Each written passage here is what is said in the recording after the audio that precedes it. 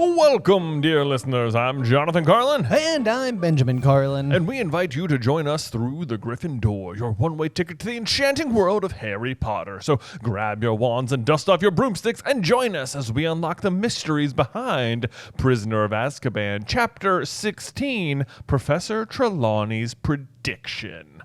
Alrighty then. So yeah, this is kind of an interesting little chapter art. We get an image of what young Peter, well, not so young Peter Pettigrew, Not so young Peter, but rather skinny and otherwise rather emaciated looking Peter Pettigrew looks like.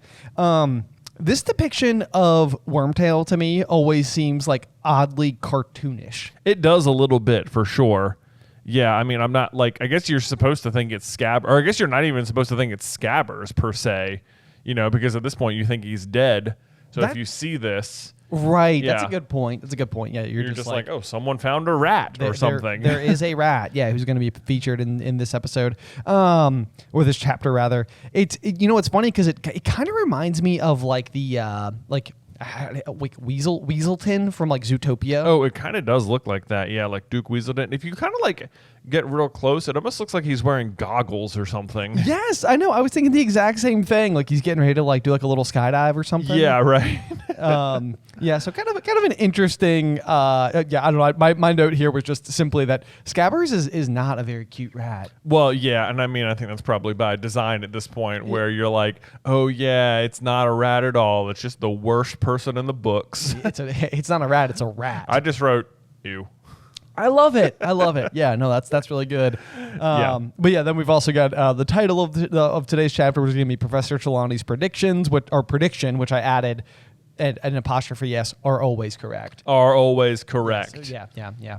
Although, actually, in this chapter, now I guess it's not a solid prediction. It is maybe more of an inferred prediction from Trelawney that she ends up being wrong about. That's true. Yeah. So more notes on that in just a minute, but it has to do with Harry's end of year exam. It does. I know exactly what you're referencing, and I have thoughts about it as well. So yes. So let's, without any further ado, let's go ahead and dive on into to chapter 16 here and see what we've got going on. Yeah, absolutely. So I mean, right out of the gate, first sentence, it makes me happy. It just says, Harry's euphoria at finally winning the Quidditch Cup lasted at least a week. It's like, oh, just good for you, Harry. Just get some good times in, get some good memories, because it's all about to just go a lot worse. It's about to go a lot worse. Yeah. Yes, yeah, indeed. Yeah. So I mean, at least he gets to be happy for a week. Yes, he should. At least there's that. Like he did that. He did a thing, and he gets to enjoy it. Even the weather seemed to be celebrating. Yes. Like I love that. I love it when the weather feels like it matches your mood exactly. I mean, where we are right now, we're in that weird transitionary period between summer and fall, which means like some days you'll go outside and it's just perfect weather. It is, yes. It's fantastic. And then you're like, is it fall? Is it here? Is it at last? And then it'll be like, nope, sorry, tomorrow it's 90 degrees. And you're like, oh, never mind. So but then you'll wake up and it'll be like 40 and you're like, what is going on right now? I don't know what's happening. I know, yeah. It's like somehow like it can either be the best of both or the worst of both. Yes. Yeah. But I think this is kind of like an interesting like world building line, because it says all anyone felt like doing was strolling onto the grounds and flopping down on the grass with several pints of iced pumpkin juice, which does sound just so delightful. Yeah. And yet, if I was like at like a breakfast bar or something in the morning, and there was like a selection of like different juices, and pumpkin was one of the options, I don't think I'd be like, ooh. You'd be like, all right, you guys want to grab some of these bad boys and head down to the lake? Yeah. I mean, even on that note, I don't even tend to ice my juice. Yeah. You know, like do you put like cubes in your orange juice or anything? I don't imagine it's like, I don't think they're like serving it on ice. I'm just imagining the pints, as it were, sitting in ice. In ice. Okay, and then they grab it and head out there. I love the idea too that it, like, the way this is phrased makes it sound like that's exactly what you could do. Like you could just go to the Great Hall, grab several pints, like large glass bottles of pumpkin juice, and just take them with you out on the grounds. This is just something that's like available. It's available. Like any point, you know, like you can come down and have meals, but any point during the day you're feeling thirsty, just head on in there, grab a pumpkin juice or whatever, you know, any beverage of your choice. Hogwarts is kind of bougie. It is. Yeah, maybe it is. It's like at any point in time, it's like like, craft services is just like, it's all there. Yeah. Anything you need. It does seem like that. Yeah. That seems nice. So anyway, even though that's all anyone wants to do, they can't. Or perhaps just playing a casual game of gobstones, which to me seems a lot less relaxing and kind of gross. Yeah, considering gobstones, like if you lose, shoots a foul-smelling odor like in your face. Right? Yeah. It's like, what a great way to relax and enjoy the blue skies. I know. Just get sprayed in the face with some funky juice. That's what you can. Yeah. But despite anyone wanting to do this, they can't because exams are upon them, as they so terribly are at the beginning of summer. Oh goodness. I don't know about you, but I remember the stress of exams in college where it was like that week was just long. It was like I'm like up late every night. I'm studying like crazy.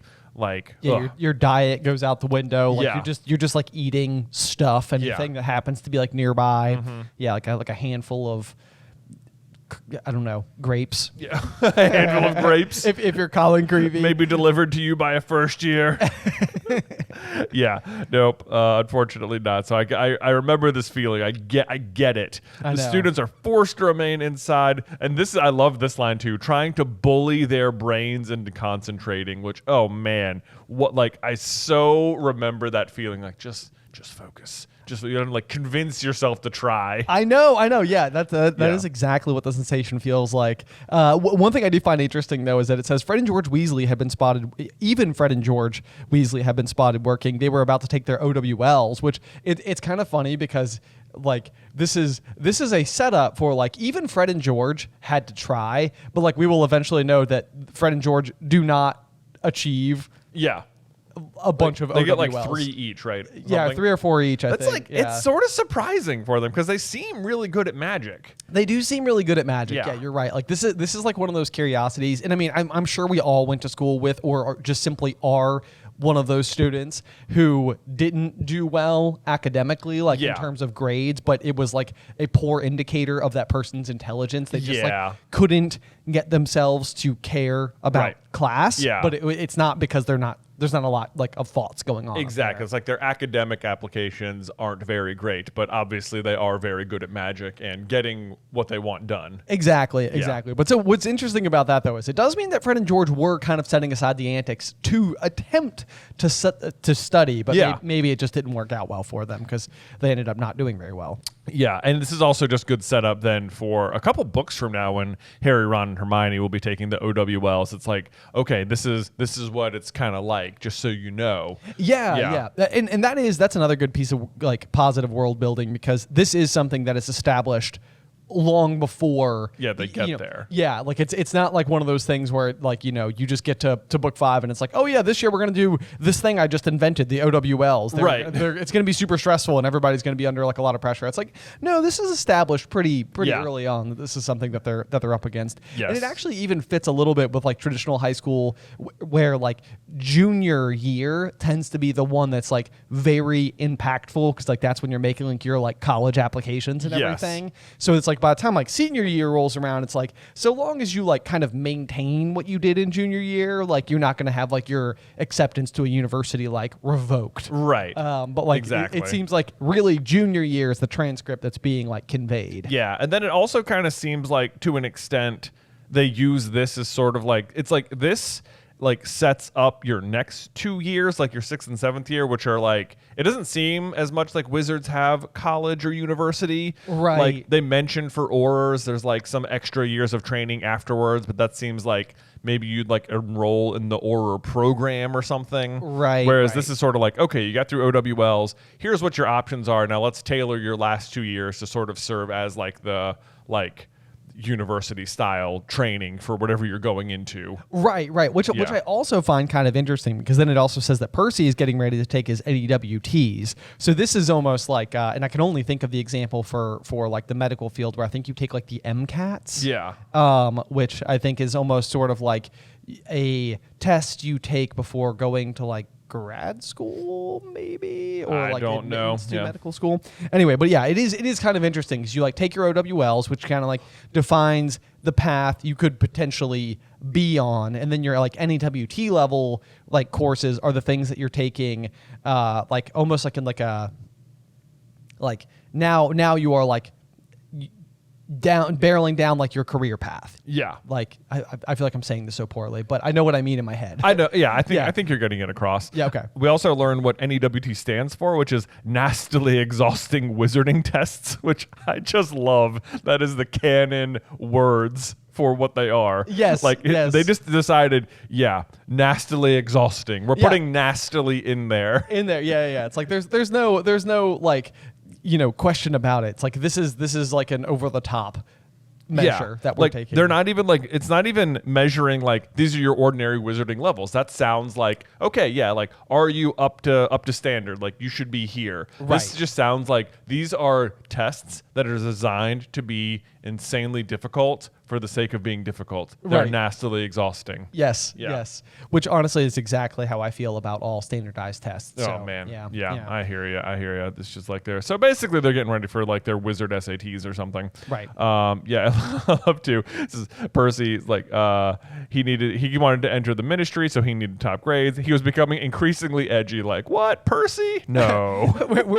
where more did he have to go? I know. Like, it's surprising there was even more range left inside of him to be even more edgy. I know. It also says like it's just like interesting. It's like as Percy hoped to enter the Ministry of Magic, he needed top grades, and it's like, does that mean Arthur had top grades? I would imagine so. Yeah. Although I almost can imagine Arthur being like very similar to like a Fred and George concoction as a student. Because he seems a little rule breaky. He seems a little rule breaky. We know him and Molly were out perusing the castle at night, We do know that. But he also, he has his own obsession. Like Fred and George are sort of like dialed into like all the pranks and antics and making people laugh and kind of being silly and stuff like that. And it seems like Arthur's like obsession with muggles, like, is like an infatuation level. Like, he's very into it. Right. So I could see a world where maybe that's a little bit going on. And then maybe because he's in a field that only has 2 employees, his department, him and Perkins, I think it could also be the case that maybe that like it's not a highly coveted. It's not a highly coveted one. But then like, are we supposed to think like Umbridge got top grades at school? That's infuriating to think about. Like, and then it's easy for me to believe like Barty Crouch Sr. got top grades. That seems about right. That definitely because his son did as well. But like Cornelius Fudge, did Cornelius Fudge get top grades at school? Like feels unlikely. It does feel a little. Then you have like Ludo Bagman. It's like he feels like he was probably more of like an honorary appointment to his position. Right. Yeah. Like he had like good connections. Right. Yeah. Good connections and good Quidditch talent. Precisely. Yeah.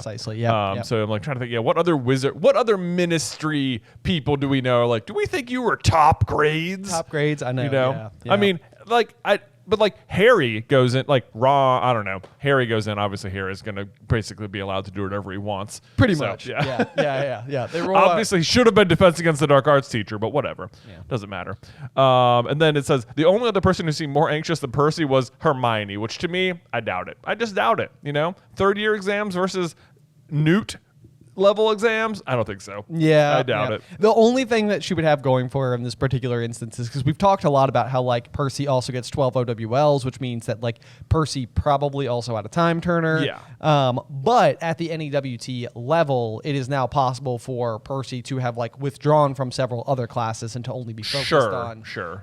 So he's not taking 12 NEWTs. He's not, but like the level of which seriousness he takes all of his classes just seems like crazy. Yes, indeed. Okay, so then we also get to see Hermione's schedule for her OWLs, which it's more like time turner setup, but it like to me it doesn't make sense outside of the time turner setup as well. Okay, lay it on me. Monday 9:00 arithmancy, 9:00 transfiguration, then lunch 1:00 charms, 1:00 ancient runes. Okay, that's the setup. Okay, this bothers me because like. Are no other third years taking arithmancy or ancient runes? You know what I mean? Right. Like is Hermione alone? Because we know everybody's taking Transfiguration and Charms. We know everyone's taking that. And so it's like, why would you make another exam at the same time? Right. Like it doesn't make sense. Like the other third years who are taking arithmancy must have the same problem, I do know what Yeah. you mean. Like this is like one of those questions where like I'm almost curious like if they are maybe not like electives, but like I remember like when I took woodshop, for example, in high school, I was in there with like I was a sophomore and I was in there with freshmen, juniors, and seniors all at once. Sure. And so like I don't know if like it could be like one of those classes because like otherwise you'd have to believe that Hermione is just being taught basically one-on-one. Right. You know, she's the only third year in arithmancy, and therefore is like they're kind of like, well, you know. Do you think it's like possible that like 4th or 5th or 6th or 7th years have like enrolled in arithmancy for the first year in their year? I am attempting to make it make more sense. Okay. Yeah. That would make a little more sense, but it still wouldn't solve the problem of other third years must be taking arithmancy. I know. I mean, know? and that's the thing. Like, I think particularly with these two courses, they both seem like, and for some reason I don't know why, they seem like advanced. Yeah. And I'm almost like maybe it's not like a lot of students take these. Like they're kind of hard. Like it would be like optionally taking like calculus. Yeah. I mean, I guess so. Maybe, but like ancient runes, like there's only like how many electives can you take? Like what? Divination, arithmancy, ancient runes, Care of magical creatures. care of magical creatures, right? Did everyone only take Oh, Muggle studies? Is and it Muggle there? studies? Yeah, and Muggle studies. Like no one took these other ones. It's just like this is just bad scheduling. No, it you is. know? It is. Yeah. But also, this is the point where it's like when we talk a lot in like Chamber of Secrets about how they like don't ever give you like all of the names in one go because you might be able to like suss out like that there's the like the word Voldemort is hidden in like Tom Marvolo Riddle or whatever. This is the one where it's like it just flat out tells you plainly in the middle of the page that Hermione is going to be in two places at once. Right. And so like I literally wrote like I don't know how me as a kid didn't figure out what was going on sooner because like whenever I like think back about Prisoner of Azkaban, I'm like, oh, it's so fun when you go back and you like realize there's all these like little moments where it's like, wait, how did Hermione get here? And it's like reading it like with this fine-tooth comb, not even a fine-tooth comb, just paying attention to it at all. It's like they're beating you over the head with the fact that Hermione can't be doing this. Yeah. Yeah, you're absolutely. I mean, even right out of the gate, when Ron at the beginning of the year, Ron is like, "You've got 3 classes at 9 o'clock. How are you doing that?" And he's like, "Oh, what's it to you if my schedule's a little full?" You know, it's like, right. Well, it's not that it's a little full; it's that it's impossible. It can't be done. Can't be done. Yeah, I know you're good, Hermione. Right. Yeah, I know. Yeah. But yeah, then there's I think Harry at this point in time is like he has like lost all preoccupation with Hermione's schedule, and he's just basically like, is there even any point in asking how you're going to sit for 2 exams at once? And Hermione's just like, nope. Yeah, she's also sort of lost it. It's just like I'm not going to make any more excuses. I'm just not telling you. I'm just not telling you. I'm just not telling you. Yeah. Yep. And it is funny because like when you eventually like learn like that her, like Professor McGonagall basically made her swear that she wouldn't explain it to anybody. It's like she's like she's not being good in her dodginess. She's just sort of like, whatever. Like, yeah, you know, I'm not going to tell you why I'm doing this or how I'm doing this. It's just like it's part of the rules, and I'm going to follow those rules, and that's that. Yes. What I think is funny though, so she is one of the books she can't find right here is Numerology and Grammatica, which is her arithmancy book. So what is funny is that we once upon a time made a video about how arithmancy works. Yes. And it was really interesting because it is basically like you take the names of stuff and the names of stuff, like the letters in the names, all have different number values assigned to them, and then you like add up the number values and divide them, and you know you can predict certain like heart scores and social scores and things like that out of it to make predictions about how things will come to pass or what relationships will form. But what I think is so funny is that Hermione hates divination because it is like such flimsy like predicting the future. Yeah, I mean, there's no logic behind predicting the future. There's no logic to this, but arithmancy is attempting to do the same thing. It's just like with numbers. Yeah, it's exactly. It's math-based predictions instead of like vague-based predictions. And so to Hermione, you can see why it's like, well, why on earth like arithmancy is so concrete, it's so figure outable, you know. Right. Yeah. Right. Yep. Yep. Yeah. No, I know. It seems so very Hermione to have that relationship with it though. Because Yes. like, you know, one of them is like so like super feelings based and then the other would be like hyper analytical. Yeah. And even though they're kind of both doing the same thing, it's like clearly one of them is a better fit for her persona. Clearly one is, but the thing about like arithmancy is that even though you're using math to get to it, once you get there, it's still pretty wishy-washy. True. You know? Yes. It's like you still have to make a bunch of assumptions about what it probably means. Right. Yeah, as is the future or whatever. But anyway, I just think that's kind of funny. And if you want to check out that video, that was one of my favorite videos we made. We made like we did arithmancy on.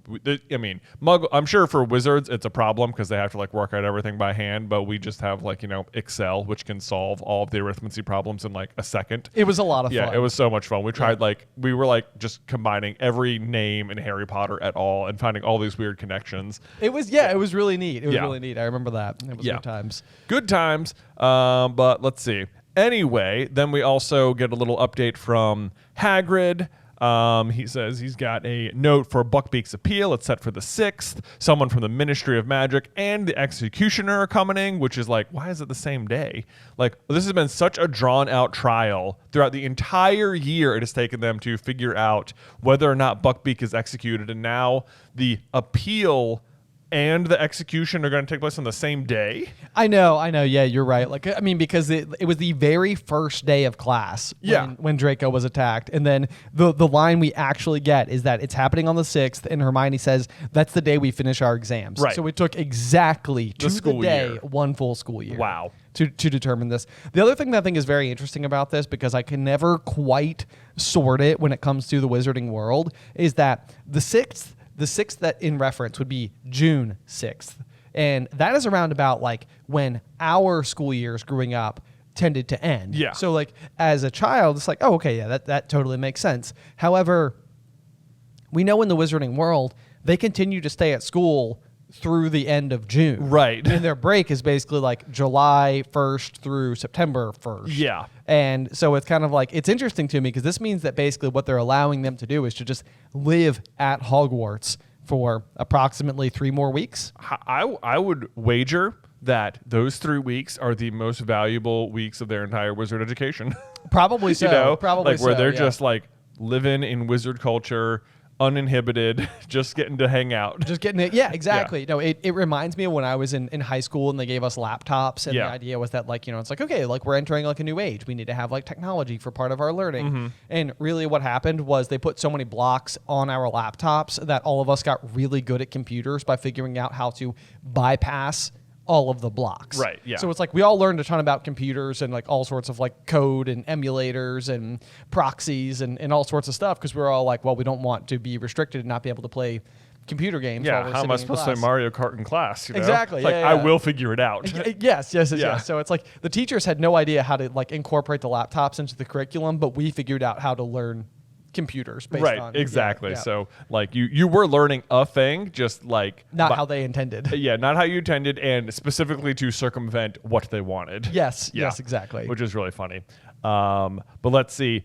So Ron is, he has major beef with the fact that they're bringing the executioner because it sounds like they've already decided, which it 1000% does, and they basically have. But his complaint is that I've spent ages reading up on stuff for him. They can't just ignore it all. And like, I don't think this ever comes to pass, but I would have loved it if like, as a result of this, Ron was just like an absolute hippogriff expert for the rest of the books. That would have been really cool. Yeah. Yes, yeah. Just like lay some like excellent groundwork for a scenario where like Ron really put his mind to something, and like as a result he's achieved like expert status. Yes, Yeah. that would have been really fun. Like, it doesn't really come up again, but I like to think that privately Ron is like extremely knowledgeable about hippogriffs. Yes. Yeah. Yes, indeed. We'll have to keep an eye out for this actually. Like whenever they like interact with Buckbeak, Witherwings, for all the the future episodes. Oh my gosh. Yeah, it's just like, is there anything that like Ron in particular does? Because like Harry has like a good rapport with Buckbeak anyway. Right. Like they always know to do the bow and like it always works and stuff like that. But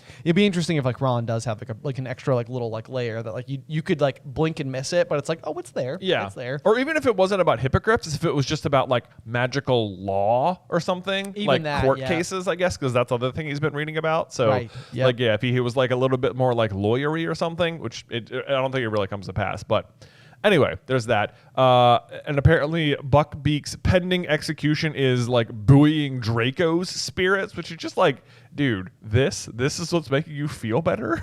I know. Yeah. Like, This is your big triumph. This chapter in particular features a lot of like bad guys who are bad guys in the way that like cartoons depict bad guys. Yeah. Because you're right. Like it's like one of these things where it's like Draco had basically been noticeably subdued ever since Gryffindor's triumph at the Quidditch final, but he seemed to regain some of his old swagger over the next few days because of Buckbeak's execution. And it's like you're kind of like, dude, now you're just like, it seems like you're just being like evil, like you are like being like floated by evilness. I know. You know, when it's like I like in my personal opinion, like my outlook on the world is that like I don't believe that to be the case. Yeah. You know, it's like I don't think that people like I think people have like opposing ideals to one another. Like that happens all the time. And maybe this is just me being naive, but it's like it doesn't make sense to me. Right.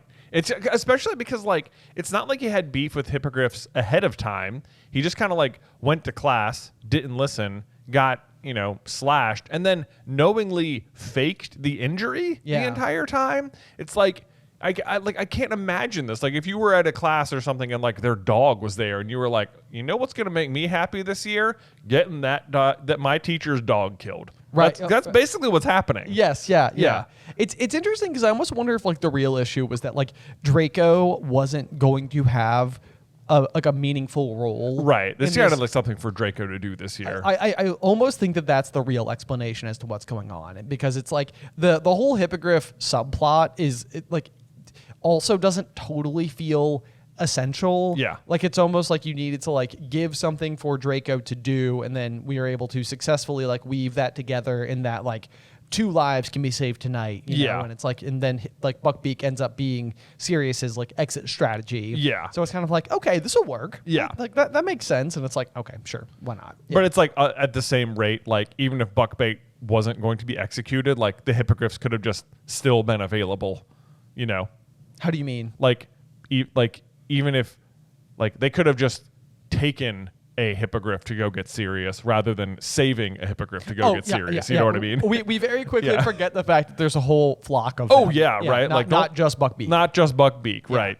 So don't forget that. But anyway, you're right. I think just Draco needed something to do this book. Yes. Whenever we're writing the what ifs, it occurs to me how often Snape doesn't have much of a plot. Like he's just sort of like annoying and mean most of the time, but like sometimes we'll get to Half-Blood Prince and it'll be like, I don't feel like we've talked about Snape a lot. And it's like, because he doesn't actually do that much. He's just sort of a constant thorn. Right. Yeah. Yeah, you're right. Yeah. You're right. Yeah, he's kind of prominent because in book 1 because he's like He's the suspect. He's the suspect, but you're right. Like otherwise it's just kind of like this is just somebody who you can reliably know is going to dislike Harry. Right. And that's just sort of like what he's doing most of the time. Right. But let's see. So they're having trouble like thinking, how are we going to go comfort Hagrid? It says, Harry didn't dare retrieve his invisibility cloak from below the one-eyed witch. And I'm just like, why? I don't understand. Why? Have Hermione and Ron stand on one corner. Like Use no, he doesn't have the map. But you're right. Like just like have lookouts. This would not take long. This would not take long at all. It's just like go, whoop, whoop, done. Yeah. Right? Like worst case scenario, you just stay down there until Snape's gone, Yes. Like it is so easy to get. I don't understand. So yeah, this is like this feels like a sentence that is in the book so that you're like, why doesn't he just get it? Yeah. I know. Because he thought about it and he couldn't. He didn't dare. He didn't dare. He didn't dare. That happens all the time, though. It's like we need to have a reason for this. And then that's another one when we're writing the what ifs, where you're kind of like, we need him to be here for some reason, and it doesn't feel acceptable to just say that he would just be there for some reason, and yet the actual book does it all the time. Does it all the time. Maybe we should give ourselves a pass. I know. I'm like, that's what I was thinking about. Like, I was complaining about like the gaslighting thing the other day. I was like, if I was writing a book, I bet I'd do it. I'd be like, yeah, like me, the writer. So I'm like, it's unreasonable for someone to like blame themselves for this. But I'd be like, but I could write that they are blaming themselves, and then they would be. And then and you'd be like, that's a believable motivation. It's believable. Yeah. It's just like later on in this book when Sirius basically admits to killing James and Lily for the purposes of making Sirius continue to seem suspicious longer. Yeah. And you're like, Sirius. Yeah. Read the room, man. Oh my gosh. Like, one of the funniest TikToks I've ever seen is like why it wouldn't have mattered. Like people complain like, why didn't they give Sirius a trial after they captured him? And it's like, it wouldn't have mattered. Because they would have been like, did you kill the Potters? And he'd be like, I may as well have. You know. Can you elaborate on may as well have? He'd be like, I handed them straight to the Dark Lord. And it'd be like, well, lock them up, I guess. Yeah, exactly. Yeah. It's like Sirius wasn't going to do Sirius any favors. Yeah. Exactly. You're like, wait, no, I didn't do it. In his mind, he did. He did. Yeah. Anyway, the other thing, so this is just doing a little bit of math, and we get to the next page here where the exam week begins, and it says third years emerge from Transfiguration at lunchtime on Monday, which if you look back a page here, that means at the Transfiguration exam, I'm assuming lunchtime means noon. I don't know about you. That's what I would generally assume. I would assume time as well. But Transfiguration started at 9 o'clock, which means it's a 3-hour exam. A 3-hour exam. What? Yeah. That means by noon, Hermione has had 6 hours of exams. That's exhausting. That's nastily exhausting. And at 1 p.m., she's about to do it again. I know. So she's taking 12 hours of exams in one day. But how? It also seems like, how could it be 3 hours when it sounds like all they had to do was turn a teapot into a turtle?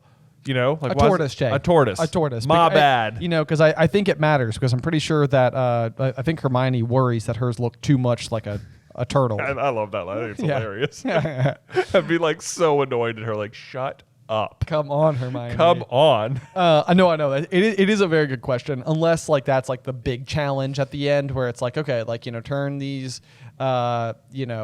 like pins into matches, right. Turn this, into that, turn this into that. And then like the big one is sort of like, okay, the grand finale. Right. Now you've got like the living creature that you need to turn an inanimate object into a living creature. Like maybe that's the big one. I don't know. Similarly, it does remind me though of my woodshop exam as well, which I do remember had 270 questions on it. 270? 270 questions. So it took me forever. It was open book, but it was exhausting. That's so annoying. It was ridiculous. Yeah, I was like, seriously, woodshop, 270? Feels like it's like just make a birdhouse by the end of class and you get an A. Yeah, an A. Right? That feels like what it should be. Anyway, so let's see. Moving on, Flitwick does test them on the cheering charms, which Hermione missed, although it sounds like maybe she did some extracurricular work to pass it anyway. Yes. Yep. Then I love how this is, it says Ron, that's like your exam is still like a partner situation because this Harry slightly overdid his cheering charm on Ron, who was partnering him, and ended up in fits of hysterical laughter and had to be led away to a quiet room for an hour.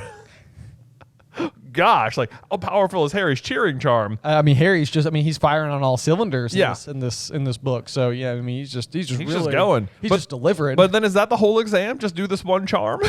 Exactly. Yeah. So like really what they end up doing based on exactly what is written on the page is they have to turn a tortoise into a teapot, of which they have 3 hours to do. They have to do cheering charms. They have 3 hours to do that. Right. In Hagrid's class, they have to maintain a fresh tub of flobberworms, of which requires no assistance whatsoever. So yeah, basically like each of these exams, it's like, guys, are these really that stressful? I know. I think you could have gone and had the iced pumpkin juice. I know.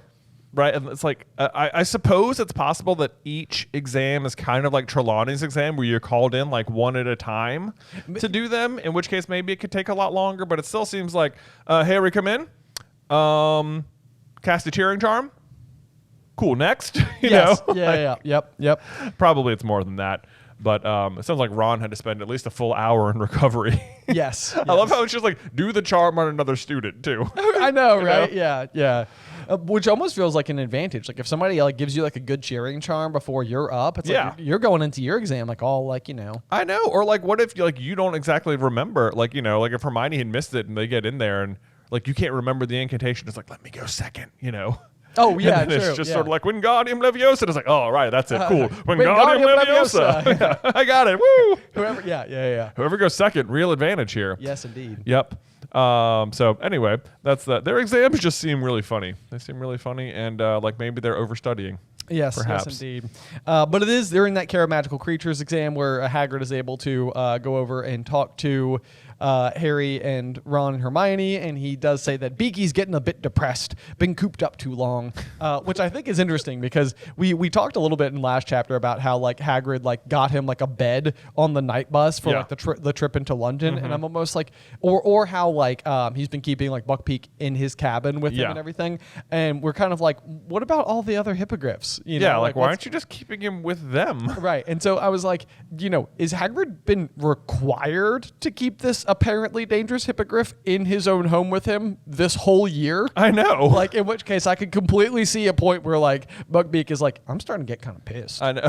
Like, or, you know, this has been too long. Yeah. I feel like Hagrid is like also sort of using Buckbeak's mood to as an outlet to describe his own mood. Oh, sure. Which is he's getting a bit depressed. Oh, yeah, but like been cooped up too long. It's like that's on you, dude. Like just put him outside. Right. You know? Yes. Like, yes. Well, that's the question. Yeah. It's like, is he allowed to? Could Buckbeak be outside? Or, Don't know. Or is that the problem? Yeah.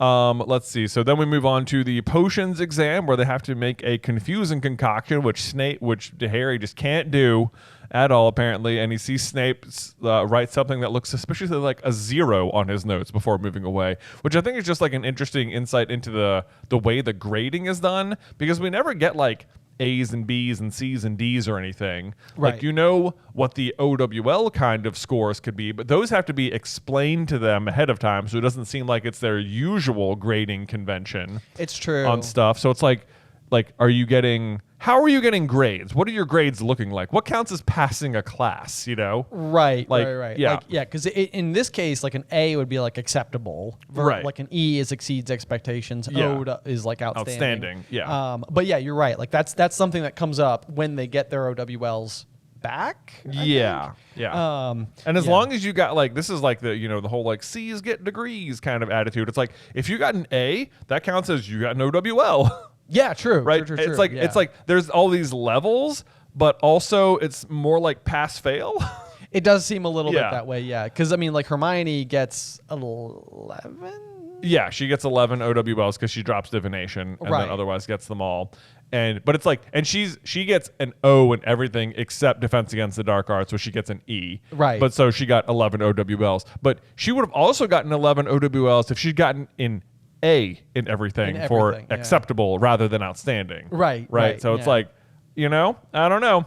Yes, yeah. It's sort of an interesting like way it works out. Like if you could just put on your resume like I got 12 OWLs, so they like, but what were the grades? I know, yeah, exactly. It's like, what's the GPA in that? What's the GPA on that? Like an 8.4? Yeah, right. No, it is interesting, but it's also fascinating to me because you do always wonder in years past, like how Crabbe and Goyle are successfully managing to like pass their classes. But if Harry is getting a 0 on his potions final, like how is Harry going from potions one year to the next? I know, right? Like how did the grades factor in? Maybe it looked suspiciously like a 0, but wasn't. I don't know. Right. Also for Harry, it's sort of like, oh, look at that, he passed. Yeah. Dumbledore gets like the transcript from all the teachers and everything, and he's like, Snape. Yeah. No. Fix it. Harry's it. Moving on. Yeah. Obviously. Come on now. Then let's see. We have astronomy at midnight, which that'd be an interesting exam to take. And it makes you wonder, like there must be, every day must be a different year that's being tested because like only one class could go at a time at midnight, right? Yep. No, that's a good point. The next morning is History of Magic. Yep. Where that flashback to Florian Fortescue, who owns the ice cream parlor, before year 3 even began. Yeah. It says in which Harry scribbled everything Florian Fortescue had ever told him about medieval witch hunts. Yeah. And it's like, wow. Okay, so that's somewhere our homework that they did is on the finals. It's on the finals. And I'm like, there was no new information you needed to learn all year. I know, yeah. This is it? This is it. This is it. Yeah. We must be not getting the full picture of what's on the exams. I don't think we are. It seems like we're getting like a question. Here's an example of a thing that happened. Here's an example of a thing that happened. I'm like, what was the point of the rest of the whole class? And it's not even stuff that Professor Binns taught him. It's like, boy, good thing you were in the leaky cauldron for a couple of weeks there. I know, yeah. Otherwise, what would you be writing down? Yeah. But it seems like, that's how the exams are. Like there must be more to them. But then when you hear about the Defense Against the Dark Arts exam, it's like, no, it's actually his is really comprehensive. And there's this and this and this and this. And these are all the things we got tested on. And it's like an obstacle course. And I'm like, that sounds like a really great exam. It does sound, it sounds like a really effective. It's like throughout the course of the year, we learned about them learning about Grindy Lows and Red Caps and Hinky Punks. And, they have to go up against the Boggart. And, so it's just sort of like, yeah, like that all makes sense. Yeah. We're seeing the entire year's worth of curriculum, although oddly nothing about vampires or werewolves. Oddly nothing. Despite the 2 essay assignments. Right, exactly. Where are the vampires in here? Yeah. It's surprising. Not in here. Honestly, it's like, you think like Lupin's exam seems easily the hardest. It does. It definitely does. It's like his whole curriculum is actually on there. It is. Yeah. It is. Yep. Yeah. But Harry gets full marks. Yeah, I know. Crushes it. To which I added like a little annotation in my book and was just like, boot. Yeah, but mine says, nice. Nice. Yeah. Go Harry. Go Harry. Yeah, this is the only one, of course, Hermione fails at, which I think is so funny that Professor McGonagall, her greatest fear is Professor McGonagall saying that she failed everything, which Ron joked about earlier in the year, which is a great example of Ron predicting the future. There you go. Yep. Yeah, absolutely nailed it. And maybe even just like how well he knows Hermione. Yeah, exactly. Exactly. He knows her all right. Some setup. Yes. And that's almost their last exam. Then next up they see Cornelius Fudge arrive at the school with just an unnecessary description of his sweat. Cornelius Fudge, sweating slightly in his pinstripe cloak, was standing there on the grounds. Like, great. Hey, useful. Thank you. What? I'm glad to know because otherwise I would have been picturing him completely dry. Yeah, I'm gonna be like, wow, it's weird you didn't mention his sweat. Right. But now I know that. I know he's glistening. Good. Yeah. Oh man.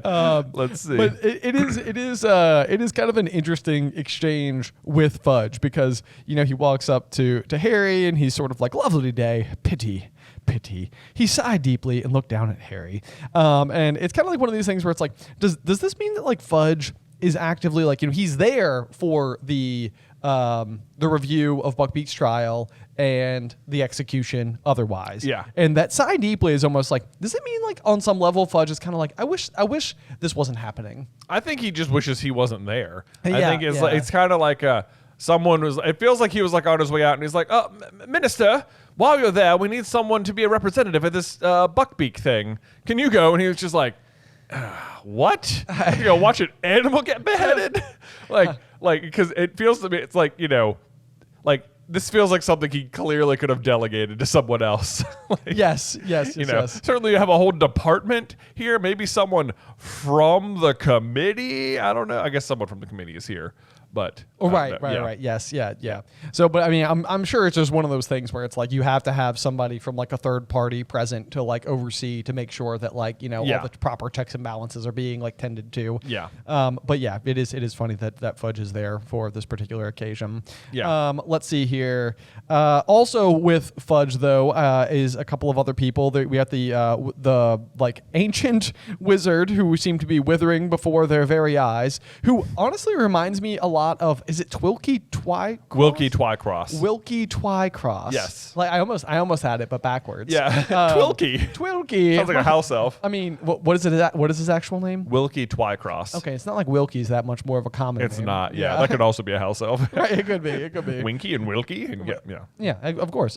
Yeah. So you almost got to wonder if this guy retires to go and start teaching apparition lessons. Yeah, right. But then otherwise you've got the tall strapping man with a thin black mustache, which sounds nice. Yes.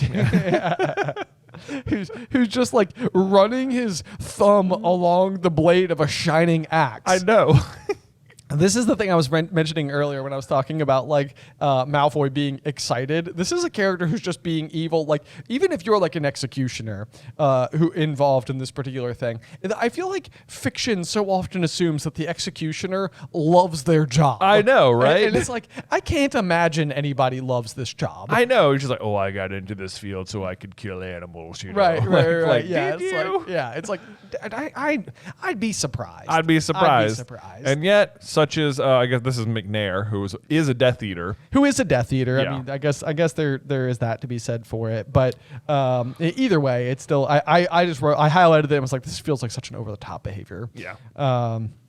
But then Ron is. I love the idea too that Ron just comes up to the Minister of Magic and is just like just harassing him with like things about Buckbeak's trial. Like it feels like because the minister. I mean, this is effectively like can you imagine just like going up to like Joe Biden and being like, "What about the hippogriff?" Yeah, I know. He'd be know. like, "What?" Yeah. That's not really my department. Not really. Who are you? Yeah. Right. two people of minimal consequence having a conversation about something neither of them has direct involvement with. Yes, exactly. Yeah. Yeah. So anyway, there we go. And then then Hermione like scolds him. It's like, Ron, your dad works for the ministry. You can't go saying like that's to his boss. And it's like, I don't know. I mean, he can. He did. It's Good like, for Ron, you know. It's all right. And then she says, as long as Hagrid keeps his head this time and argues his case properly, they can't possibly execute Buckbeak. Hermione just ignoring the game state, I know. I was like, yeah, Hermione, because this is super likely. Yeah, Like, right. Come on, look. This is why you're bad at chess, okay? Right. As long as he hasn't checkmated me yet, I can still win. It's like, Hermione, it's like one move away. Right. Like, look at the board. You've got no pieces. There's nothing Yeah. good that's going to happen here. Yeah. There we go. I guess the next sentence is Harry could tell Hermione didn't really believe what she was saying, so maybe she's just trying to calm Ron down more than anything. Yeah, I mean, and I suppose that's fair. I mean, the three of them have certainly put in a lot of effort into this particular case, and for that to just sort of be like, hey, well, we failed. Yep. So I suppose maybe she's just her heart's in the right place. Her heart's in the right place. We'll give her that. Yeah. But so then we have our final exam, which for Harry and Ron is divination. Hermione is Muggle studies, which means had Hermione not dropped divination, she'd have another double exam happening right now. Goodness gracious. Which just goes to show that this is again. I mean, it suggests. This is two electives, I suppose, but it suggests that no other third years took both of these electives. I know. What would they be doing? This is again. I think this is like one of those things where it's sort of like, I don't think we're supposed to pay as much attention as we're paying to it. We are, Ben. No, I know. I mean, it's what we do. Yeah. But I do think that this is sort of like, it's like we needed Hermione to be able to be time traveling for reasons. Right, reasons. Yeah. Reasons. Yeah. It's okay. It works for the rest of the year. Like, I believe there's too many classes usually for this to be happening. Right. But like the exam schedule does not make sense for the other students. It doesn't. No, Yeah. You're right. Yeah. Because otherwise it's just like there's too many like overlapping lines here. And it really does feel as though like the time turner has been so properly established. Like I would almost go so far as to say I think this was unnecessary. Yeah. Like to have Hermione going double duty for all these things. Like she Right. could be exhausted just from studying for 12 exams. Like, Exactly. that would be exhausting for anybody. It would. I mean, heck, so- normally a single semester for me at college was like 5 classes. Exactly, And yeah. it was daunting. Right. Yeah. Yes. And so I do think that this is maybe like the point where it's like potentially like laying it on thicker than is strictly speaking necessary. Yeah. All right, so from there we head into the divination exam itself, where it's fairly interesting. Like, well, a couple things stood out to me. One, they talk about going down like the silver ladder, which I don't know why that stands out, other than like I guess like I'm thinking of the ladder we have upstairs, and I guess if you asked me to describe the color, I would say it's silver. But like the way this reads to me is that the ladder is made of silver. I know what you mean. Yeah. Like an aluminum ladder, in its very nature of being raw metal, would be silver in color. Right. But it's also like I don't think that you would describe it be like, oh, let me go get my silver ladder. Yeah, It's like, I know. like Like this phrasing makes it sound like that is a solid silver ladder, and I'm like, that's fancy. It is fancy. Come on, yeah. Like I wonder if there's anything to that. Like I know. I don't know. I mean, this is a slight deviation into a different realm of fantasy, but you and I think, are both reading Tress of the Emerald Sea. We are. I think you're further than me. Okay. Yeah. Well, in that book in particular, silver is just being used as like a blockade for like it's almost like it helps prevent this like one particular thing. It has like magical properties or whatever. And so like I'm almost wondering, like, in the realm of fantasy, is it possible that like silver is like known to be associated with like seeing the future in some way? Like like the silver bullet is attached to like one of the things that can kill a werewolf. Yeah. Yeah. So I mean, I think in Harry Potter, if we're gonna go down there, it's like Voldemort is often more associated with silver and Harry with gold. Yes. Like Voldemort summons like a silver shield. The colors of Griffin or Slytherin are green and silver. Yep.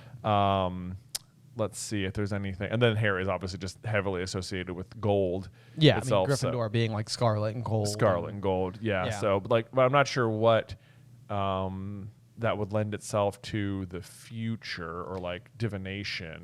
Well, I mean, Trelawney in particular as an entity is highly associated with, I mean, it's her prophecies that keep being like the centerfold. Right. For her prophecies everything. are about Harry and Voldemort. Right. Yeah. Right. But I mean, like in that way though, like if you were to ask me whether or not I thought that the ladder was silver because of that reason, it'd be like, that would feel like a reach. Right. Yeah. But I agree with you. Like, because it's silver every year. Anyway, right, yeah. Right, precisely, yeah.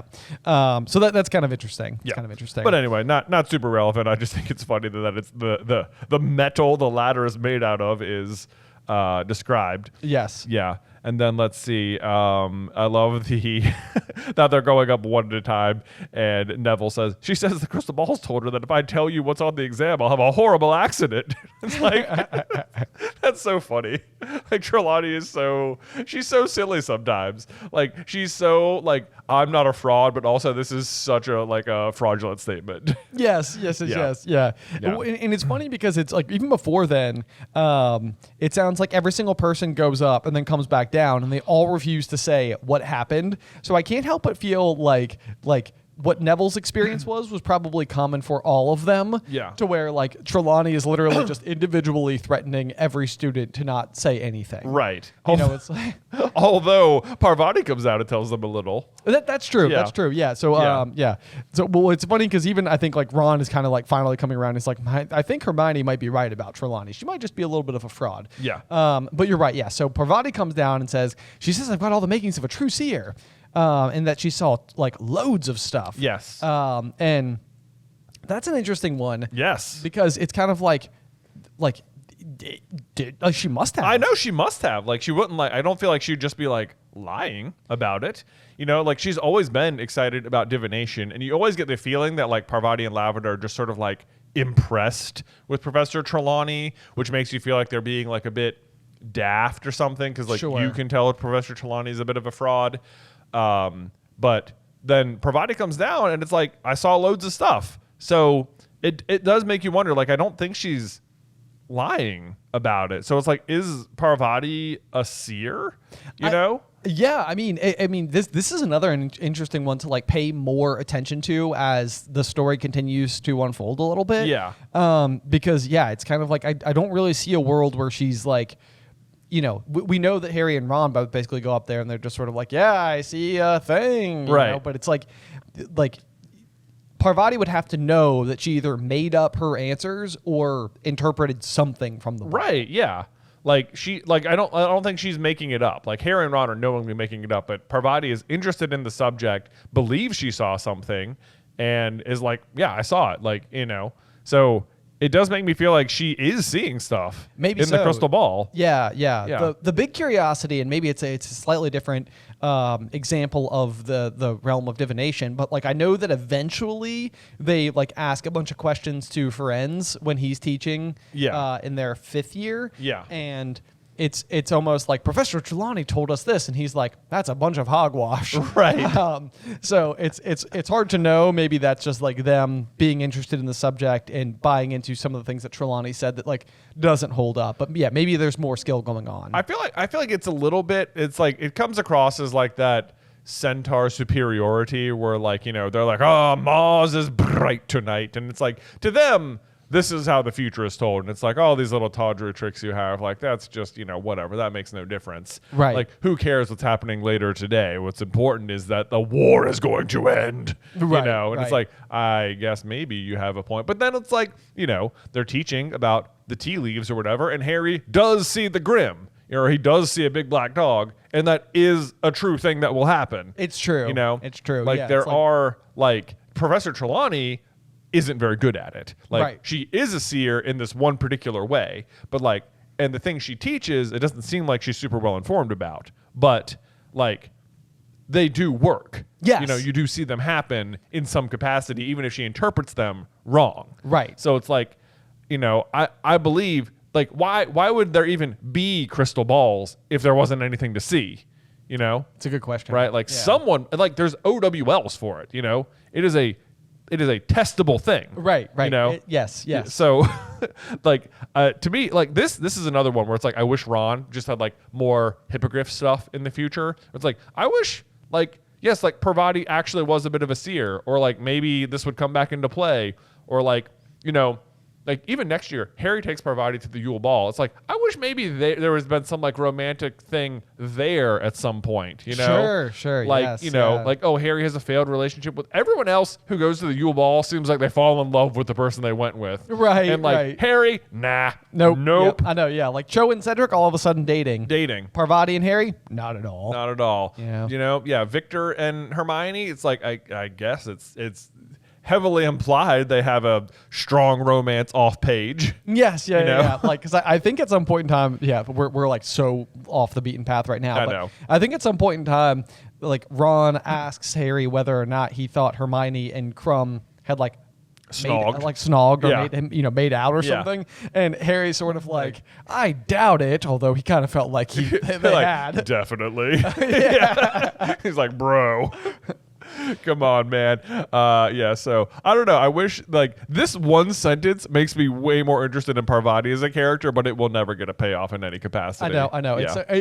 I think it's almost just like we were saying in maybe last week's episode, where we're like, it would have been so cool if like Lupin and Fenrir during the Battle of Hogwarts like fought as werewolves. Yeah. And it was like, okay, yeah. Like now is the moment. Like, because we know that like Neville will go on to be like really good at herbology. And so you've kind of got like, it would be interesting like if each of the Gryffindors sort of had like their specialities. Yeah. That like could come into play as like everything unfolded. And like as they all grew up from like, 11-year-olds into like fully trained adults, like they all were kind of like contributing to like the big picture. Yeah. As like, like Harry's class, like every single one of them was like important in some way. Right. Yeah. That would be neat. Except I think there are like 2 other Gryffindors in their year. Like don't even get mentioned by name in the whole series. Who are not even named. Right. Yeah. It's like, okay, right. Who were the other 2 girls? Who knows?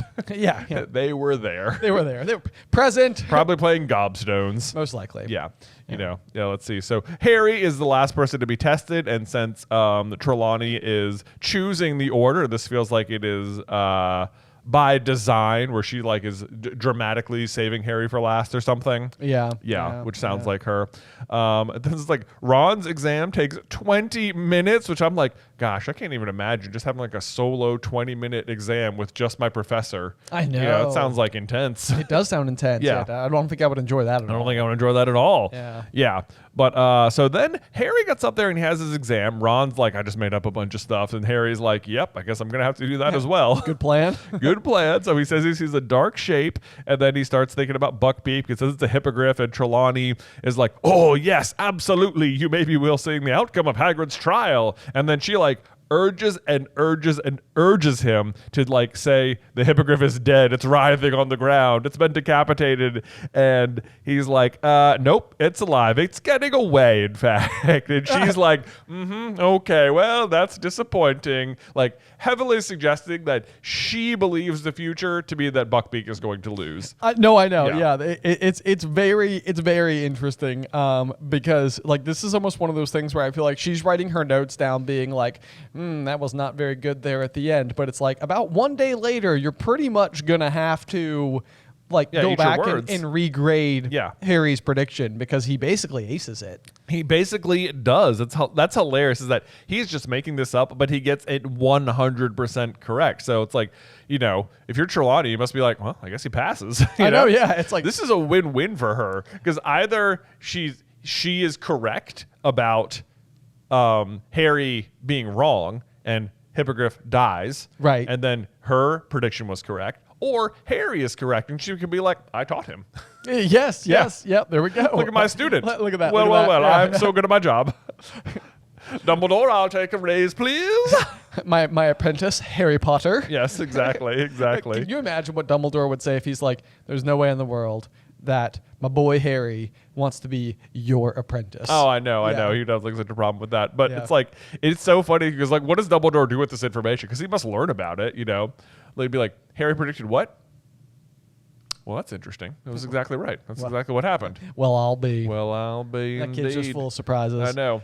Speaking of being full of surprises, though, we know that as much as Trelawney is a fraud, she does go into one of her second ever official trances. This is such a big moment for the entire series. It will happen tonight. Yeah, it's like I feel like Trelawney's character has been established so perfectly to this point as well. Where like after she gives the prophecy, Harry is like, was she just messing with me or was that like a real thing? And like you, the reader, are not entirely sure. Like both feel so plausible. They do both feel plausible. However, I will say that because we go into, in this book text at least, we go into all caps and italics. Yes. And so it's kind of like, something does seem different about what we're witnessing. It does, absolutely. Yeah. Yeah. So do you want to read the prophecy? I would, but my throat is killing me, so I'm going to let you do it. Okay, you're going to let me do it? Okay, yeah. We have it will happen tonight. The Dark Lord lies alone and friendless, abandoned by his followers. His servant has been chained these 12 years. Tonight, before midnight, the servant will break free and set out to rejoin his master.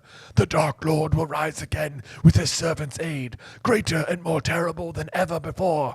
Tonight, before midnight, the servant will set out to rejoin his master. Ooh. There you go. Man, the phrasing of his servant has been chained.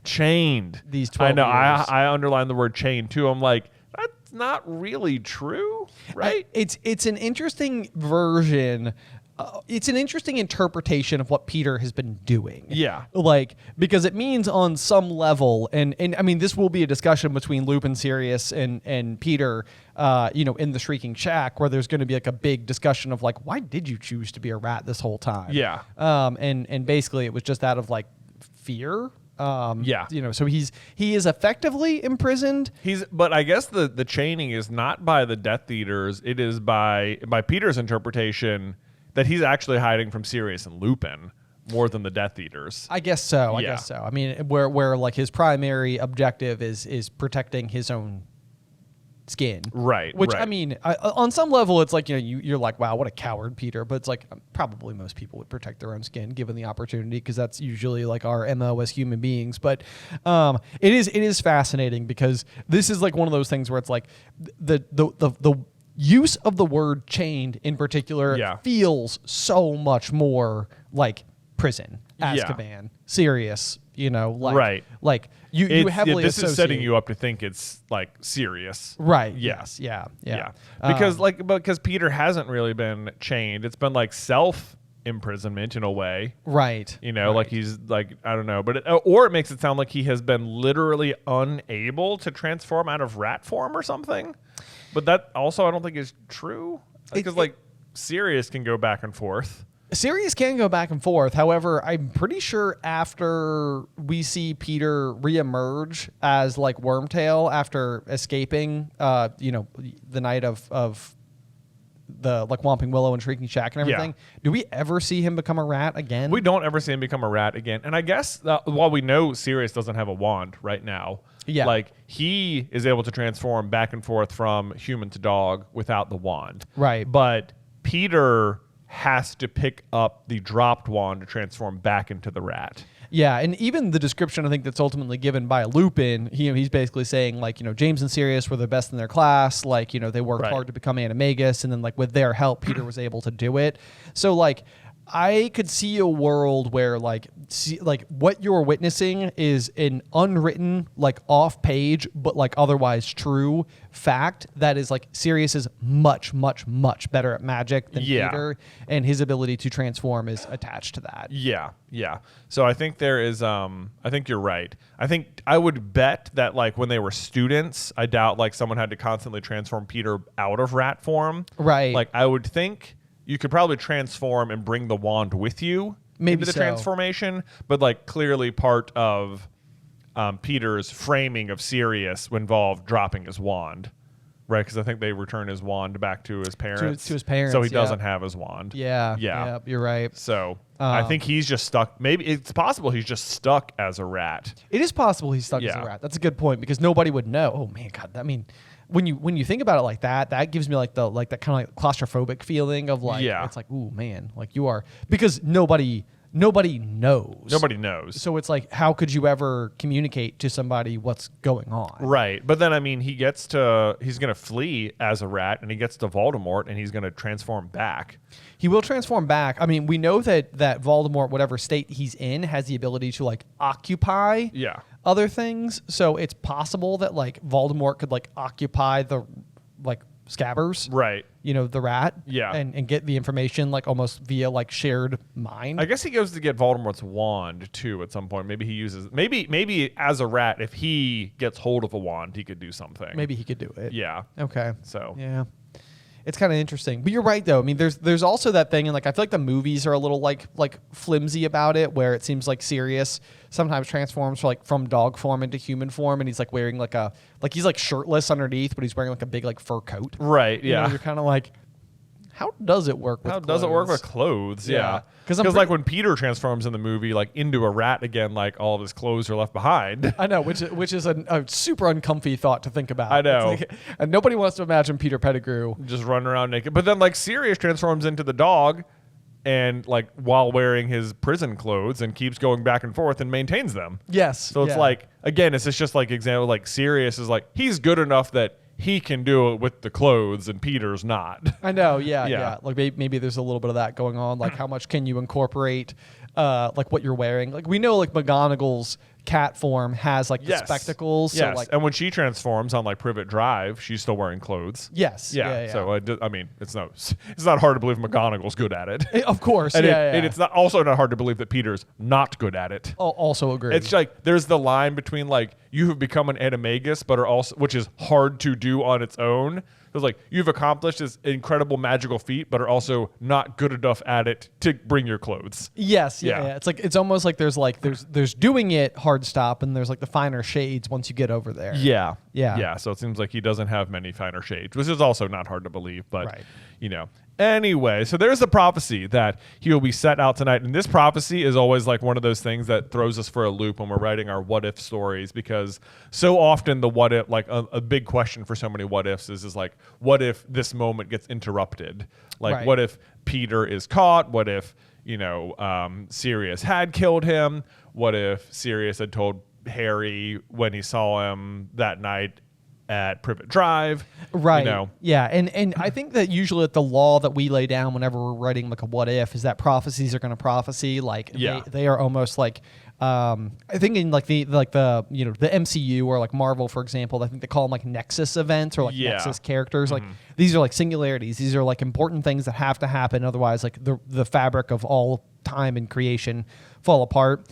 So we've tended to always kind of like let that maintain as true. And in the event that something does happen to Peter, Barty Crouch Jr. just becomes activated sooner by like the laws of fate. Right.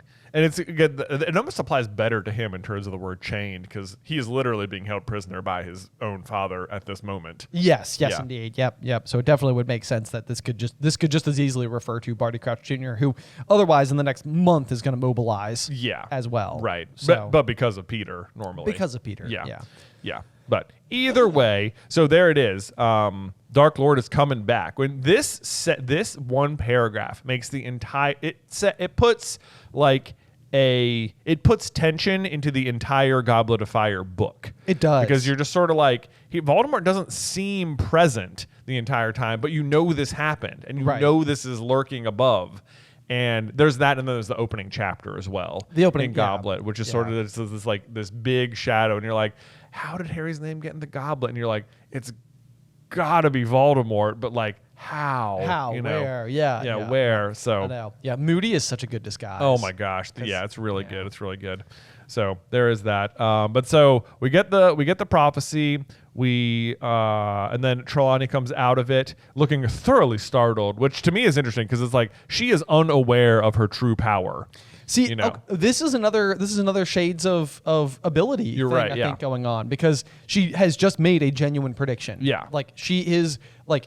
As much as she is a fraud in her everyday life, she does have the ability to see the future. Yeah. Like it has just happened. However, you have to assume that most seers know when they are seeing. Right. And she does not. Right. So it's fascinating to me that she is like capable of being a portal for this information without being able to retain any of it. It is super interesting because like the first prophecy she makes is when she's with Dumbledore, and it's like the prophecy of the chosen one or whatever. Right. And it's like she's there interviewing for the divination job. So it's like she's already gone down the path of like, I can see the future, even though at that point she has literally never even gone into a trance. That to our knowledge. To her knowledge. That's true. I suppose it's possible that she has done others of these. Yeah. Because there is the Hall of Prophecies that is full of them. Oh, I know. It's like it seems like they say like true seers are very rare, and it's like, but then you get to the Hall of Prophecy and it's like, there are so many in here. Yes, I know. Yeah. It's like, what is happening? I know. Which maybe that's like one of those things where it's like so often people don't know that they're seers and they don't have the ability to like maintain consciousness during the. That's true. That's sight. true. So it's like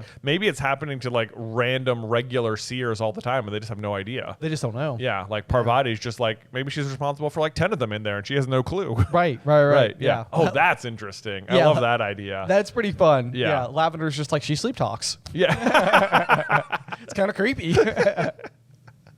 Lavender definitely has like one of those sleep apnea machines, you know. Oh, maybe so. Yeah. She's got like the eye covers, even though she's at wizard school. Right. Yep. She's all locked and loaded. Yeah. So she's just like, she doesn't even notice Parvati. Like, Hermione's just ignoring it. She's like, shut up, Parvati. Right. Yeah. This is all bogus. This is bogus. Yeah. You're just trying to freak me out. And it's working. It's working. I'm going to the library. Oh man. Anyway. So let's see. Harry comes down, and this is interesting. He tries to tell Hermione and Ron about Professor Trelawney's prophecy, but gets interrupted before he can, and by the information that Buckbeak lost the appeal. And they get Hagrid's note. It says, lost appeal. They're going to execute at sunset. Nothing you can do. Don't come down. I don't want you to see it. Which, this is also so baffling on the Ministry's part, because here's what's happened. On September 2nd, Malfoy gets attacked by a hippogriff, right? Boom. That goes to trial at some point in the distant future. They lose the trial. Then they set an appeal case for today, June 6th. A full school year later, we're finally coming to the resolution of this. They bring the executioner with them to the appeal to, I guess, make sure the job is done quickly. They go down to Hagrid's cabin. They're like, what's your appeal? They're like, false.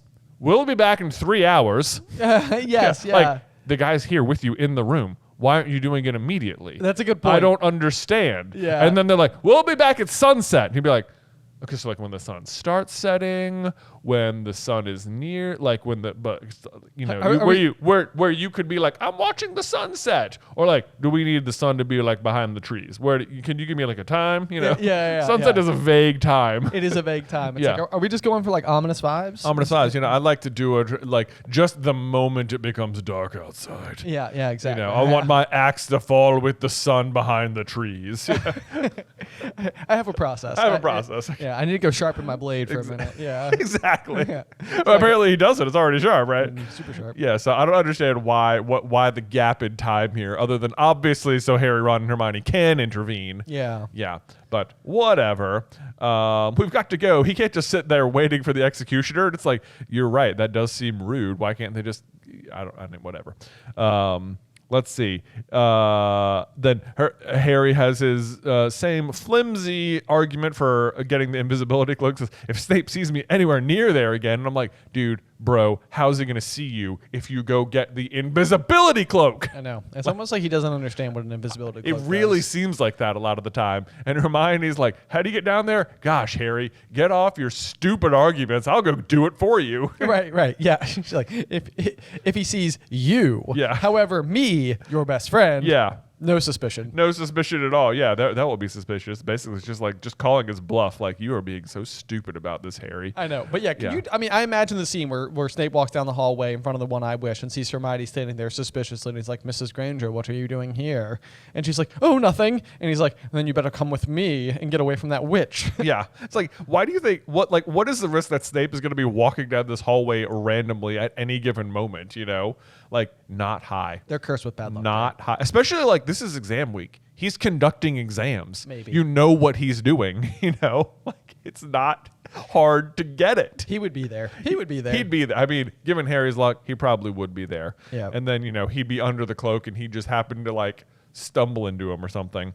But I wonder if this is just supposed to be like a full circle thing, though, where it's like Hermione maybe like disapproved of everything that they were doing, and now it's sort of like she herself is like going to like to take it up, like, you know, she is now interacting with the secret passage out of the school. yeah, she is.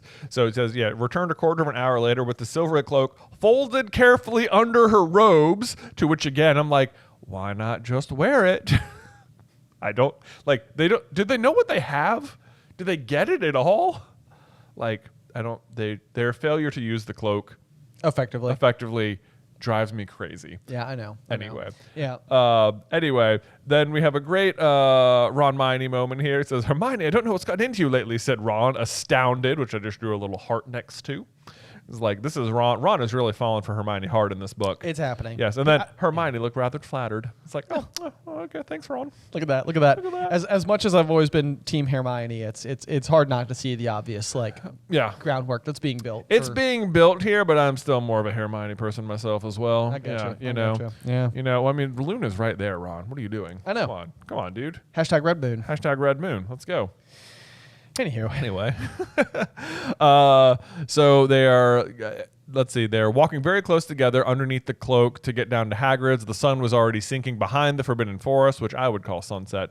But I guess the executioner does not. He has a very specific rule, Jay, about Sunset.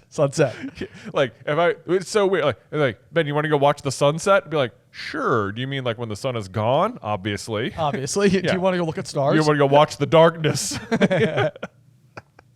Nope. So the sun is setting. I guess the sun is setting anywhere from noon until it's below the horizon. Yeah. Technically. True. Right. Whatever. Space. We're learning astronomy over here. And then, so they get down to Hagrid's. He is not crying, nor did he throw himself upon them.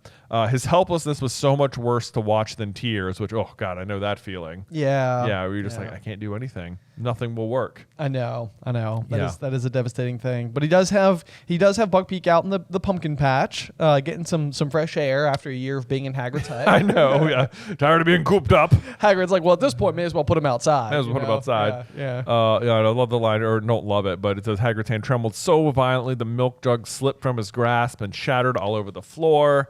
That's so sad. Like, he's just so nervous. This was one of those details that I was kind of curious about, because I think in the movies what they have happen is like Harry from outside in the future is like throwing a rock through the window. Yes. And I almost like a scenario where in real time, Harry's interpretation of what's happening is that Hagrid's hands are shaking so badly that it like causes him to drop it. Right. But then like he throws the rock in the future, and what's actually happening is it's hitting it. This is a moment that's actually done better in the movie. You're right. Yeah. Where you get to see the it's like a very like snail shaped rock or something. It's a very uniquely shaped rock that hits it. Yes. Yeah. It's got like the little like fossil or something on it. Like spiral on it. So then later when you see them, like, second Ron and or Harry and Hermione, you're like, oh, that was them. That's that rock. Yeah. So I like a world where it's not actually Hagrid's handshaking that breaks it, but it's something that happens in the future. But we don't actually have a canonical words on page description that is happening. We do not. And then this is another, like, everyone forgets they can do magic where they break it and Hermione's like, I'll clean it up. And it's like, why don't you just, like, reparo? Reparo, yeah. Whatever. It's fine. Just skate past it. Bigger things happening, but they forget they're magical a lot. I know. Yeah. Although earlier in the year, they couldn't repair the blue teacup or whatever that Neville breaks. So maybe China is difficult to repair. I don't believe that. I agree. I more want to say that at one point McGonagall just like waves a wand and like repairs someone's desk and just like gives it a new leg. Yeah, I mean, we also know that for their final exam they had to turn a teapot into a tortoise. Yeah. So something tells me they can turn a broken teapot back into a teapot. Yeah, exactly. They're not even transfiguring it; they're just repairing it. Yeah, Then Harry asks, is there anything anyone can do? Which is just fun, like verbal irony, because it turns out yes, and it turns out you. Yes. Yep. Yeah. So there we go. Let's see. Then Dumbledore comes in. They ask him like, "What about Dumbledore? Why haven't we thought of him yet?" And Hagrid, like, this is another one where it's like, where you the reader are like, "Why doesn't Dumbledore step in?" It's like, "Oh, because of this sentence." Yep. And it says he's tried. He's got no power to overrule the committee. He told him Buckbeak's all right, but they're scared. And it's like, you know what Lucius Malfoy's like. And it's like, it's surprising that they're more scared of Lucius than they are willing to take Dumbledore seriously. I know, especially because I think, like, at this point in time, Dumbledore is, like, the head of the Wizengamot. Right. So it's like, it's like he's not the minister for magic, but he is like the head sort of like international wizard king. Yeah, exactly. Yeah. Like he's lead charge on that.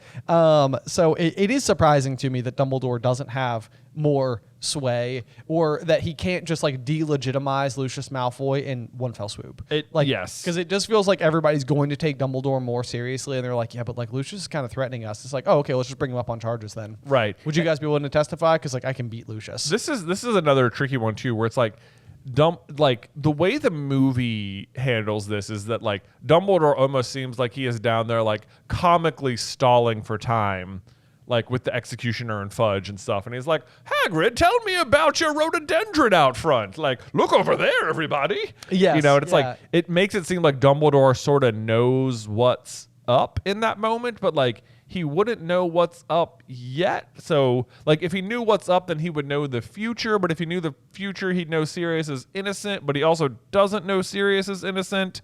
So it's like there's a bunch of wimbly wombly Dumbledore like information happening here. Oh, at least in the movies. In the book, right, it's like Dumbledore's just going to come down while it happens.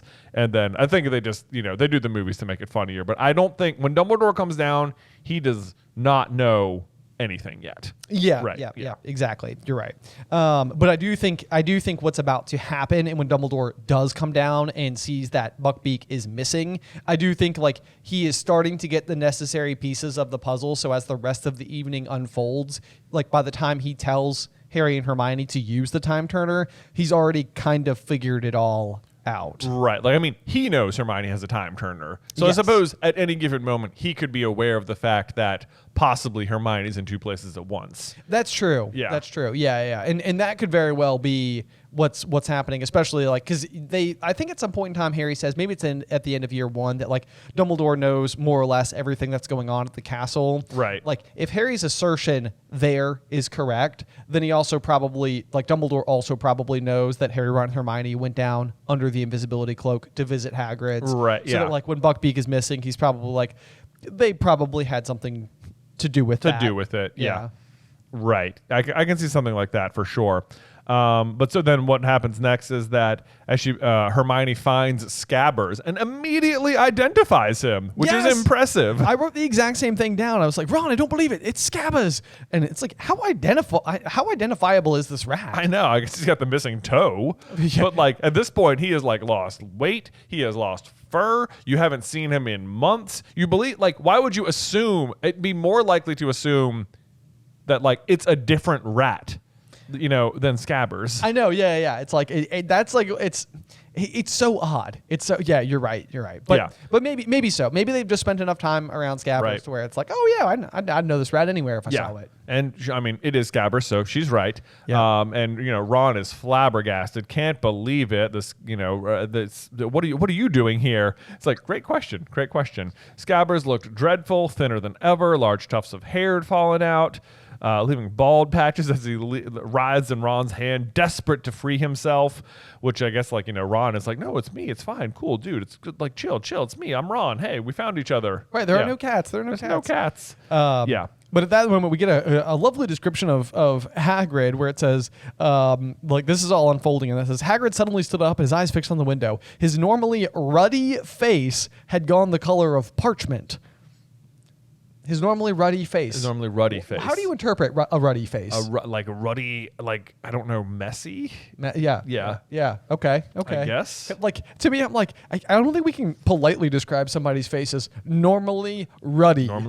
Yeah. Oh, my friend. He's like, well, how to describe him to him? He's like, well, he's normally fairly ruddy. Yes, occasionally the color of parchment. If he was feeling really scared about something, Right, yes. And what color is this parchment? Because in my mind, I'm like, parchment at its finest is probably skin tone. Yeah, skin tone. Would you describe it like soured milk? Sour, yeah, exactly. No, that's Draco's scared face, I guess. Right. But let's see. So, okay, there's an interesting line on the next page, which I feel like I don't know how to interpret. So it says, Hagrid's letting him out the back and says, they followed him to the back door into his garden. Harry felt strangely unreal, and even more so when he saw Buckbeak a few yards away, tethered to a tree behind Hagrid's pumpkin patch. So, I'm interested about that phrasing. Harry felt strangely unreal because, what we know is happening is that other Harry is, also in the pumpkin patch.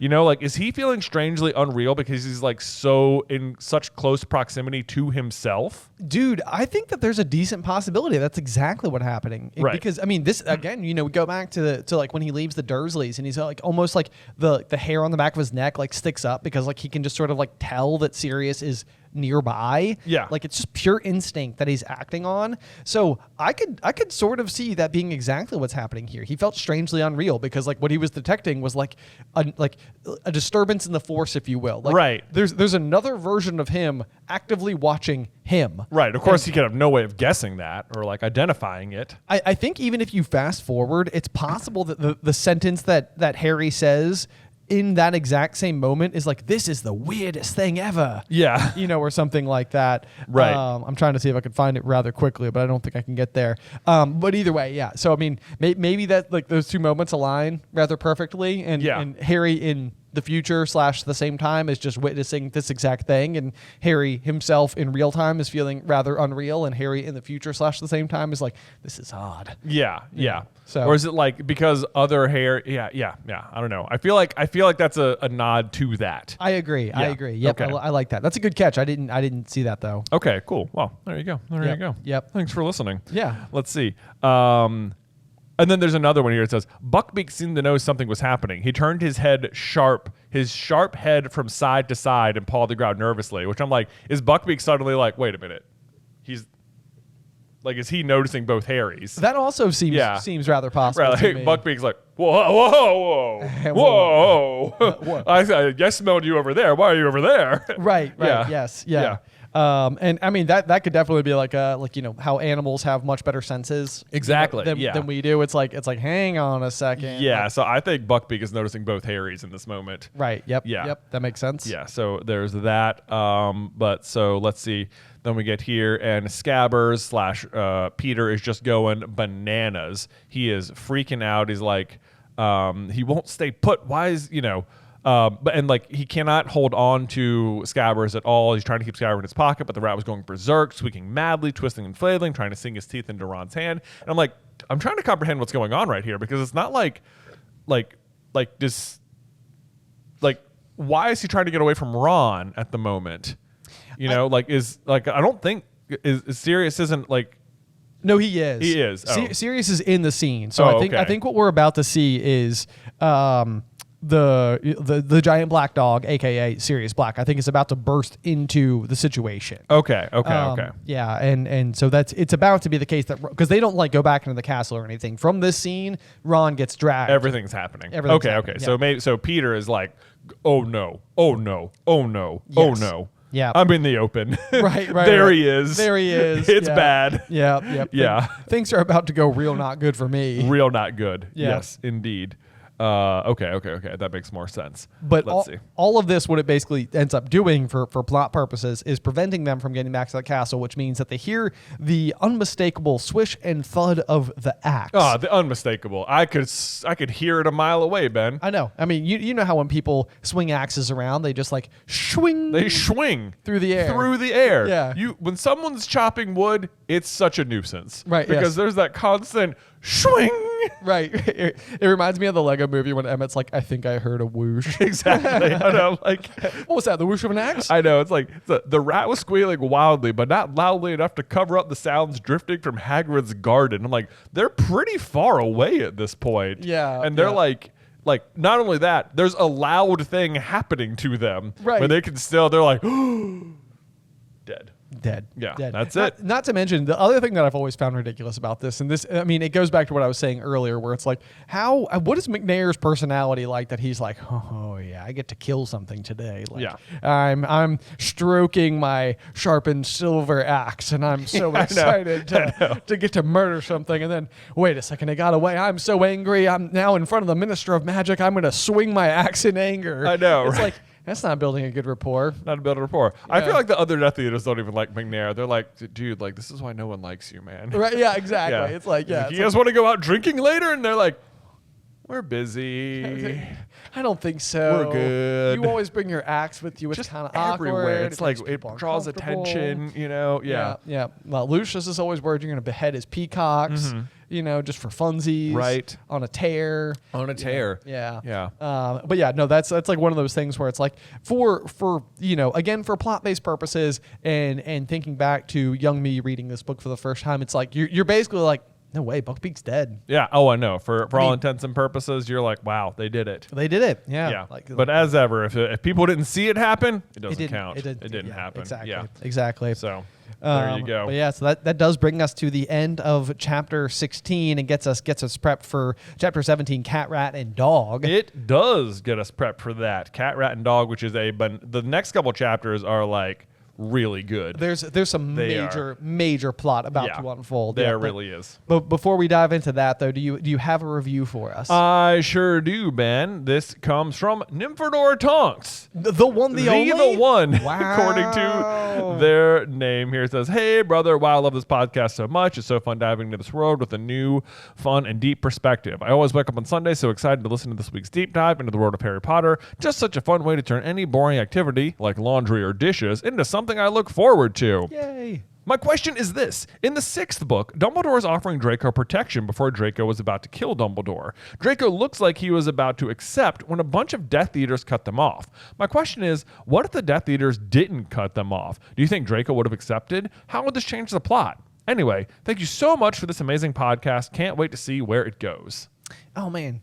Also, I mean, as ever, it's a really interesting question to take a look at because, I mean, I think inside of that moment, this is a defining situation for Draco. It is. I mean, to be fair, it's like, you know, he's devised a rather evil plot. He has basically set into motion a pretty terrible outcome rather single-handedly to his credit.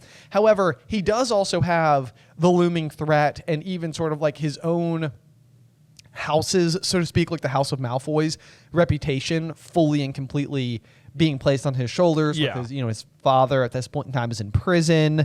I mean, the threat upon him too as well that like, if you don't do it, I will kill you. Yeah. So it's a matter of whether he thinks Dumbledore is like powerful enough to protect him from Voldemort. That is the big question. And I mean, maybe it's actually kind of like a little bit of like a Peter Pettigrew situation as well. It's like, where do I feel like I'm safer? Like under the reign of Voldemort, where it's like, you know, your life has been under constant threat for the past year, or under Dumbledore, who was otherwise, you know, I mean, standing before me completely unarmed, but also like, known to be one of the most powerful wizards of all time. Yeah. And I think even Draco, as much as he may parade around all of his, antics and stuff like that, like I think he can still game recognizes game a little bit. Like I think he knows Dumbledore is in fact a formidable force. And I think like someone who would be like respected. I think the thing about this this situation basically goes the worst possible scenario for Draco while still succeeding.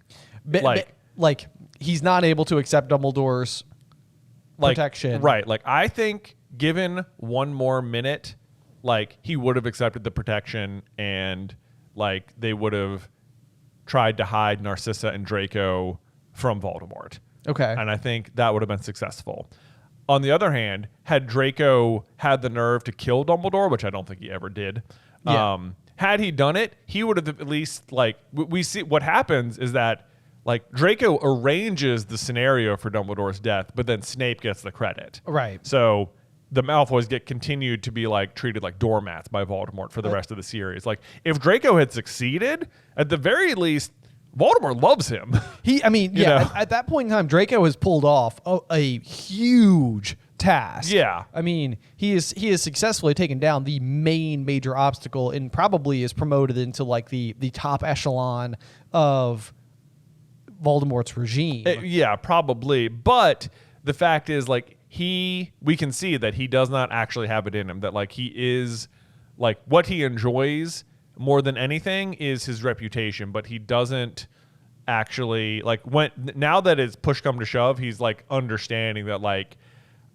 that was not, like, it is not worth the price of admission. Yeah, I think you're definitely right. Like I think that's where my defense for Draco finally comes in, where it's kind of like I think Draco has been parroting his parents' beliefs for most of his school year. He's not a very nice person. I don't think you need to give him a huge amount of empathy.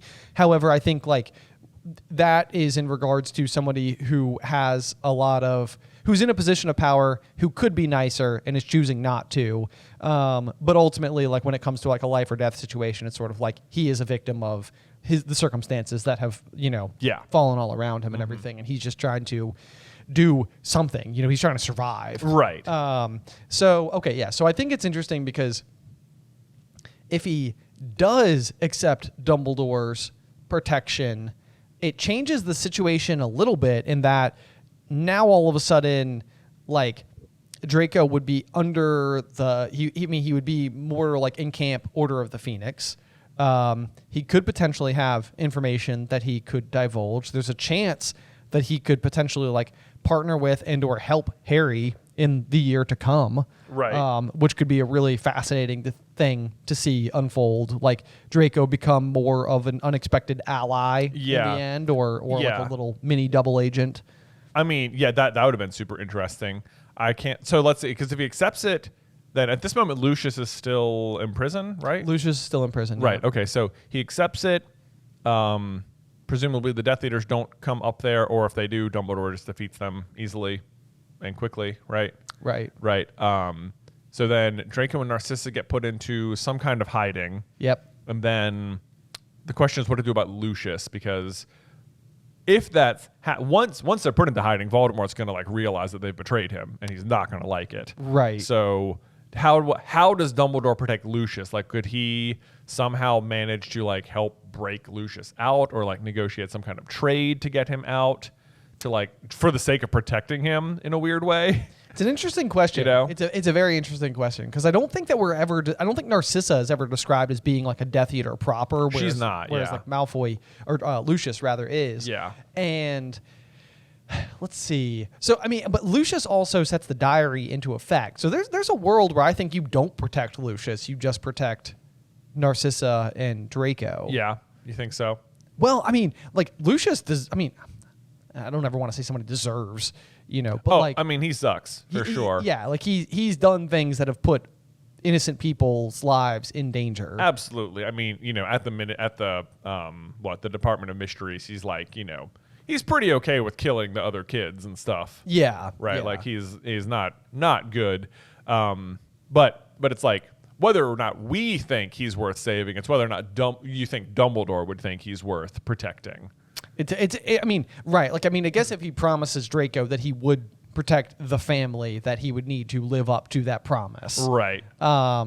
Yeah, so that's an interesting one. Because then is like Lucius, but like it's like when Lucius gets out, is he relieved or is he like safer in Azkaban than he is out of Azkaban from Voldemort? Like, does he already feel like he's in danger with Voldemort when he goes in?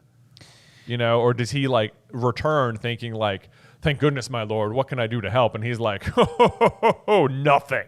Right, Yeah. right, yeah. I don't know. It's very weird because I think even like when Dumbledore is ultimately describing the people who follow Voldemort, like a lot of times it's like other bullies who want to like tie their power to his power. Yeah. It's people who are weak who want to feel a sense of power, like.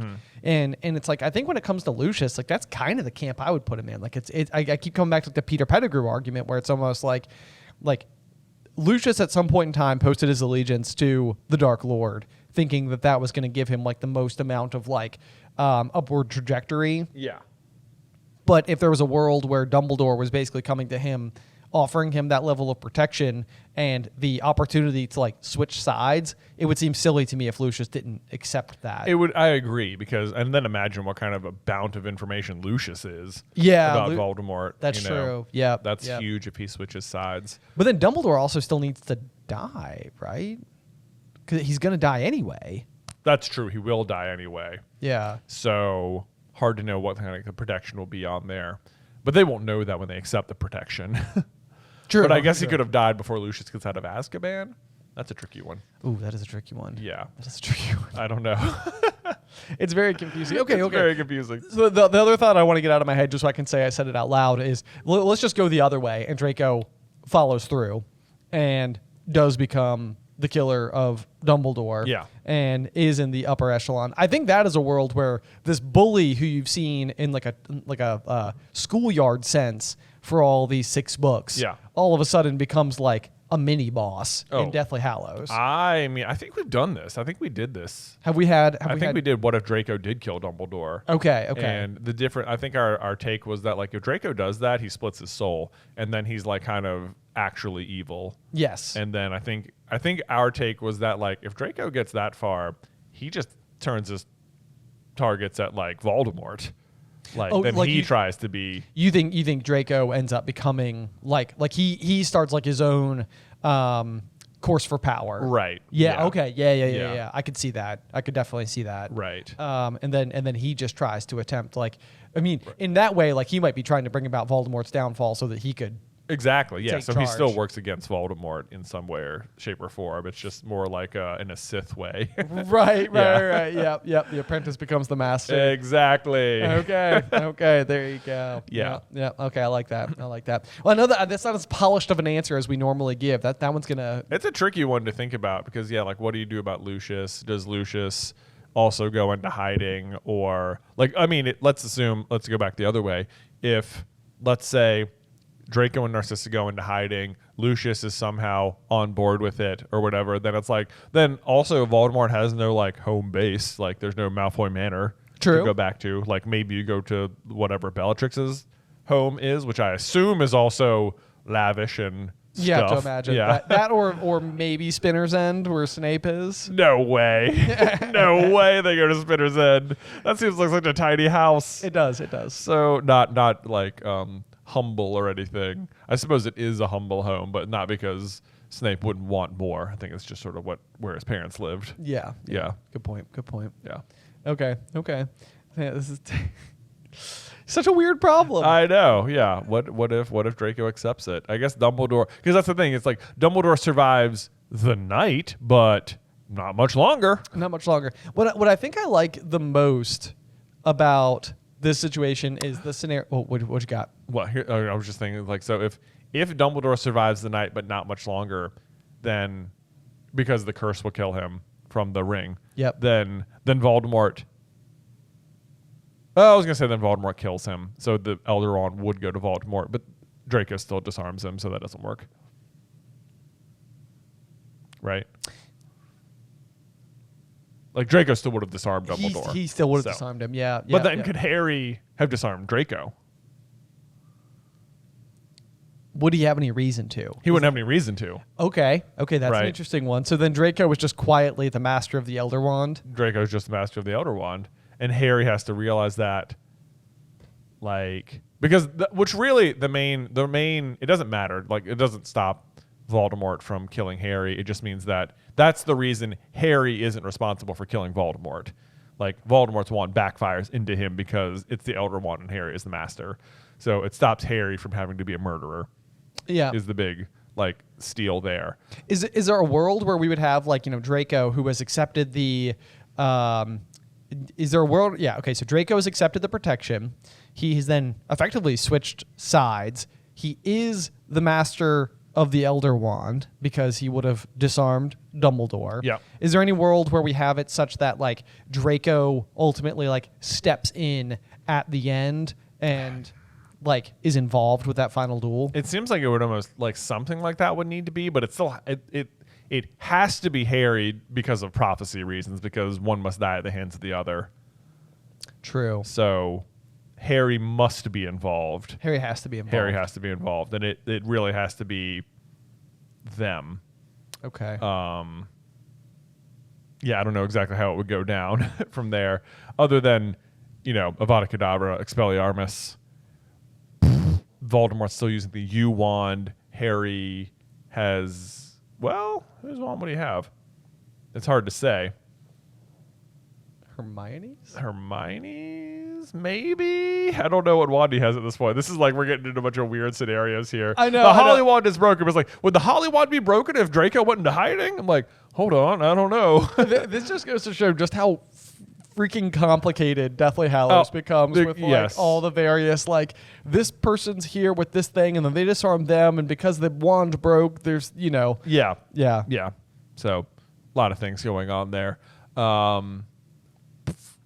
Yeah, it seems like would Draco just exit the fight altogether or just live in hiding? That also doesn't seem right. No, it doesn't seem right. Yeah, like if he switches sides, he's going to like switch sides. He's gonna switch sides. Yeah. He goes camping. He goes camping. Yeah. Even better. Even better. Yeah. And then they still get at odds, and Harry still disarms him at some point because they're still, I'm on your side, but like we've never really been friends, Oh, I could see something like that. I could see like Slytherin's locket being really effective against Draco, like not like the wearing it makes him like as tormented as like Ron, but maybe a situation where, like, how like the ghostly version of like Harry comes out and like says like, your mother preferred me and like all that type of stuff, and like Ron has to like overcome it. Yeah, I could almost see a situation where like whatever ghostly form comes out of the locket, if Draco is the one up against it, convinces him, and then Harry has to disarm Draco in that moment. Oh, I do like the idea of Draco destroying the locket too, because that's like the Slytherin one. It is a Slytherin one. Yeah, that's fair. Because then it's sort of like symbolically him destroying his like Slytherin allegiance, right? Kind of thing. That's yes. very nice. That would be cool too, especially if he. Let me tell you, if we do this, what if? That's what's happening. Yeah, I know. Okay. So I like that because it'll be Draco facing down the Slytherin Horcrux as the Slytherin. Yeah, and he would be convinced by Locket Voldemort to attack Harry. So he basically turns he's got sword in one hand, wand in the other. Mm-hmm. Harry disarms the wand, making Harry the master of the Elder Wand, and then in destroying his linkage to that like blood purity, uses the sword of Gryffindor. Draco uses the sword of Gryffindor to destroy Slytherin's locket. I like it. Yeah.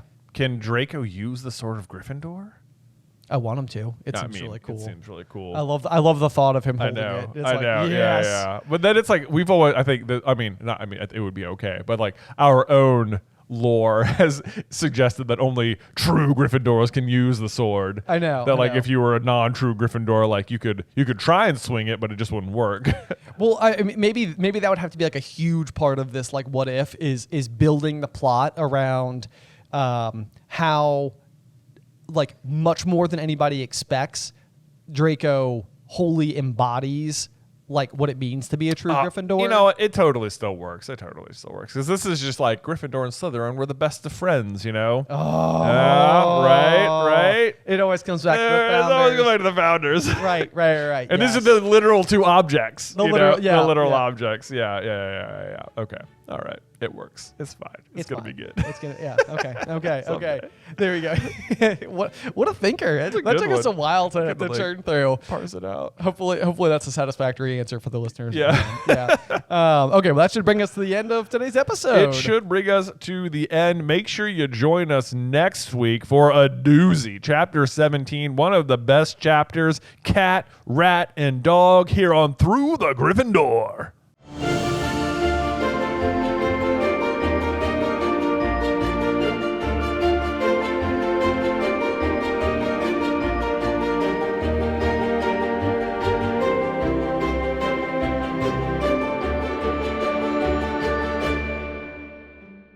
Welcome, dear listeners. I'm Jonathan Carlin. And I'm Benjamin Carlin. And we invite you to join us through the Gryffindor, your one-way ticket to the enchanting world of Harry Potter. So grab your wands and dust off your broomsticks and join us as we unlock the mysteries behind Prisoner of Azkaban, Chapter 17, Cat, Rat, and Dog. Here we go. Here we go indeed. This chapter, as I was reading through it, I was like, I could feel my eyes like moving extra fast. Like, even though I've read this book so many times, like I'm always listening to it and I was reading and I was just like, and then what? Okay, what's this? Then where? What? Okay, yeah, no, it's that chapter. I know. I swear to you, because I normally listen to books at like a double speed or whatever. I think even Jim Dale, as he's narrating it, I think he gets excited and starts to read faster in this chapter. I was like, man, he's like starting to book it a little bit. Yeah. Like, this is like moving. But yeah, we are in what I would have to call, not just the meat of Prisoner of Azkaban, but like the filet mignon. The filet mignon, if you will. indeed. I mean, it's crazy because like you think like this chapter's nuts, but then the next chapter is also nuts. And then the next chapter is like, hey, what about time turners? And you're like, what? There's a whole extra twist at the end of this book? I know.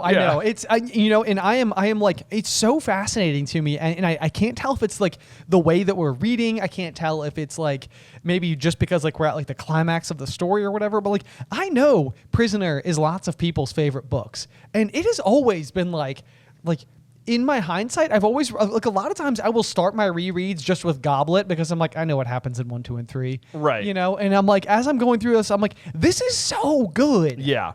Yeah. This chapter especially is where things, because like the rest of the book is just going to be sort of little payoff after payoff after payoff, because the first 3 books especially, you can tell were like all written with each other in mind. Yeah. Like yeah. everything's set up very much so, and now you're finally getting all the little payoffs for like the first section of the story. Right. Yeah. Yep.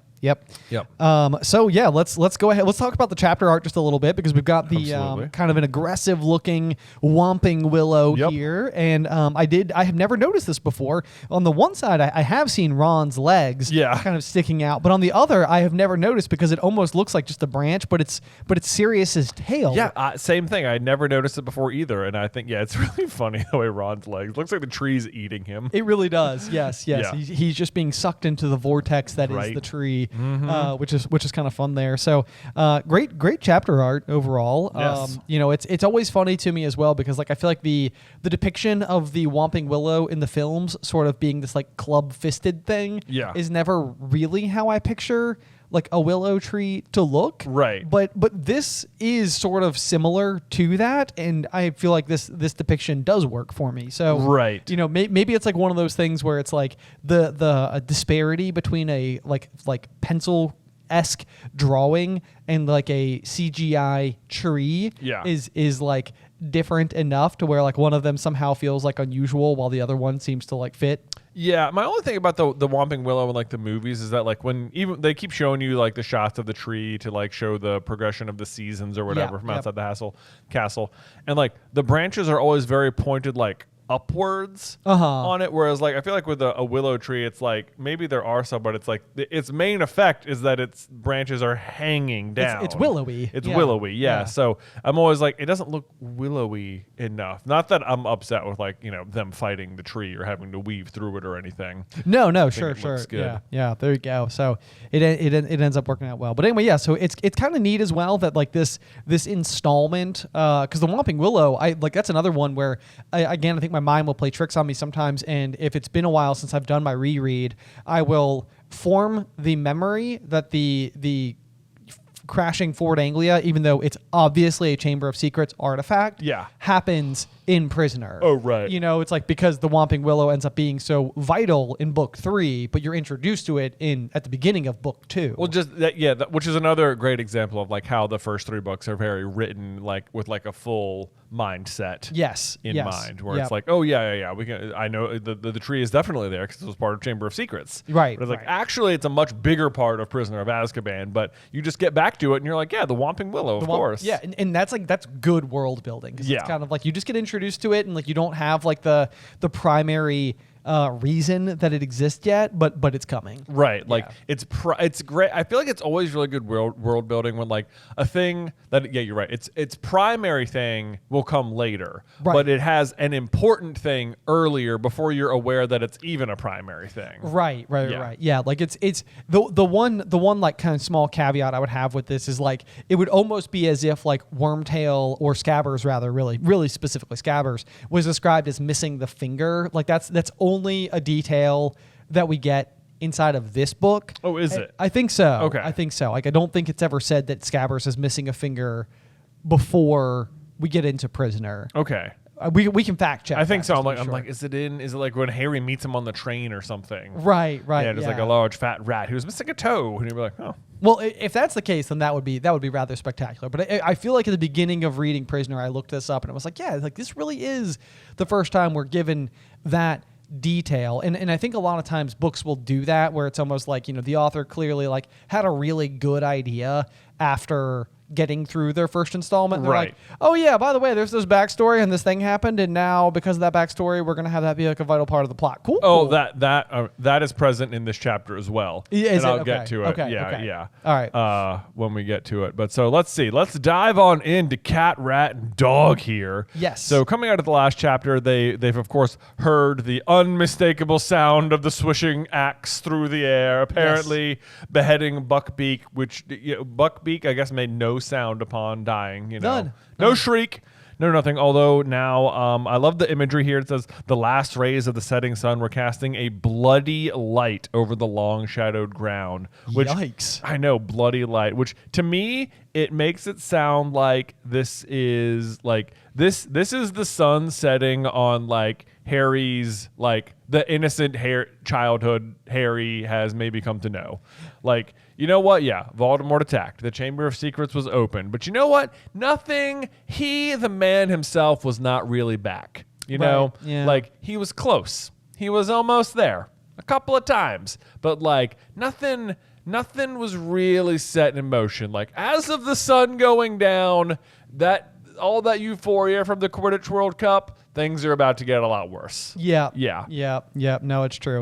Not the Quidditch World Cup. The Quidditch World Cup. The Quidditch Cup at Hogwarts. Yes, indeed. And even that, you know, I think is, we even discussed it, I think, at the end of that chapter after Harry wins. But like, you're right. Like, it's kind of like the last good day that Harry gets to have before things get real. Yeah. Because, I mean, like Quidditch, I think, is a good representation of that in the series as a whole, because it's like, it's this thing that matters to Harry so much that he learns how to cast a Patronus so he can win Quidditch. Yeah. You know, versus like everything that's going to start to happen where it's like, you know, when he's defying expectations going forward, it's usually like all oriented in the fight against Voldemort. I mean, granted, the Triwizard Tournament, we don't know the full context. That's like why he's in there, but it seems like the suspicions are whirling around like, how did his name get in the cup? How did this happen? Who is pulling the strings? Like, what is going on? It is interesting reading it like this because I've always felt like the name Goblet of Fire has felt like sort of like a weird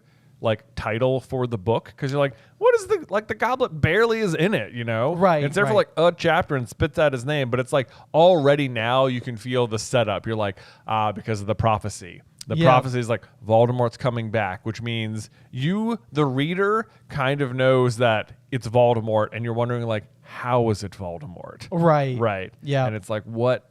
And you know, there's so many lines in the water for who it could be or how it could have happened, but It's man, sorry, I was just laughing at a joke someone made earlier at the office where they were suggesting that someone wrote like prank, like if Cedric wrote a prank name on their slip. Yeah. Like, the champion from Hogwarts is our hero fought big butts, you know. And Cedric stands up and Cedric's like, oh, sorry, I don't think I'd get in. My bad. It's me. Okay. he like walks past Dumbledore and lets out like a fake fart. We're gonna have fun. What a different version of Cedric than what we actually have. Right. That'd be fantastic. That does feel more like if Fred or George's name had come out. Yeah. Like, what did they actually write down? Right. Was it their real name or was it something silly? Was it something silly? Hopefully something silly. That would have been tremendous. But let's see. So they can hear, I guess, Hagrid howling with sadness, but that doesn't even make sense. It says, then behind them they heard a wild howling. Like, is it Hagrid? You know, because like Buckbeak didn't actually die, so is he crying out of happiness? Yeah, he is crying out of happiness. Okay. I think that what they're hearing, and because I was trying to compare the chapters with the time turner from later, just so I wanted to know how these two scenes were unfolding the same way, because I was also caught on the howling bit, and I was like, is he howling or is it something else? Yeah, like is that Sirius or no? It is Hagrid, and what you're hearing is him like howling for joy. He's basically saying like, "Oh, Buckbeak, you set yourself free!" Like, right, you know, because now from Hagrid's perspective, all he knows is that like everybody got to see Buckbeak outside. They know that Hagrid didn't let him go, so Hagrid isn't like attached to having like let a, you know, air quotes, criminal free or anything like that. And so like once they walk outside, Buckbeak's on, it's like, no, what is anybody to do? Yeah. You know? And so that's why he's howling. Okay. But got it. There's misplaced context that's otherwise going on for for the you, the trio. reader. So this is one where it's like time turner shenanigans have begun. Yes. Well, that even happened even in the last chapter. Time turner shenanigans had begun. True. Yeah. True. Yep. More sunset imagery happening here. It says, by the time they reached open ground, darkness was settling like a spell around them. And that's like, I think it's nice because it's basically saying, like, I mean, it's talking about it getting darker, but it's like, it's basically what we just said. It's like darkness in terms of like, it's like Voldemort is settling around them. You're exactly right. Yep. And I think this is especially ominous when you've got like, you know, if you're reading this all in one go versus like the way that we do it, like a little broken up like this. But if you've just been sitting there reading and you've heard the prophecy from Trelawney that said like, you know, that the reunite with his master, all that type of stuff going on, like that is the ominous cloud that is otherwise also hanging over the story from a first-time reader's perspective. Yeah. You know, so it's like, all right, the sun's going down. Like, it's about to happen. It's about to go down, man. And quite frankly, it is. It is. And then it's like, but like, even with the prophecy in mind, you're like, oh man, Sirius. Like, if you are reading it your first time, you think they mean the prophecy is about Sirius Black. Of course. Yeah. And sure enough, the dog is about to appear. It is indeed. Yeah. Yep. So things are going exactly. It's like you have been led right into the trap yourself. So yeah, Ron is still holding Scabbers. The rat is wriggling madly. Ouch, he bit me. And then you start to get like these tiny hints of like behavior about how like Sirius is acting versus how Peter is acting. So like Peter bites Ron here, and it's like, oh, it sounds like, you know, Scabbers is just going crazy, and you think it's because of Crookshanks, which I guess it sort of is, but it's like this is like Scabbers or Peter acting in a little bit more villainous, like he's doing damage. Just a little bit of damage. I mean, after all, his one redeeming characteristic before was that he bit Goyle. Yes, you know, and now here he is biting Ron. Right. You know, so I mean, by comparison standards, I mean that's an act of true evil. Exactly. If we were going to commend him for it, you know, I know.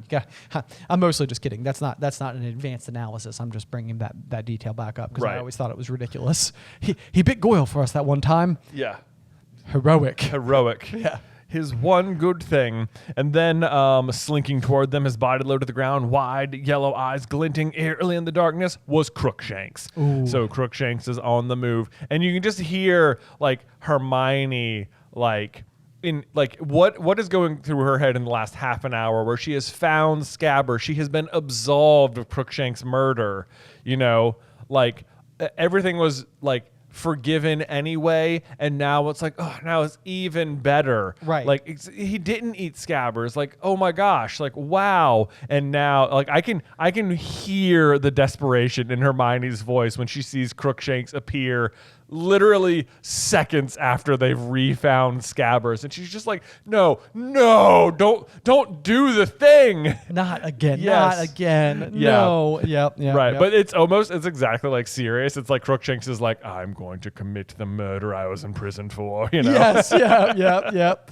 But yeah, so Ron, immediately upon having reunited with Scabbers, though, his dear passion for keeping Scabbers just healthy and alive, Oh, I know. like just merges right back with him. Like if anything, you almost felt like maybe like Ron didn't really care about Scabbers. He just felt like he had like grounds to be like mad at Hermione. Right. But like, nope, Scabbers is back, and he, like the Dumbledore is down there, Fudge is down there. You've got this guy with a silver glinting axe hanging out and everything, and then like Ron just throws off the invisibility cloak and goes pelting after his rat. Yeah, like I highlighted that. I was like, I'm almost surprised he cares enough at this point, because at this point, like, he's assumed Scabbers was dead. He's kind of gotten over it. He's forgiven Hermione, and now this rat just bit him and is like running away. It's like, dude, do you still care? I honestly, that's the thing. It's like you've already mourned the loss of this thing. Like he clearly doesn't want to be near you for some reason. Right. Like, at this point, now you have to face the fact that it wasn't Crookshanks. He just ran away from you. Yes, Yeah. exactly. In a rather suspicious way. But no, it seems like it all comes right back. Even like the hatred of Crookshanks is right there, where like he's like, Scabbers, come here. There was a loud thud. Gotcha. Get off, you stinking cat. Oh, and this chapter is so interesting for Hermione, because she seems like she like completely turns on Crookshanks for the length of the chapter. Yeah. Where she's just sort of like, gosh, I really, you know what? Me and Ron had that whole thing, and he was just totally right. Like, I am sorry. Like, there's no denying it anymore. Like, come on. So that I think is interesting, because it's still going to turn out that she's more in the right about it. She is. Yep. Yeah. Yep, absolutely. So that's pretty interesting. But Ron amazingly manages to catch Scabbers in the grass. Just even though, like, can you imagine outpacing a cat to catch a rat? Yeah, no, not at all. Not at all. I mean, yeah, like this is maybe like a little bit morbid, but back in the day when I was working in a pet store, I used to like sell mice and rats every day, and like sometimes just inside of their like small glass containers that they were hanging out in, they were like hard to collect. Yeah. So the idea of like one being on the run away from you, right, with human-like intelligence fueling itself. Yeah, like full adrenaline. Yeah. Get out of here now. What was our term for the darkness settling like a spell around them? It's like the idea of catching a rat that doesn't want you at night by outpacing a cat seems ridiculous. It seems crazy. And yet, Ron shows his skills as a keeper, I suppose, and gets Scabbers back in his hands unbelievably.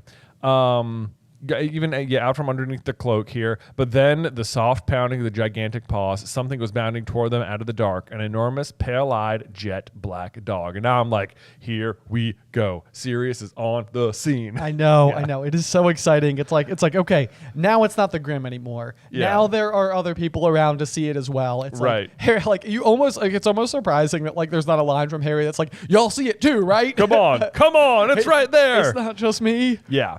And I love this. Harry reached for his wand, but too late. The dog had made an enormous leap, and the front paws hit him on the chest. So he actually kind of hits Harry here. I know. A little bit. Yeah, I think like almost so hard that it says the force of the leap had carried it too far. It rolled off him, dazed, feeling as though his ribs were broken. I know. Harry tried to stand up. It's like Sirius, this was a bit of a miss. I know. I think he's just sort of like, he sees Peter. He's in the open, and he like sees Harry like pull out his wand, and he's like, okay, don't hurt Harry, but don't let, like, I can't have anyone stopping me. Right. Like this is too important. So I think that's how I'm interpreting it as well. I mean, and to be fair, this is a situation where it's like there will be time to explain later. Right. He will not be upset that I knocked him over once he understands why I knocked him over. Exactly. But like we will worry about that problem when we get there. Yes. So let's see. Ron's on his feet. The dog sprang back toward them. He pushed Harry aside. The dog's jaws fastened instead around Ron. And it's like, that is like such a, it's so interesting how you're getting this from their point of view. It's like, in like the way it reads as if like, the dog is leaping for Harry, and Ron pushes Harry out of the way, and instead he gets bitten. And it's like, nope, you were the target the whole time, sir. Right. Yes. Yeah. He's not getting Ron instead of Harry. He was always aiming for Ron. Right. Yes. Yeah. always aiming for Ron, because then he begins dragging Ron away as easily as though he were a rag doll, which makes me think I mean, Ron is still like a 12, 13-year-old kid. Like, he's heavy. He's heavy, yeah. Yeah. I mean, I'm trying to think, like, how old are you at 12, 13? Like 8th grade by our standards? So I was probably I bet I was over 5 feet tall at least. And Ron is always described as tall. Yeah. So, I mean, this is someone who is, north of 120 pounds. Like 100 pounds or something. He's just right across the grass. Just No being dragged right problem. across, yeah. Super, no, not a problem at all. Let's see. Harry is getting up. He's blinking blood out of his eyes. I'm like, oh, that hurts. I know, yeah. It's like, Yeah. okay. I mean, it's like the classic, like, for the purposes of telling the story, like, everybody kind of needs to be a bit, like, banged up in the process. Like, Very much so. Every adventure Harry ever goes on, there's always blood coming out of him somewhere. Always blood. So much blood. And then let's see. Now they've reached the Whomping Willow, and so the branches are starting to whack them as well. Let's see, and they see Sirius drag Ron through the roots, breaking his gun with a sound like a gunshot. Which God, I hate that image. The imagery of that. Breaking his leg. Breaking his leg. Yeah, What'd I say? You said breaking his gun. Breaking his gun. Yeah. You know how Ron carries a gun? That's wizards. That's a Muggle's gun. Yeah, that's a Muggle's wand. yeah, there you go. Yeah, okay, it took us a few we tries, got there. but we got there in the Hold end. on, yeah. Yeah. Not to worry. But yeah, no, I mean that is like I mean the idea of breaking a leg. You and I like ski and snowboard and stuff, and I'm like, it's like my number one fear. Oh my gosh, of that I sport know. is that I'm just like, if I do it for enough of my whole life, it will probably inevitably happen. Oh man, yeah, I know. Yeah, it is. It's a terrible feeling. Just to think about. I know. Yeah. Much less it happening. But man, Ron is going to be a real champ this chapter about the broken leg. He is. Yeah. He's gonna hold up to it rather well. Yep. And either way, at this point, Harry and Hermione are also like, well, we got to get through. If that dog can get in, we can too. Yep. I love the optimism because they are wrong. right. This reminds me, not to get off book, but it reminds me of the sword tree in Name of the Wind. Oh, I know. Where Yes. they which also I guess is kind of described as a willow. It is. But yeah, It is. where Celian has to dive between the spinning blades of the sword tree to get to the middle, and she just does it. She just does it. Yeah, I mean, maybe that's what's missing from the wizarding world, is that you need to have a greater appreciation for the random flow of the wind. Exactly, right? If only Harry had been studying the wind, this wouldn't be a problem. Exactly. Right? Exactly. Jeez. Instead, he has to rely on a cat. All those people who hear us talk about Name of the Wind all the time are like, guys, stop. Just stop. Just let it go. Let it go. We will not let it go. Yeah, sorry about that, guys. But Crookshanks, anyway, does dart forward. He does know the special knot on the tree, which abruptly causes the tree to turn to marble. And stop moving. Not a leaf twitched or shook. No, there's a moment here where like they're trying to get through the tree, and Hermione's like, "Oh, help, please!" And it's like, who's she talking to, or is she just sort of like panicking, like just pleading with anything? Yeah. I guess maybe that's what so. she's doing. But help comes. Crookshanks does it. Yep, turns the tree to marble, I suppose. And then what? She's like, how did Crookshanks know? And Harry reveals, like, I love this line. He's friends with that dog, Harry said grimly. That's no mistake. No mistake. I was None like, whatsoever. that is a great line right there. It's fantastic. Because he's like the grim. Because he's like the grim, exactly. Yeah. Wow. That's like a little like little on the nose. But so Harry follows Crookshanks into the tree, crawls through head first for some reason. Why not? Why not? I mean, it's like dark hole under a tree. What could possibly go wrong? Why, maybe. Yeah, it's like, Harry, what if that had been like a 10-foot drop, dude? Land straight on your face and die. Come on. That's what if Harry landed on his face and died? And Sirius is like, oh man, you gotta be kidding me. How could I have known he'd go through head first? It's the least likely way to enter. It's ridiculous. Oh man, I do have to tell you that there's almost nothing that I hate more about any of the Harry Potter movies than the depiction of this very scene, though, which is when like Harry and Hermione are like swinging back and forth on the Whomping Willow, and then they like let go at exactly the right moment and just like fling themselves through the hole. Oh, it is the goofiest scene. That scene in particular, you're right. It looks like it's like for randomly in the middle of the movie, they're like, let's throw in a scene that'll look kind of like a bad 3D effect. Yeah. You know, like as if you're watching it in 3D and it's like, oh, almost got hit by Ron and or by Harry and Hermione. Yes, that's exactly it. Yeah, it's like, were you wearing your 3D glasses? Yeah, like they make like a really funny face, like to camera, I think, you know? Right. Yeah, right, it's just like, what's happening? Right. Yeah. Huh?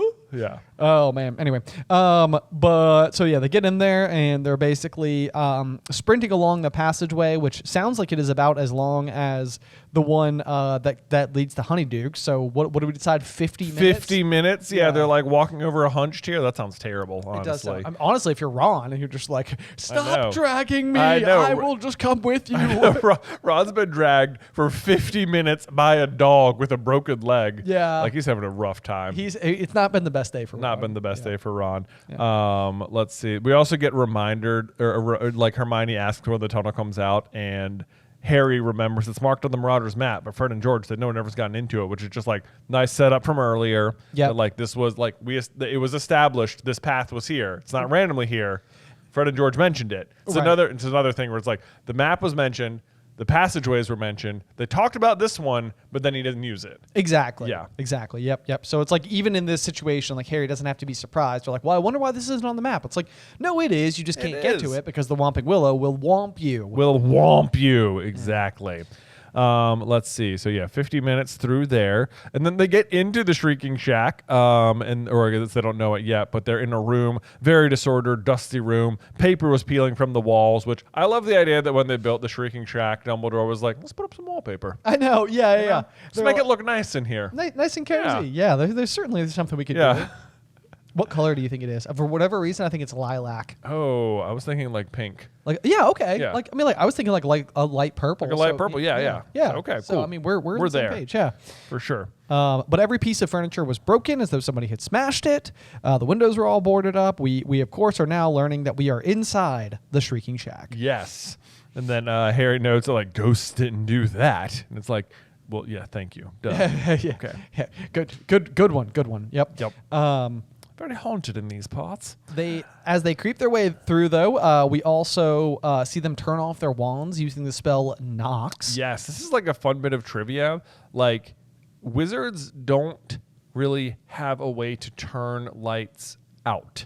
Right. Yeah. Like it's part of like what makes the Deluminator such like an unusually powerful piece of magic because it doesn't really exist many other places. It doesn't. Like, you might wonder, like, you know, why does Dumbledore need the Deluminator? You know, why doesn't he just like cast a spell to turn the lights out? And it's like, they don't have a spell for that. They have Lumos and then they have Knox to turn off Lumos, but you couldn't just like Knox a light or something. Yep. Yeah. So you do need the Deluminator for something like that. I was going to say the other fun fact here, though, is that this is also the first ever usage of Knox. Oh, that is fun. First time we hear him say it. Yeah. Yep. And then just not to get too far off the tracks here, our theory for Dumbledore and the Deluminator is that within the Deluminator, what's powering it and turning off the lights is an Obscurus. Yes. Or a piece of one, possibly a piece of like Ariana, his sister.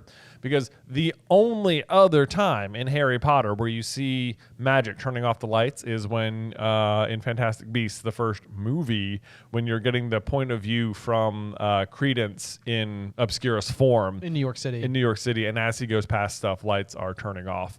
And then we know that Dumbledore had a sister who was an Obscurus, and it has the same effect. And those are like the only two times we see it. If you're thinking in your mind, what about when Dumbledore puts out that candle in Prisoner of Azkaban at the beginning? That's a movie thing, and it's not canon, so that doesn't count. And maybe it's just a handy Muggle magic trick. Yeah, maybe he's just doing like a fun Muggle magic trick, but otherwise.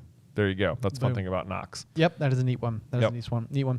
The other thing I think is kind of interesting is that they then make it into the next door where they find a magnificent 4-poster bed with dusty hangings, which this really is one of those things where like Dumbledore was kind of going all out. He's like, we'll plant an expensive and rare tree. It'll cover up a passageway. We'll build him a nice little like house with some like, wallpaper, a nice big 4-poster. Right. Also, don't skip over it. Harry SWAT kicks the door open.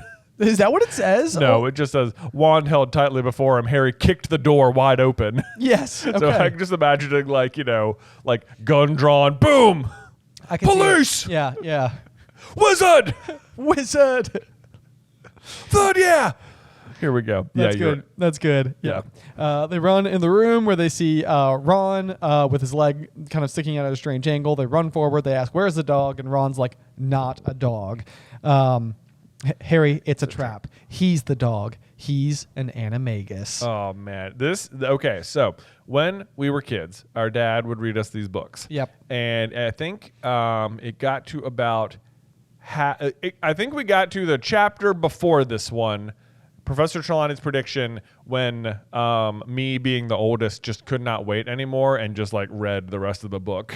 No, you didn't. Yes, I did. I don't think I knew that. Okay, I think I was just like, I'm just gonna finish the book, and I went and I read it just by myself. So, and this was the chapter, and it was like when I read that line, "He's the dog, he's an animagus," I can like picture myself on our couch in our like childhood home. Like I am still like I'm there. You know, this line transports me right back there. Did you gasp? I think I probably did. Like no, whoa, no, yeah. So that's I feel like I'm in the living room right now. The rest of this book is full of so many incredible flourishes. Yeah. Where the payoffs are so good. Yes. Yeah, really good, really good. So he's an animagus. Even when he's saying that, you don't entirely know who he means just yet. But then comes Sirius out of the shadows, doing such a dramatic entrance, not doing anything to make himself look like a good guy or anything. Yeah. It's a little bit of both, because I think like whenever this is another one. Whenever I think back to it, I'm like, I always think Sirius comes across as like a little bit too harsh, given the fact that he's actually like an innocent man who's there like for, you know, kind of better intentions than we think. Yeah. But I mean, there's a few lines that I think come across less than good if you're serious, but like a lot of times it really does come down to like your interpretation, your perspective. Yeah. Because like if you're reading through the first time and you see his yellow teeth were bared in a grin, it was Sirius Black. Expelliarmus, he croaked, pointing his Ron's wand at them. It's like, it sounds bad, but like also for Sirius, it's like, you know, he could be smiling because he's like, Harry, like, right. You know, it's like he's getting to like see him. Yes. You know? Yes. And even disarming them, it's like I think he's just trying to give like a moment to the use of Expelliarmus, I feel like is like a little hint where it's like earlier, like Scabbers bites Ron, but here Sirius is using Expelliarmus, which is like Harry's move. Right. Which maybe not quite yet. It hasn't quite become a signature spell. That really happens more like in the graveyard. Right. Yeah. But like this is like he's disarming them. He's not hurting them in the moment. Yep. Yeah. And then let's see. He says, "I thought you'd come and help your friend," he said hoarsely. And it's like, you're right. It's all context, because like from Harry's point of view, this probably sounds like, I knew I could count on the best intentions of, you know, right. the good guy yes. or whatever. But it's not. He's like complimenting him here. He's like, I knew, he's like, of course you would, you know? Right, because your father would have done the same for me. Even that is like, it's like he's trying to be so nice and it's coming across so bad. Oh, man. He's like, I'm grateful. It'll make everything much easier. Yeah, and it's like, then it says, the taunt about his father rang in Harry's ears, and it's like, it's not actually a taunt. Yeah, he is like genuinely complimenting him on the kind of friend that James also was. Exactly. And then it says, a boiling hate erupted in Harry's chest, leaving no place for fear. He wanted his wand back, not to defend himself, but to attack, to kill. Goodness, like I'm not sure Harry even ever gets this mad at Voldemort, you know? I know. Yeah. Yeah. I mean, it's interesting, like where the anger comes from with Harry at certain times. Yeah. Because like, you're exactly right. Like most of the time, it's like it's good versus evil when it comes to Voldemort, but it never seems like hatred. Right. Like even when it comes down to like that final battle, like Harry is just like, dude, show remorse. Like it's like down to like the very last moment, he's like, you can still do this. Like, I know. On. I think because like with Voldemort, it's like it's never like personal. Like, right. The true. prophet, like he is Voldemort targets Harry not because he has any personal connection to him at all besides the prophecy, and he kills his parents because of the prophecy, and it's like it's terrible and mean and awful and the worst, but it is not like a personal thing to Harry. It is just about Harry's in Voldemort's way. Right. You know? And then, but like this is extremely personal because this is the person who told him how to do it. Yes. Who was their friend. And I think that's why it makes Harry like so much more angry at Sirius here than he ever seems to get at Voldemort. Right. Yeah. So let's see. But then, gosh, Ron and Hermione both having great chapters here. Ron speaks up, if you want to kill Harry, you'll have to kill us too. Which is just like, man, good for you, Ron, sitting there dragged for an hour underground with your broken leg, still ready to fight. Yes, you know? I know, yeah. And I love the line though because it says something flickered in Black's shadowed eyes, and like again, maybe it sounds bad, but like what he is witnessing here is James's son having grown up to have friends who stand by Harry the same way. I know. He's like seeing himself in Ron. He you know? is, yeah, 100%. Absolutely. Like I would have died for my friends, you know? Yes, you're That's right. What's happening. That's exactly Yeah. it. Oh my gosh, yes. So it's like he's just like y'all are us. Like y'all are us. And, right. And he's right. Like they are them. Yes. But so in that moment, like, you know, Sirius does sort of like he sets aside his agenda and he's like, lie down. You're gonna damage that leg even more. Like he's attempting kindness. Right. It's like, yeah, like all of a sudden, yeah, you will damage that leg more. This is another clue to like who the real Sirius Black is right here. And it's sort of like, but again, from their point of view, it's just like all he's saying is get out of the way. Yes. Yeah. Yes. Yep.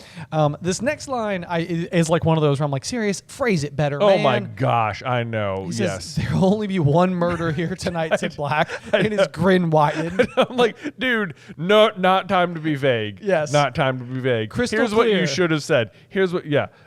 Like, did you hear? Yeah. Sit down. And he's like, you'll have to kill all three of us. I'm only here for the rat. He's hiding as a man named Peter Pettigrew. Like, yes. That should have been your next sentence. Yes. Or I'm not here to harm any of you. Right. Like, you know, it's like you're going to have to kill all three of us. It's like, I'm not going to hurt any of you. Yeah. Let's make that clear. I mean, none of the three of you harm. Right. Like, that, you know, they might not believe you, but that's what you should say. Instead, what he goes with, like, there will be one. There will be, like, you'll have to kill all of us. We'll see. I'll only kill one of you. It's like, serious?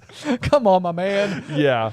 Oh my gosh. Like, this is like, stop being so vague. This chapter is so well written, but also there is so much vagary being thrown around by the adults in the name of a fun reveal at the end of the chapter. I'll take it for that reason. I'll take it for that reason, but no one would talk like this. No one would talk like this. I know. And then Harry starts egging him on, and he's like, "What? You get soft in Azkaban?" Yeah, I know. Hermione's like, "Harry, you idiot!" Yeah, oh my gosh, I know. Harry also. This is also really good. It says, "Didn't care last time. Didn't mind slaughtering all those Muggles to get to Pettigrew," which I feel like Peter's name is brought up here just in case you, the reader, have forgotten that that kid they mentioned earlier. Like, hey, well, just remember, remember Pettigrew? Remember I said his name a couple times? Don't forget it. No, I know. It's going to be really important in a few pages. And that is so it's so vital because it's like now we know who Peter is beyond the shadow of a doubt. Oh yeah. We all hate Peter. Yes. You know, but like so it's like, you know, it's impossible for me to even think of a scenario where anybody reading this book doesn't know exactly who Pettigrew is. Yeah. But I could even imagine like younger me being like, who is Pettigrew? I know, yeah, because like if you don't remember who Pettigrew is in the context of the story, that he's the one Sirius apparently killed, then the final line of the chapter isn't going to have the payoff. Exactly. So it's like, don't forget, remember that name. It happened earlier. Let me bring it up one more time. Yep. So there's that. Hermione tries to shut Harry up, and you know Harry is not having it. He's like, he killed my mom and dad. And then, oh my gosh, let's see. We go down. Well, it's funny here because there's a line that I have highlighted. We just a few chapters ago we had a terrible Harry and Ron chapter. Yeah, and I know that like a lot of the feedback I thought it was really funny, and I think I even mentioned it in the following episode. But like we were just like, man, Ron and Harry, they're just 13. You know, it's like they're just idiots. Yeah. Like, you know, and I think somebody had like left a comment that was like, I love how like so many of the plot holes are like eloquently explained with like well-researched theories and backed by tons of evidence. Then other times it's just like they were 13. And it's like the hilarious thing is that this book even uses that exact line. He had forgotten about magic. He had forgotten that he was a short and skinny 13, whereas Black was a tall, full-grown man. It's like, yeah, he is still a 13-year-old. Yep. Lest we forget. As ever, though, yeah, good to mention, he'd forgotten about magic. They so often do. I think we brought that up a few times in the last chapter. Let's see. And then this is interesting, too. It's like this chapter is all about, like, point of view, because Harry lunges at Sirius and it says, perhaps it was the shock of Harry doing something so stupid, but Black didn't raise the wand in time. And it's like, that's what's happening from Harry's point of view, but like Sirius does not want to hurt Harry. Yes. And I think even in this instance, it's like, you know, like if Sirius sees Harry like lunging at him, he's just going to sort of be like, I'm not going to hurt you. You know, like I understand you don't have all the information yet, and so I'm about to get socked. Yeah. And he does. And he does. He gets like kicked and punched and The description is the knuckles of Harry's other hand collided with the side of Black's head. And I'm like, ugh. Like that just, I mean, it sounds like it hurts. Yeah, I mean, he punches him hard. And then it's like, you know, Sirius finds himself like maybe overwhelmed by the three of them. And eventually, like, it sounds bad, but it says Black's free hand had found Harry's throat. You can just see him just like, just stop, you know, like, I will explain. Like, guys. Can you imagine though, like having made it this far and then the person you're actually trying to protect almost kills you? Oh my gosh. I know. It's like, you can see his like absolute frustration. But then it says Ron had thrown himself on Black's wand and Harry had a faint clatter. And it's like Ron is doing this with a broken leg. I know. Like if my leg was broken, that's all I'm moving probably for the next couple months. You know, like I'm not about to get in a fight with a convicted murderer 30 minutes later. Hard agree, right? Yeah. I'm me and you, same page. Yeah. There we go. Yeah. If my leg is broken, I'm no good. Yeah. Just count me out for this one, y'all. Yep. You know what? Yep. That's about it. So let's see though. But they finally get the wand out of Sirius's hands, and he's sitting on the ground, and Harry is pointing the wand at him, and he says, "Going to kill me, Harry." And this scene reminds me so much of the Draco and Dumbledore scene. Yes. Like books I wrote later. the same thing. Yeah, it is a very similar situation. Like Harry is sitting there, he has a decision. Is he going to kill this person? And, you know, he's kind of pleading with him, and the moment is here. No one is going to stop you.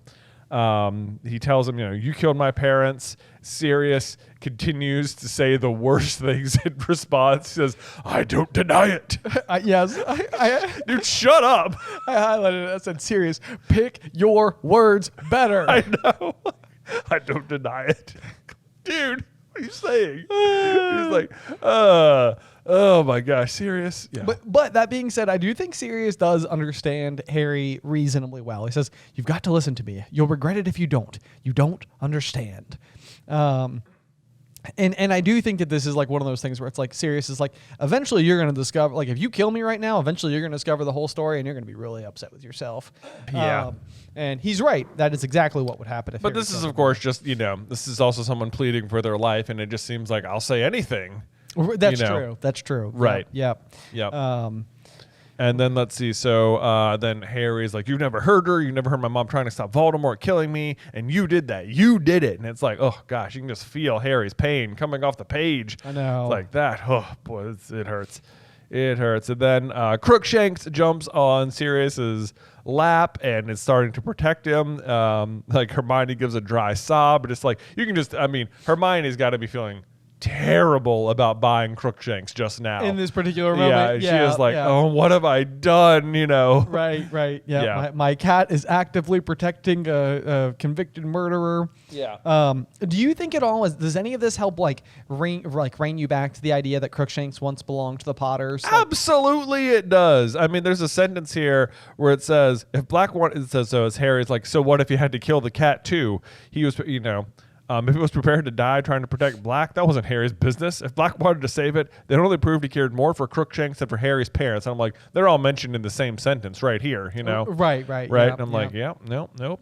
Crookshanks cares because it knew your parents, Harry. Even the idea that Crookshanks would be like being like, Harry, no, this is not what they would have wanted. Like, I know more than you know. Right. You know, it's like, because I think on some level it's like, yes, it's a very smart cat. And it's like, sometimes that doesn't feel like enough to me. Yeah. You know, it's like how good of a judge of character is Crookshanks? Right. It's like, it helps me a little bit more with the situation of Crookshanks knows the people involved. Right. And is like, nope, this is your parents' friend. Like, Right. you know, I know that. You don't know that. I know you don't know that. I'm not going to let you hit him. Right.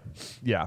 So let's see. So Harry raised the wand. Now was the moment to do it. Now was the moment to avenge his mother and father. He was going to kill Black. He had to kill Black. This was his chance. Yep. And then it says the seconds lengthened. And like that also very Draco and Dumbledore, where it's just like, yep.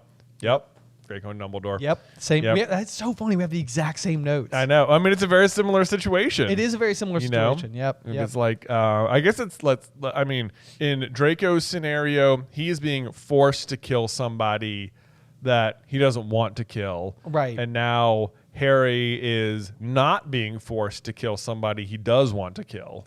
Yeah. So it's a little inverse. It's a little inverse, but I think to me what it says is that neither of them are killers. Neither of them are killers. That's Yeah. the takeaway. They both make the same decision in the end. Right. Like we talked about that in the Owlery last week. Like would Draco, or maybe it was just the review question, but like would Draco have accepted the protection? And it's Right. like, or you know, what if the Death Eaters hadn't shown up? Would Draco have taken the protection? And it's like, I think so. Yeah. I think had he He's had there. more time. Yeah. Also the mentioning of the seconds lengthening also just feels a little time turnery. Like I'm not sure if that's like a little time joke there. I could see it. Yeah. 100%. Yep. Absolutely. Yep. Okay, and then this one, I was like, this I want to hear your thoughts on this. Okay, so Lupin, slams the door open downstairs. Hermione screams, we're up here. Harry still hasn't made the decision. It says, Black man has started a movement that almost dislodged Crookshanks. Harry gripped his wand convulsively. Do it now, said a voice in his head. All right. Do you think the voice is the Horcrux? Yeah. Yeah? I do. I think so. I as you were reading it, I was Right like, now. I think I know where he's going with this. Yeah. Yeah, because Harry had all the time in the world to do it, Yeah. and he clearly didn't. Clearly didn't. Where is this voice coming from? Right. Where's this voice coming from? It's not Harry. It's not Harry. Because it could have just done it any of these other times. Right. Like, as far as Harry is concerned, he's in a life or death situation with somebody who wants him dead. And who he's wanted to kill. And he who has- killed his parents. And he has the upper hand on. Yeah. Like, there's no way what it takes is yet another person entering the room for Harry to finally be like, do it now. It's like, no. Yeah. That It's seems already been unlikely. decided. Yeah, I Yeah. think, he would have done it. Yeah. So I think it is. I think this is as angry as basically Harry will ever get, I think, for the rest of the story, maybe. Possibly. Certainly the most emotional he is whilst angry. Like, it is mentioning his desire to kill. Like, it never says anything. Like, he never gets towards there ever Right. again. Yep. Even when he's facing Voldemort, he's like, remorse, Tom. Remorse. Yes. Yeah. Yep. Like this is where he's at. And I think like he's at his absolute what I'm getting at is he's at his like the weakest he's ever going to be at in terms of like anger or anything. It's like at no point really does the Horcrux inside of him ever like influence his decisions at all. It like lets him talk to snakes, and sometimes you can see in Voldemort's mind. But never does it like influence him. And I think this is the like single moment it is able to send any message to him, and it is still worthless. Worthless. Still lands on deaf ears. Yep. Even though it is asking him to do something Harry himself thinks he wants to do. Right. Yeah. Yep. But so pure is Harry that he does not. His goodness still overpowers it. Yeah. Yep. Yeah, because it says, but the footsteps were thundering up the stairs and Harry still hadn't done it. Yeah. And sure enough, then Lupin comes barreling in, shouts Expelliarmus. Harry's wand flows out of his hand once again. Lupin catches all three of them deftly. I just like that description. Yeah, look at Lupin. Oh, wow. Hey. I didn't realize he was an athlete. Yeah, look at this guy. Look at this guy. Oh, man, love that. Yeah, and so Harry stood there feeling suddenly empty. He hadn't done it. Good call, Harry. Good call. Good call. Yep. Hands out. Yep. Yeah, he hadn't done it. His nerve had failed him, and I highlighted that, and I was like, no, his nerve didn't fail him. His instincts just won out. His instincts, yes, yeah. What's the opposite of failing him? Like persevered. Yeah, persevered. Yeah. Yeah. And now it's Lupin's turn to be the vague Master McVagester, where he comes in and says, "Where is he, Sirius?" And it's like, dude, just say, "Where's Peter?" Just say, "Where's Peter?" I know. You know? Why are you saying he? Why are you being all vague about it, dude? Yeah. And he's going to continue to do this for the rest of the chapter in extremely infuriating fashion. Yes. Yes. But who was Lupin talking about? Indeed, Harry. Indeed. Black's face is quite expressionless. Then very slowly he raised an empty hand and pointed it straight at Ron. And this is like, I'm not sure what you're supposed to think in this moment. Like, wait, was Ron in on something here? Yes. I actually feel like there's a mild missed opportunity here to have not had Ron be more adversarial throughout this book. Right. You know, to like where it's like, you're like, is it Ron? Like, right. is Ron the one? Like, you know, I mean, and I suppose like Sirius gets in and like attacks Ron's bed. So like, you know, there's like the one instance where like something Sirius related was directly attached to Ron. Mm-hmm. But like at no point has the book made us suspicious that like Ron could be like double crossing. Yeah. So it's like, and even the way that like, the rest of that sentence goes, it says, he raised his empty hand and pointed it straight at Ron. Mystified, Harry glanced around at Ron, who looked bewildered. Me? So it even seems like in the same sentence, it's kind of like everybody's like, Ron? I know. Like, what do you, like it's not a misdirect at all. Everybody's just like, Ron, what? I know. Especially like because like it's not like Lupin would need to ask where Ron is. True. Like, yeah. Where is he? What do you mean he's right there? Ronald Weasley. Ron, the guy in the bed. Red hair. Broken leg. You've seen him. Yeah, so there's that. And then what's interesting here, Lupin is like working out like the truth like in the moment. So he says like, but then why hasn't he showed himself before now? Unless, as though he was seeing something beyond Black, something none of the rest could see. Unless he was the one. Unless you switched without telling me. Which means that Lupin has run from his office across the grounds through the Whomping Willow, through the whole like underground passage without really knowing the truth. Like he's seen Pettigrew on the map, but he hasn't like realized Sirius's innocence either. Yes, exactly. Yep. And I think look, what I wrote here was I was highlighting all over this page, but I was like, oh yeah, this whole situation probably is like the one detail of knowing that Peter is still alive. Like I basically have it like written like this probably clicks together for Lupin really quickly once you know everything. Yeah. Because like the last time you were ever around these people, this would have been like a really big decision. Like who was going to be the secret keeper for the Potters? Who betrayed who? And it's sort of like, wait a second. If Peter's still alive, like does that mean what I think it means? Right. Like, you know, and it's like, I mean, Lupin's very smart anyway. So it's like, but I do think like everything is like kind of coming together for him in real time because it's like, you normally can't, with the belief that Sirius had like blown up the city block, that Peter had been destroyed, there was no point in time for Lupin to have ever second guessed it. Right. Like the painting, the writing was on the wall. I mean, you know, yeah, I mean, and I mean, it seems like he was even told that Sirius was the secret keeper. It seems like that's the known information. Right. Which, right. when you think about it, it's like, well, like, why would you know who the secret keeper is? Like, you shouldn't know. People shouldn't know. Right. You know, like, even that, it's like sort of good, you know, planning on Sirius's part, except that Peter wasn't trustworthy. But it's like, I love his reaction, too, because it just feels like ever since it happened, like, it's been a thorn in Lupin's side. Like, how could Sirius have done it? Like, it seems like this whole time he's been like holding out like it can't have been true. It can't have been true. Like there were 50 witnesses and Peter's dead and Sirius is in Azkaban and he was their secret keeper and the Potters are dead but it can't be true. But yeah, you know? Lupin would have known this friendship so like firsthand, so intimately, Right. that he's like, it's like Sirius.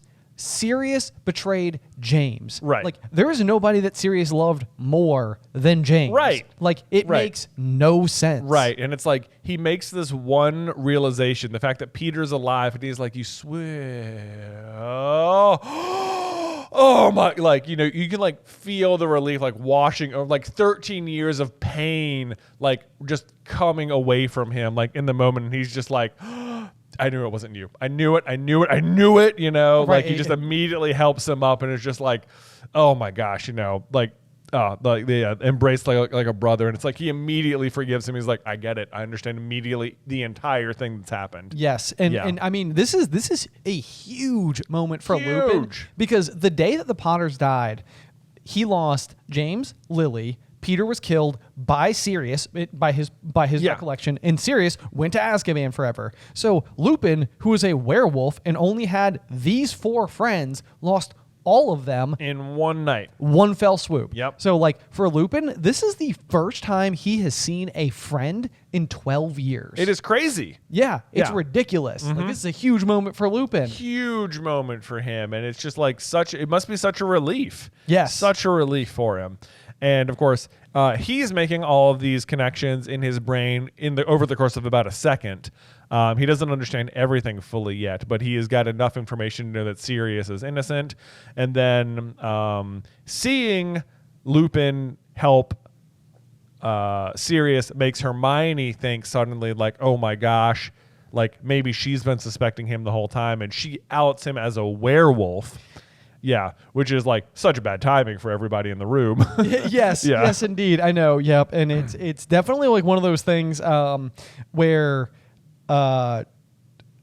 like I think as you see this scene sort of like unfold, yeah, like obviously all of a sudden the trio don't know what the heck is up with Lupin and why all of a sudden they're like buds. Yeah. and it's like this isn't good, you know, I know. because now they feel like very betrayed. But I think you also get like an instant in one line from Ron, you can fully comprehend the way that the wizarding world sees werewolves.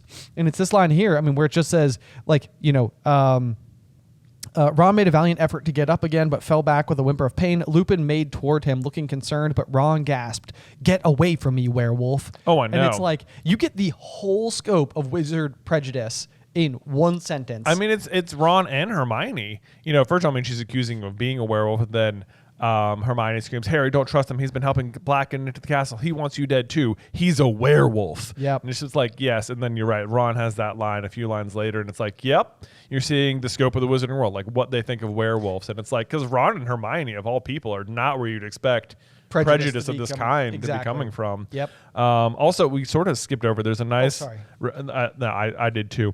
But like when Lupin enters, just this is like it's such a tiny thing, but he addresses Sirius by his first name. He just says, "Where is he, Sirius?" Oh, You know. Yep. Okay. Yeah, which is something Harry the entire time, this entire book, he's been calling him Black, and as soon as he learns the truth, he will switch too. Oh. Yeah, which is fun. That is cool. Yeah. It's like it's more of like a It's like a personal thing. Yeah. or like we're friends now. Yes, first name basis. Yep. So I love that little tiny detail in the way they refer to him. And then Lupin, as if he's just teaching a class, "Oh, how long have you known?" And then, since Snape sent the essay, and Lupin's like, yeah, that was such a lame move by Snape. It's a very not cool move. Yeah. And this is another one of those, like, you know, I think I talked about it in the last chapter, but like, you know, Lupin also assigns then an essay on vampires. Yes. Yeah. And that's sort of like my little, like, you know, in my head canon, it's kind of like, okay, you know, this is Lupin kind of backhandedly getting back at Snape, being like, "All right, you're gonna do one on werewolves, I'll do one on vampires. Let's go. You bat-like creature." You weirdo. Yeah. But he even says he assigned that essay hoping someone would realize what my symptoms meant. So it's like Lupin was not foiled by Snape's decision to do this. Like, he is like, "Snape, I know exactly what you were doing. You were trying to get somebody to figure out what's going on with me." It's like, thank you for making the Wolfsbane potion. That was not cool. Right, yeah. And so it's like, so like the retaliation of doing the vampire essay, it's like, it does feel intentional to me. Oh, all of Lupin's retaliations are so funny. I mean, the whole I mean, I guess Snape could have been doing it because Lupin did the whole like vulture hat thing with Neville. I guess, but like, you know what? Snape did that to himself. Snape did that to himself because like he was bullying Neville earlier that day. Exactly. And Lupin's not going to take that lying down from this guy. Not at all. Yep. So let's see. So Lupin reveals, much to the surprise of the trio, that the staff already knows he's a werewolf. And then Ron, another bad look here, he says, Dumbledore hired you when he knew you were a werewolf? Is he mad? I know. Like, Ron. It's like, yeah, come on, man. I know. Yeah, and he says, Lupin responds, some of the staff thought so, said Lupin. He had to work very hard to convince certain teachers that I'm trustworthy. And Snape. I'm like, I was like, AKA Snape. Yeah. That's like, I'm trying to think like, Flitwick, no way. McGonagall, not a problem. Right. Like, who are we talking about here? Professor Binns? I know, yeah. It's like he's going to be fine. He's already dead. Yeah, like all these people would have just had him as a student, True. Right, and they'd yeah. be like, what, Lupin? Yeah, he was a great student. Sure, hire him on. I don't care. Right, Like they would have known he was a werewolf the first time around. Exactly. That's the other thing, too. It hasn't been that long. It hasn't been that long. It's been like 10 years. Right. Yeah. Maybe a little bit more. But let's see. So he keeps trying to read it. I have not been helping Sirius. If you'll give me a chance, I'll explain. Again, no one's mentioning that Peter is alive and in the room. Yep. That's going to be the thing. I have not been helping Sirius, comma. Maybe instead of saying, if you'll give me a chance, I think you should say, I've not been helping Sirius. There is Peter Pettigrew is alive and in the room with us. I know, yeah. So say it out loud. Say it out loud, people. But they don't do it. Yeah, they don't. Instead, Lupin decides to give them their wands back. You're armed. We're not. Now will you listen? Very good at negotiating the situation, Lupin is. Well, I mean, and to be fair, like Lupin knows that both him and Sirius are not threats now. And so it's kind of like, I mean, I guess worst case scenario is that the kids are just kids and they end up just like I mean, worst case scenario is that Peter gets away. Well, that is the worst case scenario, truly. Yes, indeed. Yeah. But yeah, you're right. There is a remarkable source of calm here where Scabbers this whole while must be desperately attempting to get away. Oh, I know, right? So Ron, even while Ron is attacking Sirius and jumping on his leg and like he's holding on to Scabbers the whole time. The whole time. Yeah. I guess Crookshanks is in the room, so if he really escapes, Crookshanks is still going to go after him. For sure. So there's that. Sure. Yeah. But so they're trying to figure out like, how did you know where we were? And it says the map, the Marauders map. It was in my office examining it. I can't believe Sirius doesn't speak up and he's like, you've got the map. I know. Yeah. I know. It's like it feels like a good comical version of this scene unfolding. It's sort of like, no way, it's back. Yeah. Guess what happened with Snape earlier this year? Did it work? Did it work? And It Lupin worked. was like, I was there to see it. Like, no. Guys. Yeah. So that Harry says, you know how to work it. And this is great. I love this whole sequence. It's like, of course I know how to work it. I helped write it. I'm Mooney. That was my friend's nickname for me in school. And Harry's like suddenly like distracted by all of the others. Like, you wrote it? Just like, I love all of this. He's just like, yes, I know how to work. I made it. Yes. All good. Yes. We've met. Yeah. But he's like, I had an idea that you, Ron, and Hermione might try and sneak out of the castle to visit Hagrid before his hippogriff was executed, and I was right, wasn't I? Yeah, but you didn't do anything to stop them. Exactly. Yeah. I was like, of course you did absolutely nothing about it. I know. Like where were you earlier? It's not like he was standing halfway down like the way to Hagrid's and was just like, I thought you might do this. Here you are. I can see you on the map. Invisibility cloak. Like, whatever. But they don't do that. I guess he doesn't. I mean, I guess he's like, maybe he's watching out for Sirius to show up or something. Maybe so. I guess, which he does, and then he gets into action here. Right. But like, and then I love the more the lines are revealed, like how much they're all friends. It says, you might have been wearing your father's old cloak, Harry. It's like, how do you know about the cloak? The number of times I saw James disappear under it. It's like, you could just, like, I love reading it knowing how good friends they were. That's so fun. The point is, and this is interesting, even if you're wearing an invisibility cloak, you show up on the Marauders map, this is what I was talking about earlier, where, like, to me, it seems like, was it established in the concepts of the whole story that the invisibility cloak was a Deathly Hallow at this point? Because it feels like this is the sort of thing the cloak should be protecting against. It does. I agree completely. Like, it's like, I think the way that he phrases it, even if you're wearing an invisibility cloak, but he's not wearing just an invisibility cloak. He's wearing the invisibility cloak. Exactly. Now, I suppose, having said that, the caveat could be that maybe normally the cloak would protect you from being seen by like a map enchanted with this, with the caveat being that the creator of the map was also the master of the cloak. That is true. So that is true. So like there's maybe, that right wiggle room if you want to be under there. We can maybe grant that, because it feels a little bit like, even if James was like, that's weird, it's not working. I wonder if I can if Sirius is like, James, I keep adding you and it keeps disappearing every time you go under the cloak. James is like, let me try. Right. I could see a world where it's like, that's odd. I wonder why it made a difference when I did it. Right. And James would be like, I'm just better at magic than you. And then they like push each other's shoulders and kind of grin and smile, and then he pull out a snitch and ruffle his hair. Yeah, exactly.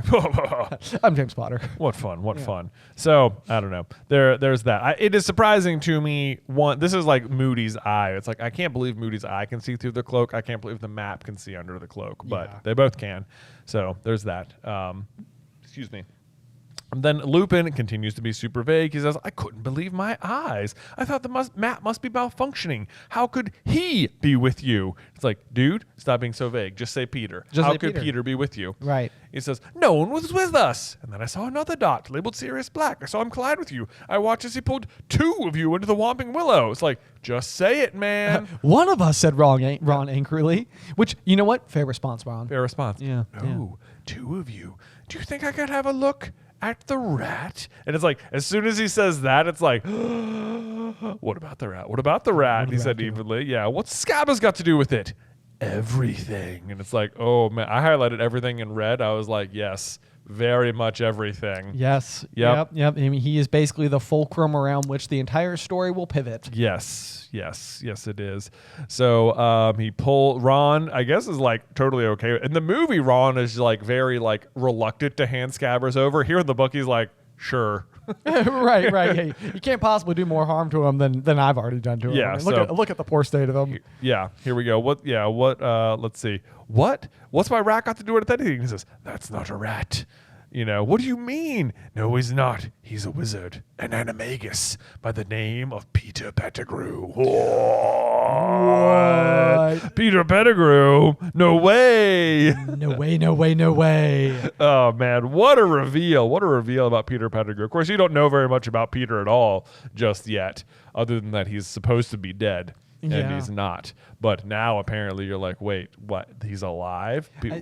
That is like one of the most shocking things about all of Prisoner of Azkaban, where it's like you can't believe that Ron's stupid rat is a human. I know. That's like, the thing. You're like, Scabbers has been a rat the whole time? Right, yeah. Or has it been a human the whole time? It's like, no. Surely not. Surely not. But then here comes the rest of the next chapter to tell you the full story now, give you a lot more context about Peter. And the next chapter, Mooney, Wormtail, Padfoot, and Prongs. Another great one. It's just more time in the shack. And now they're just like, these chapters always run together for me so much, because it's like, end up in the Shrieking Shack, and then there's some amount of explanation, then there's a ton of explanation, that Snape shows up at some point, then it all happens again because of the time turner. I know. When is happening when? I know. Yeah. The end of this book is wild. Yeah, it is. Yeah. So very good one. But I love that. I love the Peter Pettigrew reveal. Everyone's speaking way too vague for the whole chapter. Like, they definitely could have been way more clearer from the beginning. But it's all okay because the reveal at the end is just so good. I'll take it. Yes, absolutely. So that does bring us to the end of chapter 17, though. Jay, do you have a review for us? Well, of course I do. Today's review comes from Pooh. Oh, wow. They'll be killed in their sleep. The constipation sensation that's gripping the nation. All right. It says, hey, brother, I'm almost as obsessed with the podcast as I am Harry Potter. Even though I practically know the story by heart, I love hearing y'all's opinions and how you break down the story. My question for you is, what if they let Harry join the Order? What if they let Harry join the Order? Okay, so let's see. I'm trying to understand where the question is coming from here. Like, do you mean join the Order instead of going back to school in year 5? I mean, I suppose join the Order and go back to school. Okay. You know, Okay. I think so. Here's as I'm thinking about it, because like Harry gets to Grimmauld Place, and Sirius is like, he has a right to know, and you know they all have their big meeting and kind of tell him as much as the story, as much as the plot lets you know. Yes. You know, without giving away the ending or anything right up front. Right. And I think that's probably the main difference, is that if you're Harry, who is allowed to know some things but not be in the order, you're allowed to know that Voldemort is looking for a weapon and yada, yada, yada. That's it. But if you're in the order, you're probably allowed to know that Voldemort is looking for a prophecy that has to deal with you and Voldemort. Yes. Yeah. Yes, indeed. And if that's the case, it's kind of interesting because then you know like the duty that everybody keeps coming back from. You need to fix that. I can do it while you talk. Okay.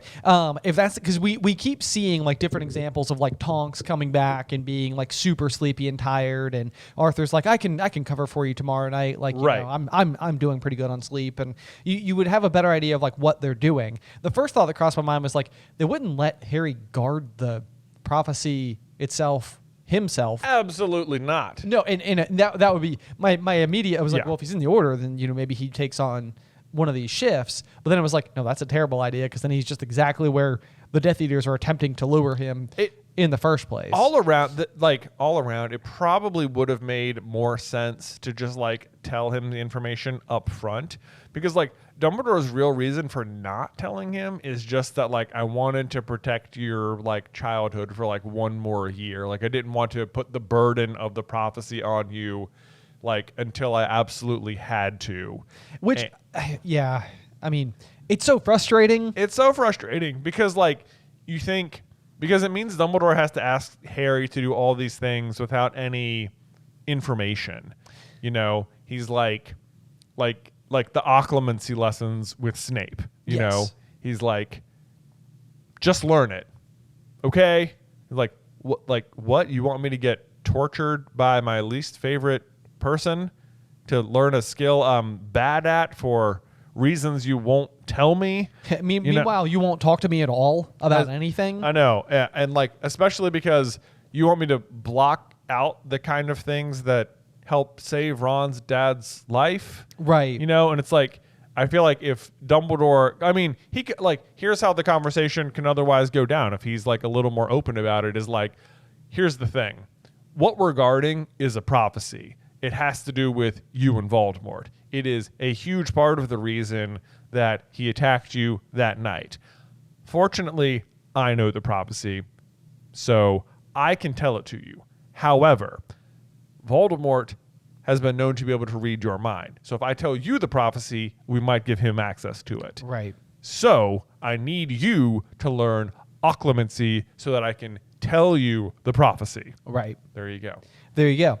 And I think that's part of like the issue is that like Dumbledore's argument is like, I want to give you more time to go live, like have relationships, do the things that 15-year-olds are supposed to be doing, not focusing on like saving the world. And Yeah. and I think that like I don't just find that to be like convenient for plot sake. I mean, don't get me wrong, it is convenient for plot sake. However, I do think it also fits with Dumbledore. Like, Dumbledore's the person who appreciates like candy and children's tales. It fits and with love Dumbledore. and, it's like Dumbledore has known Harry since he was 11 properly, and he's seen this boy who, against all odds, keeps defying all expectations. He keeps doing the right thing. He keeps being extremely brave in the face of like life-threatening danger, and he's just like, you just deserve what any kid is supposed to have. You're just supposed to get to go and enjoy being a kid. Right. But like, I think part of the problem is that like through year 5, Harry's not having a good go at things. He's not having a good go at things. Yeah, because one, he can't talk to Dumbledore, and Umbridge is ruining his life. Yes. And it's like, oh yeah, it's like,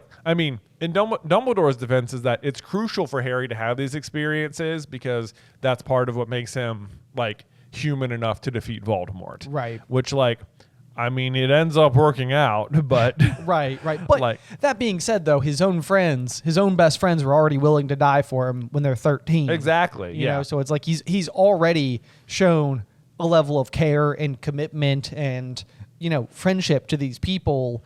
Like he has learned these things. Yeah. I mean, and I don't know. I mean, it's really after Goblet and after having his blood used to resurrect Voldemort, having witnessed Cedric be killed in the graveyard, having come back and been, like one-on-one with Barty Crouch Jr., it's like, dude, his childhood set sail. Oh, I know. I know. Sure, all kids deserve that. They all should have that. Harry, unfortunately, is not being permitted that life. Oh, I know. It's like you're really clinging to something that is been left behind. The moment Voldemort came back. Exactly. Right. Exactly. Yeah. So it really is. It's kind of interesting. But I think the big thing there is that if Harry knows more about the Order, then he probably doesn't go there on a rescue mission or whatever to save Sirius. Right. Most likely.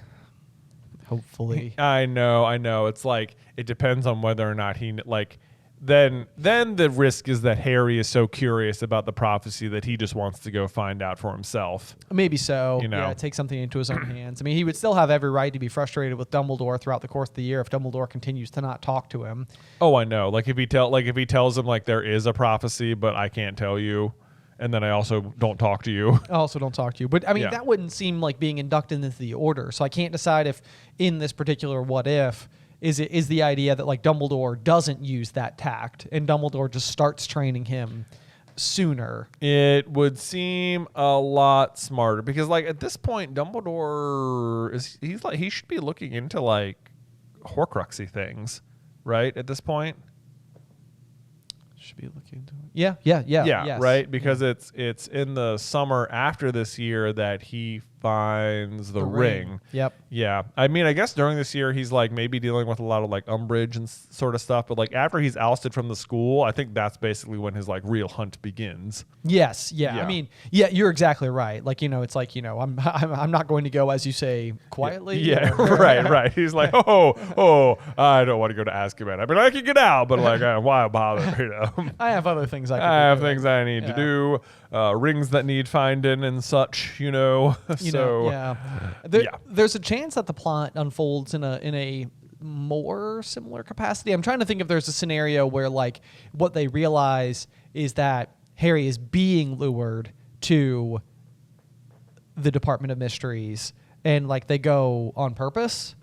Would there be a scenario where that happens and the duel between Dumbledore and Voldemort also still happens? And I mean, boy, I can almost see if he's in the Order, maybe he talks to Sirius a lot more, and Sirius is so bothered by being cooped up that they cook up their own little plan to trap the Death Eaters or something. I could see that. Right. I could see that. I could even see a world where Sirius is so frustrated and pent up, and Harry wants to know what's in the prophecy so badly that Sirius sees his role as Godfather and allegiance to Harry as greater than his commitment to the Order of the Phoenix. Right. Harry deserves to know what's in the prophecy, what got his parents killed and stuff. Yeah. So instead of the argument being with Molly, he deserves to know or whatever, it's this is this prophecy has to do with Harry. If he wants to get it, then I'm going to help him. Yeah. And they're going to be Sirius, don't do that. And he's going to be well, I'm going to. Yeah, exactly. I could definitely see something like that going down for sure. Yeah. Otherwise, it just seems it feels like he could have just told him about the occlumency stuff earlier,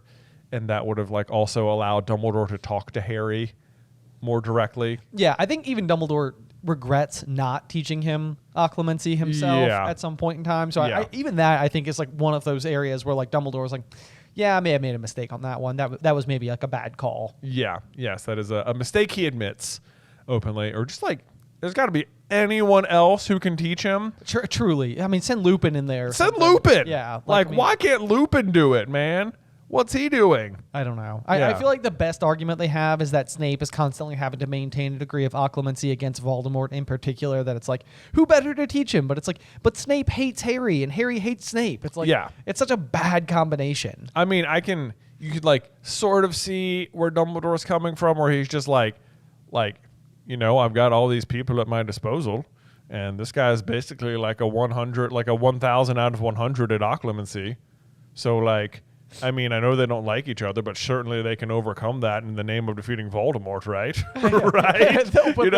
They'll put their differences aside. Of course. No. There's they nothing Harry could have done about who his father was. don't. Right. Snape will understand. He barely holds a grudge, you know? Yeah, there's a whole chapter that's literally titled Called Snape's Grudge. I know. Oh, I mean, Snape holds grudge is worse than Edward of the whole book. Yes, Yeah. indeed. Yep. Yeah. So I think it would be interesting. It probably would make for a slightly less frustrating. It'll be curious to see how our conversations going through Order of the Phoenix are for for that entire year's worth of content. Basically because of this exact question. Like, Yes. what if they just told him? What if they just told him? I Yeah. know. I mean, and I think that all of us, are sitting on the sideline screaming, like, somebody just talk to Harry, please. Yeah. Please tell him what's going on. Because here's the other thing that, like, really hurts Dumbledore's argument is that, like, even if Voldemort got the prophecy, so what? Like, it would have mattered before he attacked him the first time, but, like, now it doesn't really change anything. Yeah. Even if he has the information, doesn't really change anything. The prophecy, it's like, it really is interesting that they keep regarding it as this, like, secret weapon, and all it is like a paragraph of words. Yeah. Like that he's missing. Yeah. Because what is the vital bit that he doesn't have? He at the doesn't end? have the bit that the Dark Lord will mark him as his equal. Okay. So, like, if he'd known that, he might not have attacked Harry as a baby because he'd be afraid of marking him as his equal. Okay. But that part's already been done at this point. Right. So That's true. Yeah, it's like the damage is already. Yeah. Maybe then he would realize that, like, Harry is his equal or something. But, like, even if Voldemort has the prophecy and the prophecy says Harry's his equal, like, Voldemort's arrogance is such that he would never believe that. True. You know? Yeah, Like, I don't know.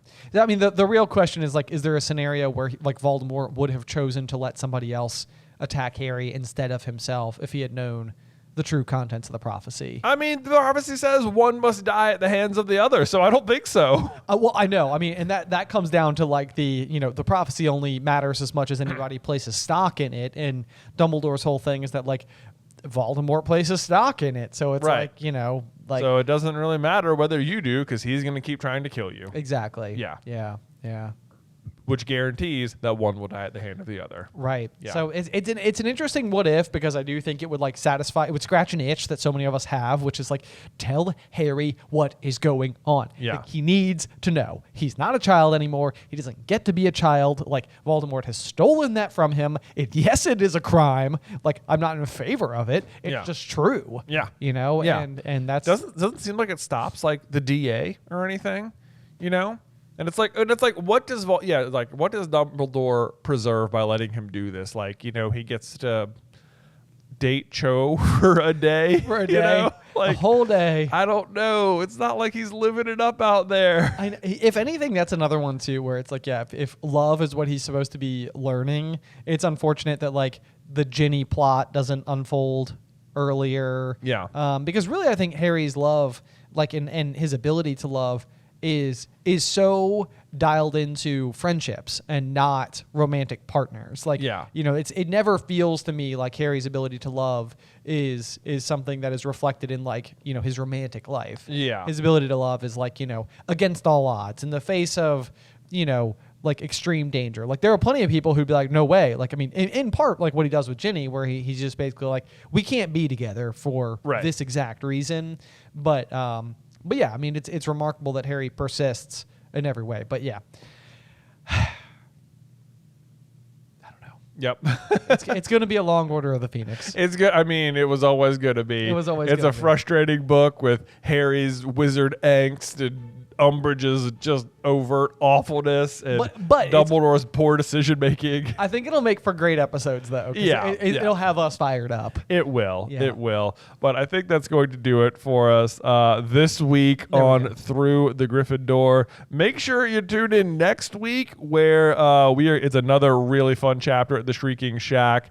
Chapter 18, Moony, Wormtail, Padfoot, and Prongs here on Through the Griffin Door.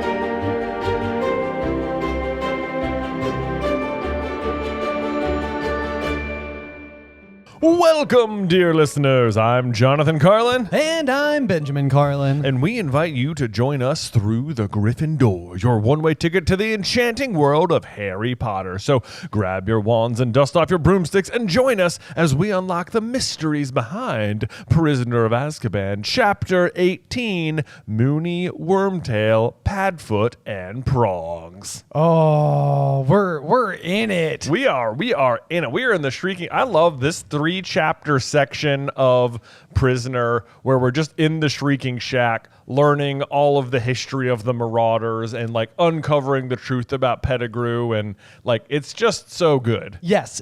I mean, there's just so much. There's so much like meat of the story that's finally happening. Like this is kind of like it's so nice too, because after like a lengthy, read through the story, it's not like you've got like one chapter of like climax or something. It's sort of like this book is just at 100 miles an hour for 3 big chapters in a row. Yes. And then you've got like, Dementor's kiss Patronus type action going on. Then you've got happens. Time Turner action going on, and then you still get to wrap up with like a conversation between Harry and Dumbledore at the end. So it's like the like when you're reading through, I feel like I've been saying it so much throughout this book, but like I can't help but really begin to realize just how great like the last hour and a half of reading this book is for the user. Yes, it is really good. And so we're gonna dive in today. I will say before we begin that as we are recording this, we have just returned back from through the Griffin tour west. Yes, which was an incredible Yes, experience. I mean, there is nothing. I know we said the same thing when we came home from the East Coast. Like there was nothing more fun than getting to meet all the Griffin dorks out there. Yes.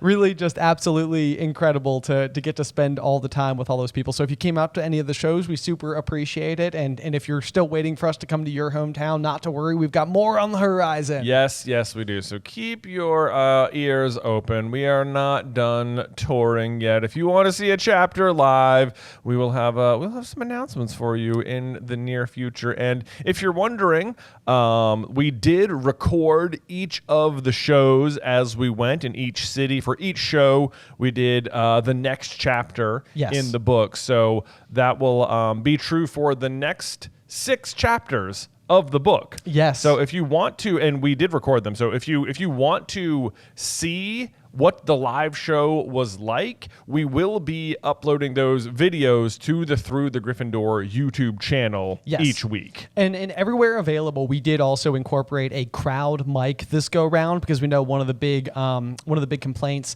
about the East Coast tour was that you oftentimes couldn't hear people in the audience. So hopefully this go round you will be able to hear any of those comments when they may have come from the people there in person. So we tried to hear you guys as much as humanly possible about how those last ones went, but we will have recordings of all of the chapters like standard here from our set, as well as all of those live performances over on the YouTube channel if you want to check those out there as well. Yes, and while you're there, just go ahead and subscribe. May as well. May as well, because we're gonna get to that silver button, Ben. One day, one of these days. Yes. Yeah, we're gonna do that, and we, if you guys want to do it, and I would recommend going and checking it out because it is super fun, and you can just sort of see what it looks like live instead. Exactly. If you want to. Yep. But anyway, let's jump into Moony, Wormtail, Padfoot, and Prongs here. We can start with talking about the chapter art, which is the subject of some debate. It really is. So yeah, when you're looking at it here, we're getting like a depiction of a very large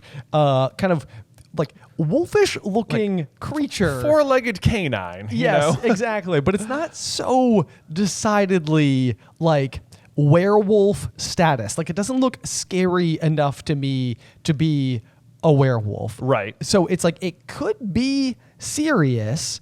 However, it's not fully clear, like, especially because it seems like it's a heavy Lupin chapter. Yeah, like it looks like it could be Sirius or Lupin. And like the thing, like Lupin will be doing most of the talking in this chapter and sort of telling the story, which makes me lean Lupin. But then like I feel like it, if you've seen the movies, the way they depict the werewolves in the movies is so different from how the werewolves are like described in the book. Right. You know, like the werewolf in the book sounds more like a wolf.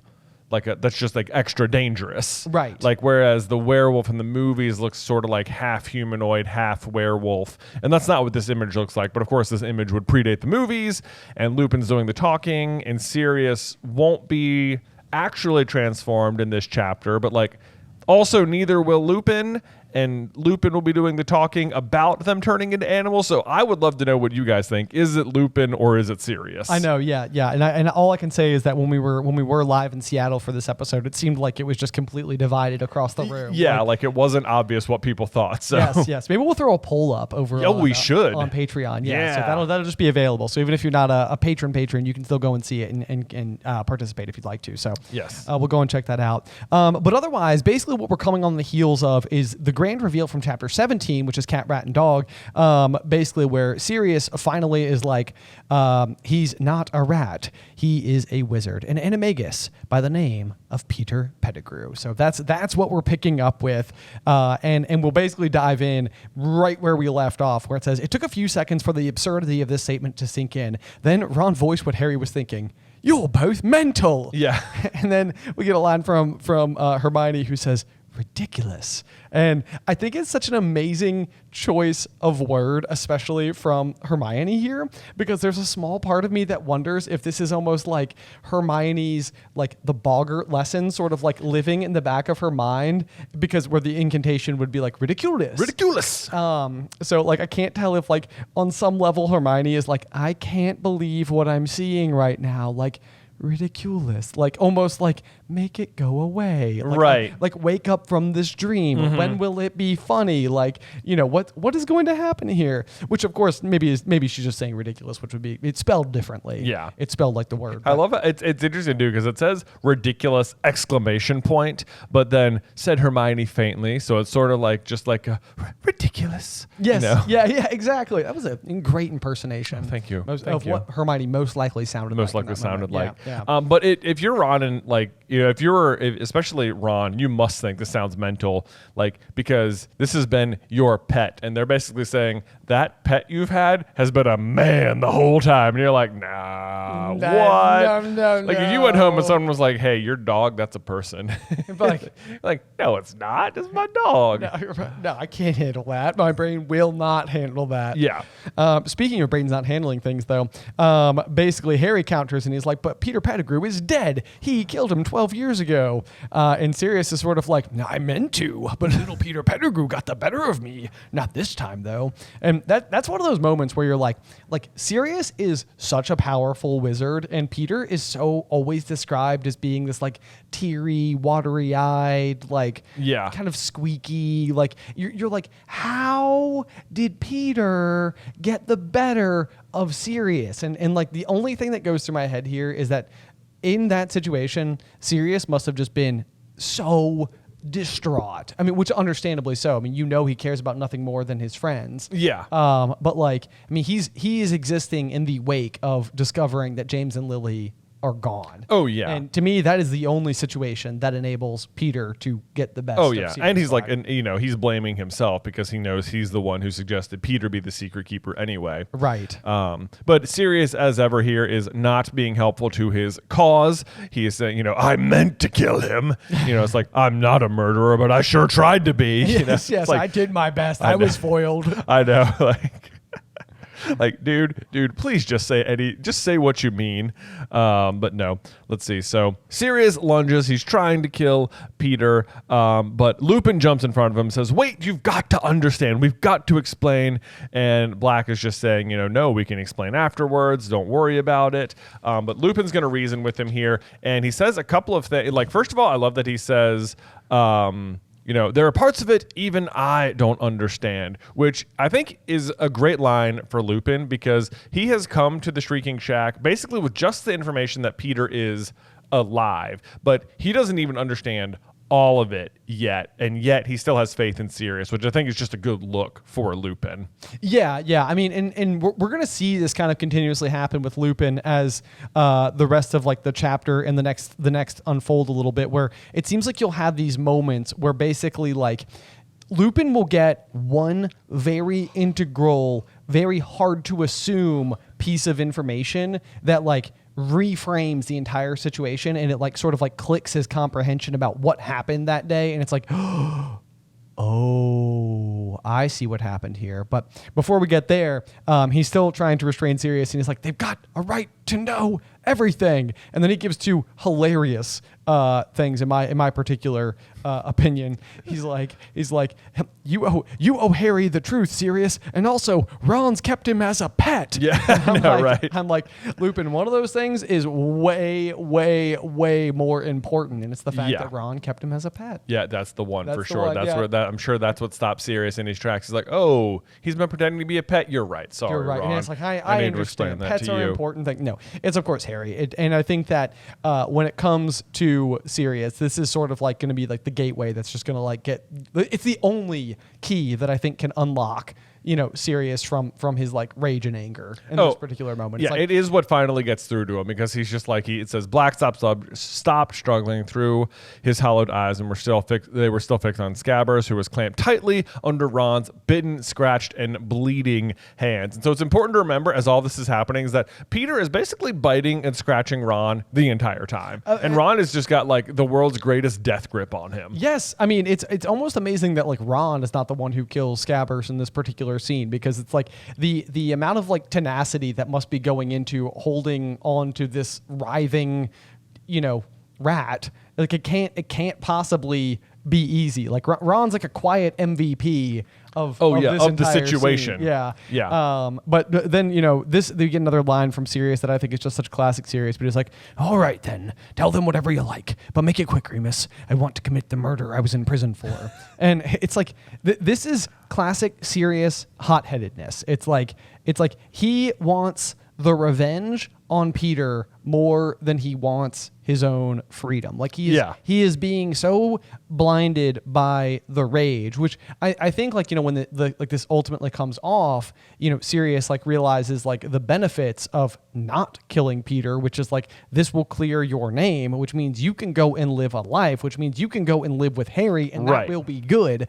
But in this moment, it's like Sirius, you found him, man. Like you found Peter Pettigrew. I know. Like, that is your evidence that you didn't do it. Exactly. He's like, I don't even care about going back to Azkaban. Like I'm probably going back no matter what, but at least I'll have done the crime this time. Exactly. Yeah. Exactly. Yeah. Yep. So there's that. But I also love how he says, do it quick, or what does he say? Yeah, make it quick, Remus, because Lupin is not going to make it quick. There is nothing quick about anything that happens. Nothing quick about this. It is the world's slowest storytelling ever. But he's going to continue to insist that Lupin speed up, and Lupin is going to continue not to, which I just think is really funny. Yeah. So like, I love how Ron, though, that his response to this is, "You're nutters, both of you. I had enough of this. I'm off." And like Ron is just like keeping it so cool here. He's like, "Yeah, you guys sound crazy. I think I'm just gonna peace out right now." And don't forget, Ron has a broken leg here. Yes. And he's holding Scabbers, and he's just like, he literally makes the move to stand up and try and leave,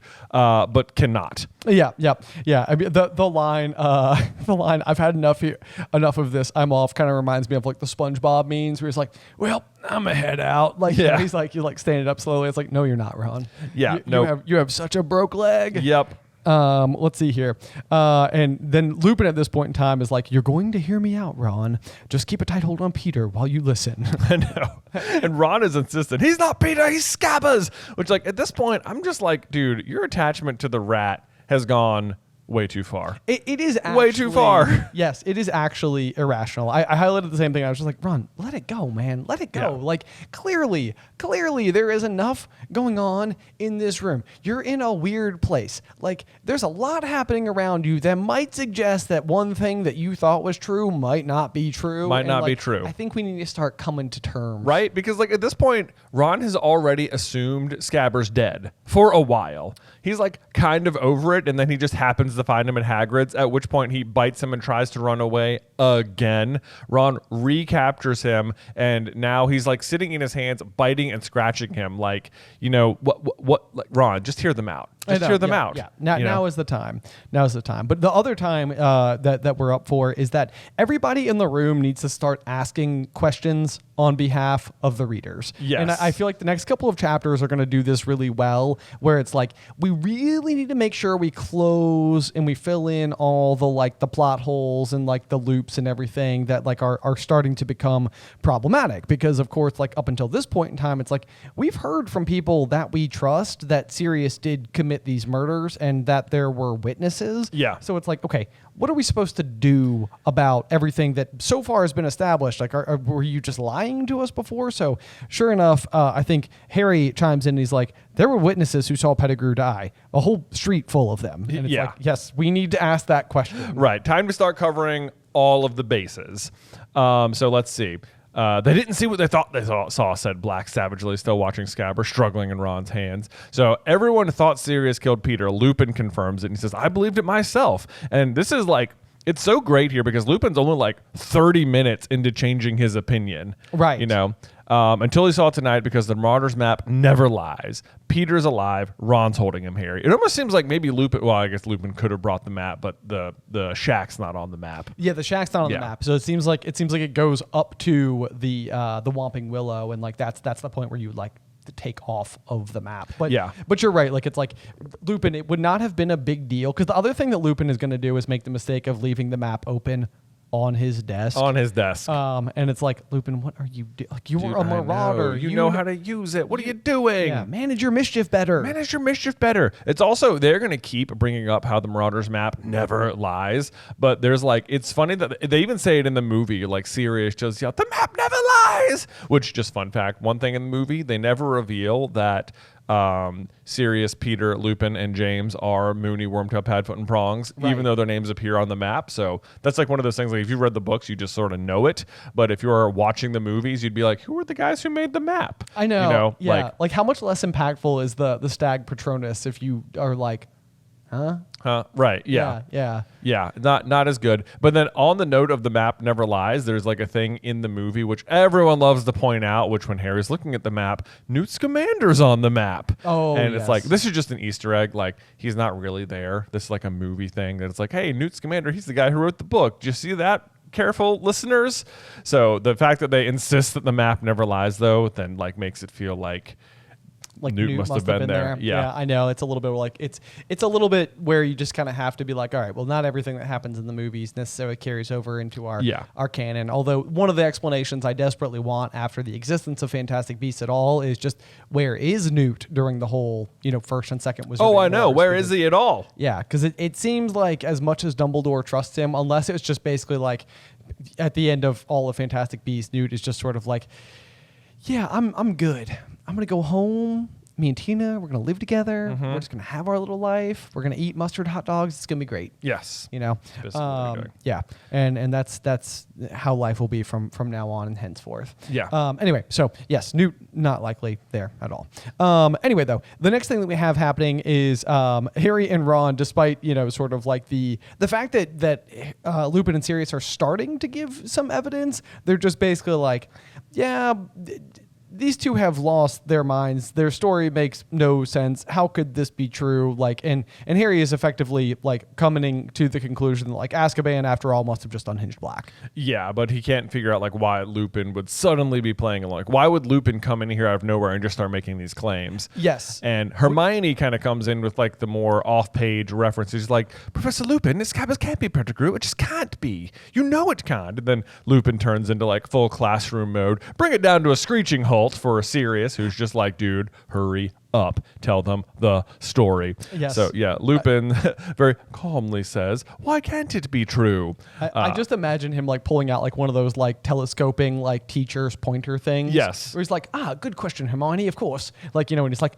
whack, and like, smacks like the thing behind him. He's yes. like, let's explain. Let's break it down case by case. Yeah.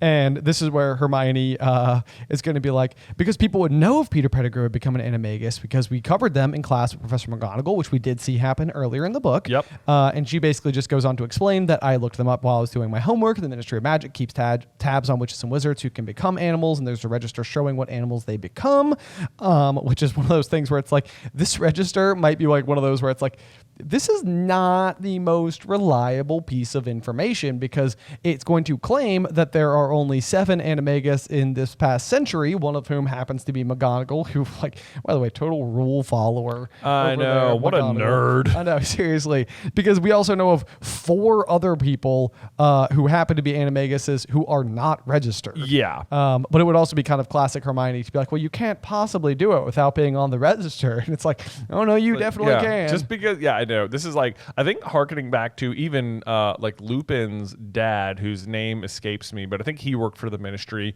And part of the reason like Lupin was attacked because his dad was trying to like make a werewolf registry. Oh, yes. I think, which was like super unpopular and equally unhelpful because like, you know, whilst it seems like a good idea on paper, be like, hey, look out, these people are werewolves. Like, we should be aware of who they are. Like, people are so prejudiced against werewolves that, like, if you've been bitten, no one would come forward and admit to being a werewolf. Right. So it was really ineffective in that regard. And well, it sounds like this register is also rather ineffective in this regard. It does seem like it. It seems like people don't become like they don't want. This seems like part of becoming animagus is like to do it so that you cannot be tracked. Yes. And so it's like, so I'm definitely not going to tell you. Well, and this was like kind of like one of those things where I was like, I wonder if there's anybody else who is an animagus that we know who is just also unregistered. Because like the thing that always fleets into my mind is that scene in Spinner's End in Half-Blood Prince when Bellatrix and Narcissa arrive at Snape's house and they like hear like a rustling and Bellatrix like kills a fox. Yes. And it's sort of like, she's like, I thought maybe, you know, and it's like, who did you think it was? I know, because, and it also, that line also suggests like if you're an animagus and you are killed in your animagus form, you would revert back to a human form. Oh, true. Right. Yes. So, but it sounds like the way she does it, like maybe she's just sort of guessing like at a rustling in the bushes, but you could also interpret it like it is known that a member of the order is a fox. Yes. Yeah. Yes. That could be the case. Then you're sort of like, who did we never learn?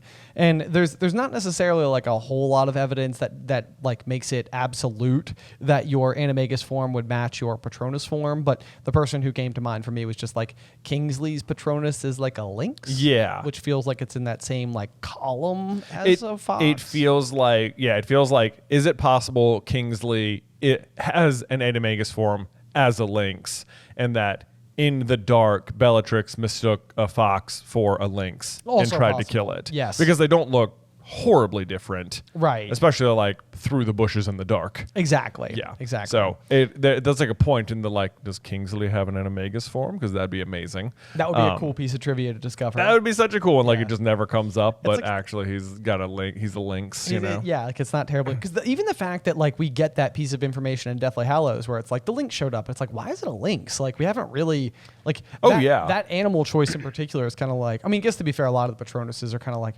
interesting. Okay. Yeah. But yeah, it's like we get that detail for some reason, and we know that there's a fox that Bellatrix suspects for some reason. So I don't know. It feels like there's something to that. Feels like there could be something to it. It also got me wondering, like, do we know any of the other registered animagus besides McGonagall? Right. Yeah. Right, Because yes. apparently there are 6 others. Right. That we just never learn about. Yeah. I know. mean, and the fact that it's such a broad window as the last century suggests that like you could be dealing with people who have like were animagus and have like since died. Yeah. I don't know if this is trying to suggest that like there are only 7 living from this past century, you know, or exactly how that works. But you're right. Yeah, it'd be fun to tug on that string and see if we can find anybody else who might be. Yeah. Oh, I went and looked like on the Wikipedia to see if like maybe they'd appeared in other things that I was just unfamiliar with in some capacity. And sure enough, there was a list of other characters and stuff that have become animagus, largely in the Hogwarts mystery game. Oh no. I know, which is like they ruin the Wikipedia searches because I'll come across so many facts and I'm like, oh, what is this? And I'm like, oh, it's from that again. Oh, right. Yes. Like, yeah. But Jacob's sibling. Jacob's sibling is apparently also one, but he could be like one of 3, like between like frog and eagle and something else or something. So it seems like it's like depends on which path the character takes could change what he is. Oh, I see. Yeah. Okay. Yeah, it's like That means, Pokemon where like your rival has whatever one is good against you or whatever. So it's not like once you become an animagus, you can choose between these 3 forms, and it's sort of like, hey, we're going into like a sewer, so be a frog, or like, hey, we need to fly over this thing, so be Right. an eagle. It's like depending on the choices you make, you might get eagle or frog or whatever. Right, yeah, depending on how the story played out for you, the player.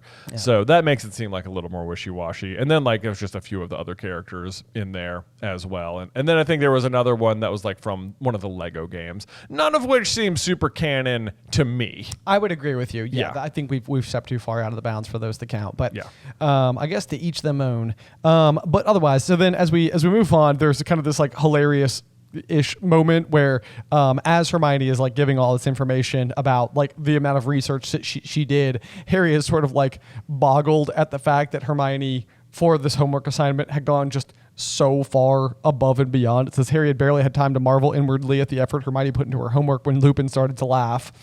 Right again, Hermione, but the Ministry never knew that there used to be 3 unregistered animagi running around Hogwarts. Yeah. At which point Sirius is starting to get even more impatient.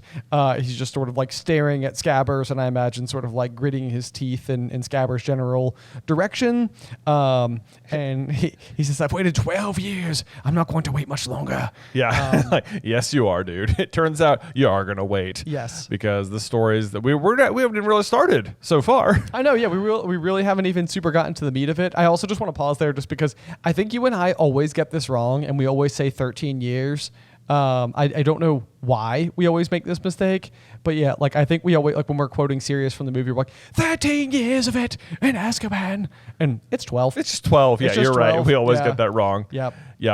Let's see. So we keep moving, and Lupin says he's going to need help from Sirius, but then he stops. And because there had been a loud creak behind him, which we are going to learn was Snape entering the room. Yes. But So this was like you had like a theory about this particular moment. I do sort of have a theory about this. Yeah. So it says the bedroom door had opened of its own accord. All 5 of them had stared at it. Then Lupin strode toward it and looked out into the landing. No one there. And so this is sort of like my like stick with me moment, because there's a piece of me that thinks that Lupin knows in this moment that Snape has just entered the room. Right. Because there's going to be like a lot of stuff that Lupin is going to go on to say that I think is almost like he like wants Snape to hear in a capacity that like is coming through the lens of like, you don't know that I know that you're here. So I want you to know that everything I'm about to say, I am speaking authentically about. Right. And in that way, I think like Lupin is attempting to like see if he can't make like very passive amends maybe with Snape Right. via this process. So kind of keep that in the back of your head, because the like, you know, Ron will basically respond to the door opening of its own accord, and this would kind of fit with everything we would have known about the Shrieking Shack so far. And Ron says,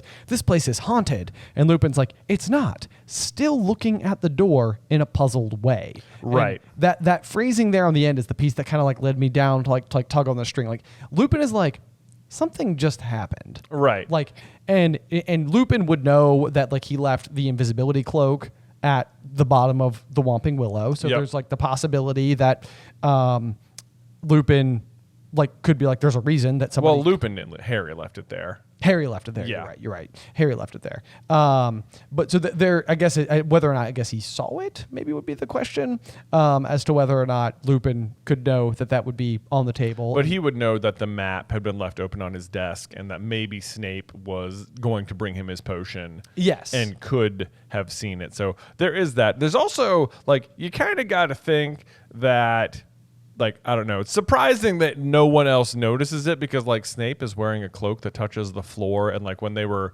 like entered the shack, there was a whole line about like how there was like a trail on the floor from where Sirius had like dragged Ron up the stairs. Yes. Like it's so dusty. It's like there's no way Snape is not disturbing the dust on the floor. It's true. So yeah, you kind of feel like in the rest of the chapter, like Lupin's like, yeah, don't worry, we're not talking to you over there, dust trail in the corner. We don't know you're here. Whatever, you know. yes, exactly. Yeah. So keep it in the back of your mind as we kind of trod forward, and we'll see if we can't find other moments where this particular thought does stand out. But then Lupin does clarify the Shrieking Shack was never haunted. The screams and howls the villagers used to hear were made by me. Ooh, I know, but like it is so lucky for Dumbledore that he hired Lupin the same year that Sirius broke out. Like that's not part of his plan at all. You know, he just hires Lupin to teach Harry this year, and also Sirius breaks out. Also true. You know, also true. Yes. This has worked out reasonably well. Yes. But yeah. So then Lupin goes on to explain that this is where it all starts with my becoming a werewolf, and this is like one of those like very like massively important details. Like a lot of things happen because Fenrir Greyback bites young Remus Lupin. Yeah. And like Albus being open to a werewolf being at his school means these like other precautions, and those precautions like build like all this other like wild lore around it. So that's kind of like good fodder for like a what if Lupin had never been bitten as a child? Oh, Because yeah. even that would then change the story a lot. Lupin goes on to say that I was very small when I received my bite. My parents tried everything, but in those days there was no cure. We do get the clarification that the wolfsbane potion that Snape has been making for him for all this time is a very recent discovery, which is another one of those like facets that needs to be folded into the story. Otherwise you're like, why did they plant the Whomping Willow? Why didn't they just give Lupin wolfsbane The potion then. while he was at school? And it's Yeah. like, because it's recent. See? So like like very recent. very you know? recent. So we couldn't do it then. And even though he says there was no cure, there's still not technically a cure. The wolfsbane potion doesn't like stop you from turning into a wolf. It just like stops you from going crazy when you turn into a wolf. Exactly. Yeah. So that's the next description. It says, I keep my mind when I transform. I am able to curl up in my office a harmless wolf, which that's another one. If you take it back to that chapter art, like you might think that what we're seeing here is just the depiction of a harmless wolf. Yeah. Because neither Sirius nor Lupin, again, we're going to be in these forms for the rest of it. So Yeah, it also like brings up like the way he phrases this like leaves a lot unanswered about the wolfsbane potion, because he says, as long as I take it in the week preceding the full moon, I keep my mind when I transform. And there was like earlier in the book where like Snape brought him a potion and he drinks it, and then he says, you should take another one tomorrow or something like that. Obviously leading up to the full moon, but it's like he says, if I take it the week preceding the full moon, it's like, do you just have to take it like once at least within the week leading up to it? Do you have to take it like every day in the weeks leading up to the full moon?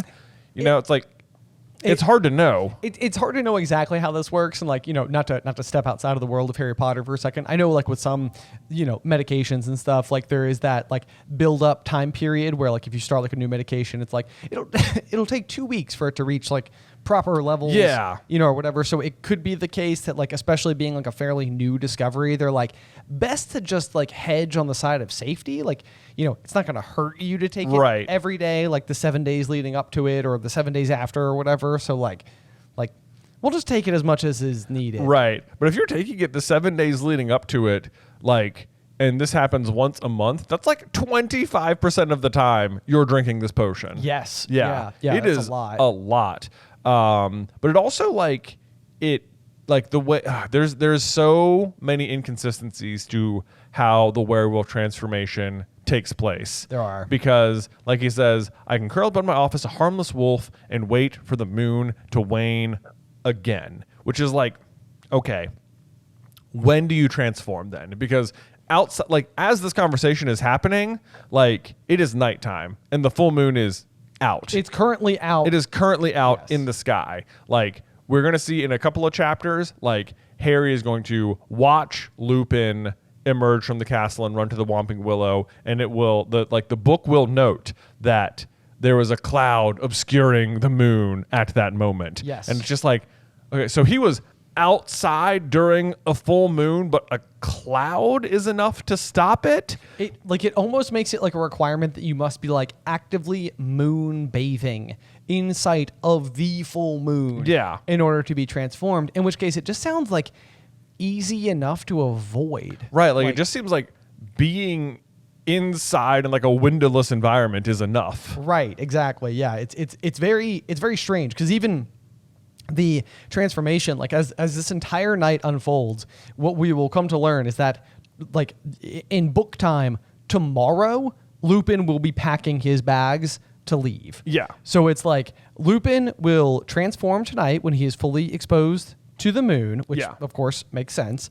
But then by tomorrow daytime, he will be back to human form again. So the real question that's kind of going on is sort of like what constitutes like the full moon? Like does it like look like a full circle in the sky? Because like that could be like 3 days worth of time. Right. Is it like the moment of the full moon? Because like that's like an instant. Yeah. Like that's just like one very specific point in time where the moon is catching the full reflection of the sun. Yes. Like if you've ever had the unique opportunity to like witness like a solar eclipse, you're not talking about an experience that lasts hours necessarily, like in terms of like complete coverage. Yeah.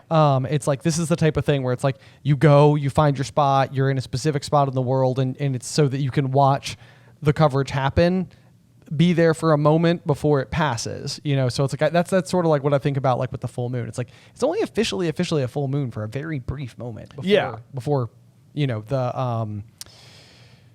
the waning happens again. I know. And then there are times too, like where you can see the full moon in broad daylight. Also true. Yes, also true. Like it's just up there. Right.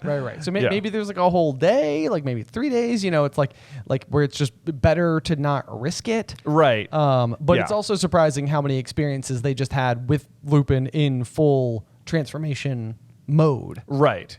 Because because they said they figured out in their 5th year. Right. And they're there for 10 months of the year. So assuming that they like all turned into animagus during the September of their 5th year, and that would be like a total potential outings of 30, right? At minimum, I think it's 30. At minimum. Because you would have all 5th year. Or at maximum 30.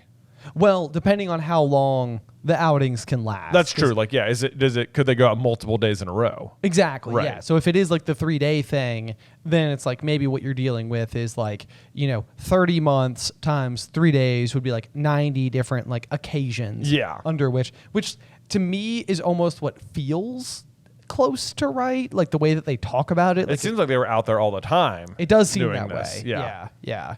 But no matter what it was also enough to where Lupin needed to make excuses to explain away his absence, and in a big enough way that not only the people in his own common room are realizing it, but also Snape is like starting to theorize on his own as well. But then his absence is like, even during this year, he's been taking like days at a time off of work. Yes. So that also makes it seem like, it would seem like if it happens at night, then couldn't you just still teach during the day?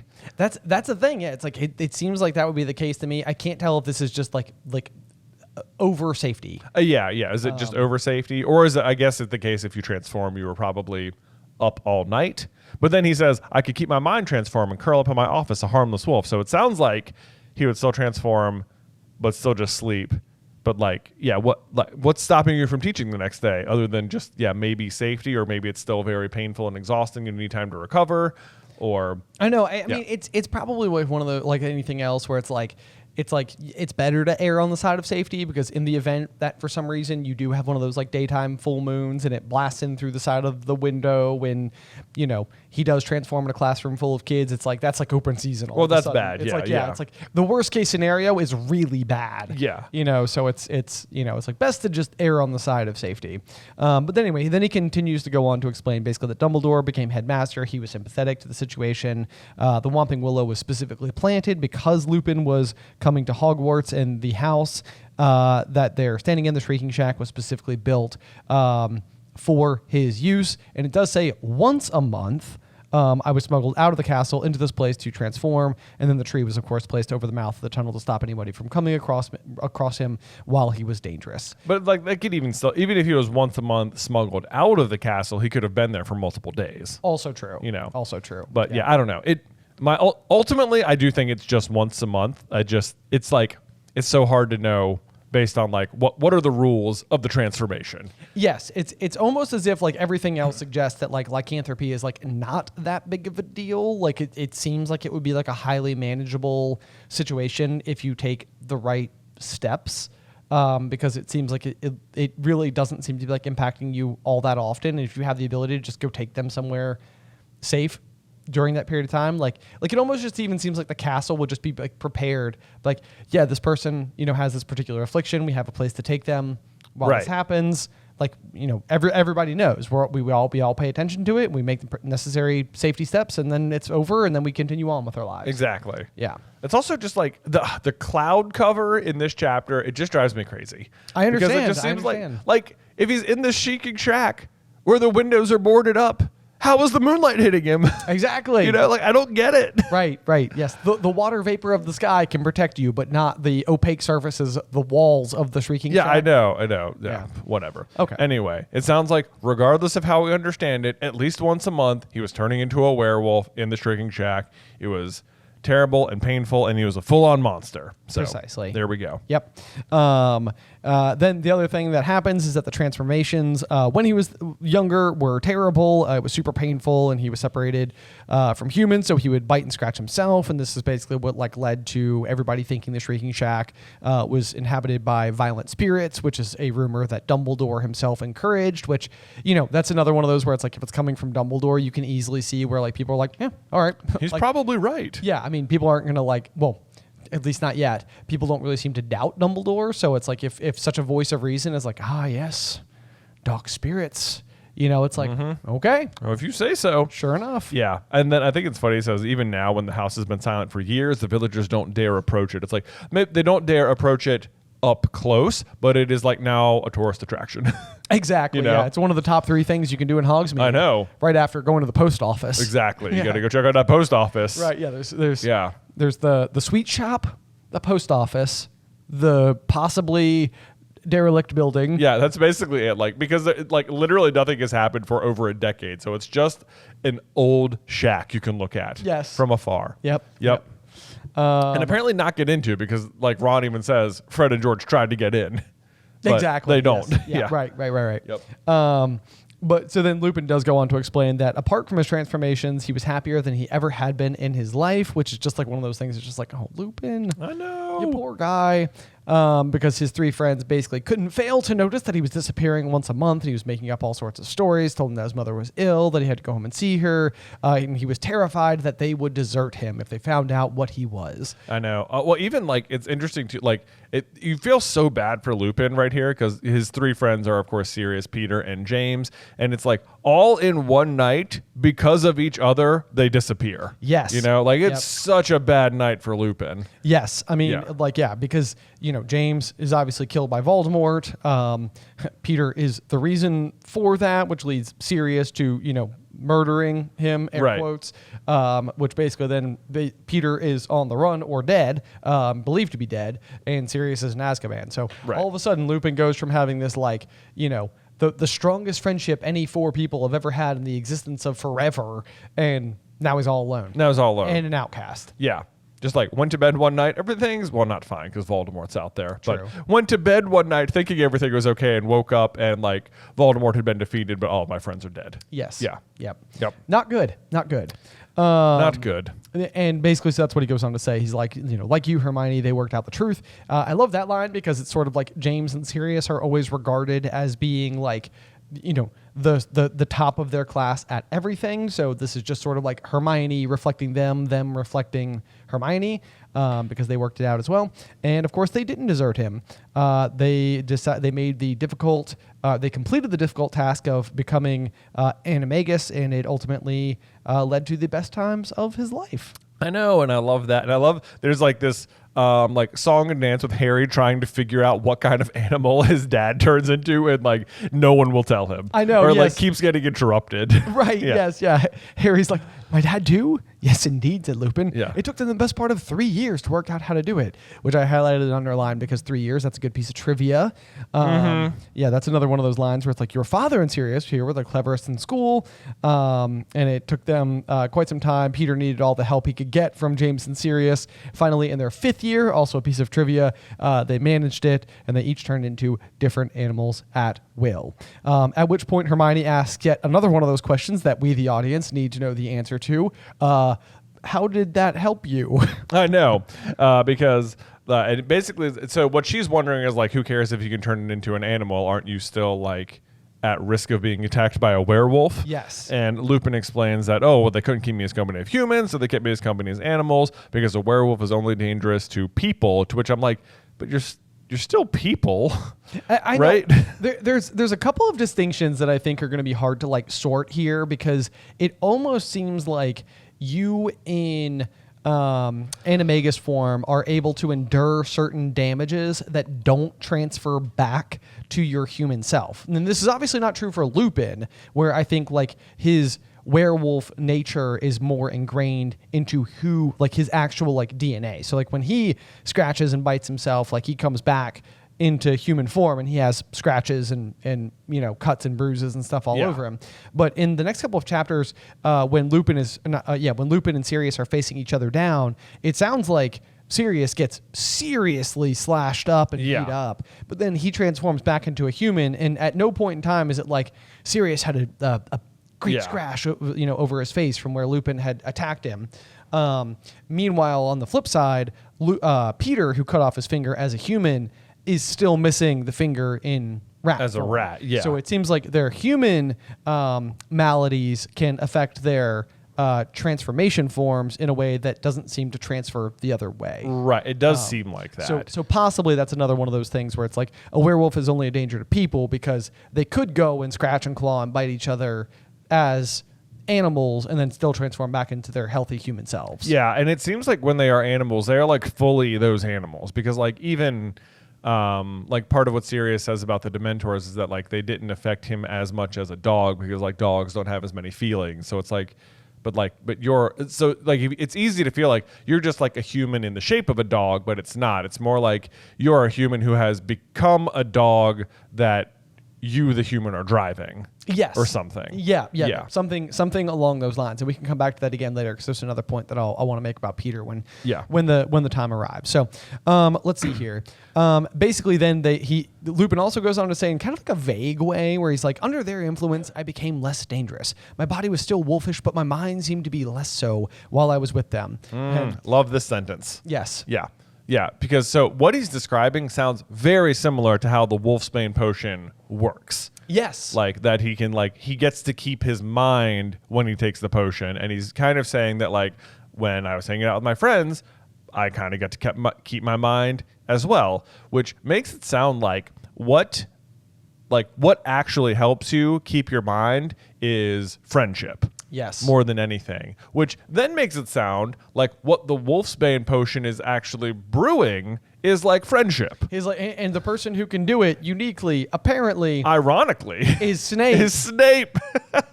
So he can brew friendship, but he can't do it. He can't do it. Yeah. Like kind of. Oh, what does he say at the beginning? I could teach you how to like bottle glory and brew fame. Yeah. Too bad you can't earn it. That's funny. That'd be so funny if he said something about friendship there. I know, that would be really fascinating. Yeah, but it does sound like, even the way he's saying that, it's like, yes, you can brew literal concepts into a potion, which is kind of what Felix Felicis is. It's like it's brewing luck into into like magical form. I don't hate that as a comparison at all. I think that fits extremely well, and it would be fascinating if it's sort of like you can brew friendship, but it doesn't give you friendship. I think would even be like a reason why it's so attributed to being a solve for becoming a werewolf, because it's like, unlike luck, which you can go and utilize, having the sensation of friendship without the friends themselves might be like a kind of hollow feeling, even if it works in this highly specific application. Does that make sense? Like, yeah, it does. It does. You know, because it's like you might be like, why doesn't everybody just like brew friendship then, or like why don't they use like wolf? Like why is it like the wolfsbane potion? It's like I think it's probably because like I can't see it being highly valuable because real authentic friendship is probably always going to be better than whatever this is doing. Yeah. And then so it's enough to allow you to keep your wits while in werewolf form, but it's not enough to replace the actual need for friends. For friends, yeah, that makes sense. Yeah, why like this is a useful application for the potion. Right. Yeah. But so let's see. Sirius still getting tired of waiting for Lupin to hurry up. Just hurry up, Remus. Still watching Scabbers with a horrible sort of hunger on his face.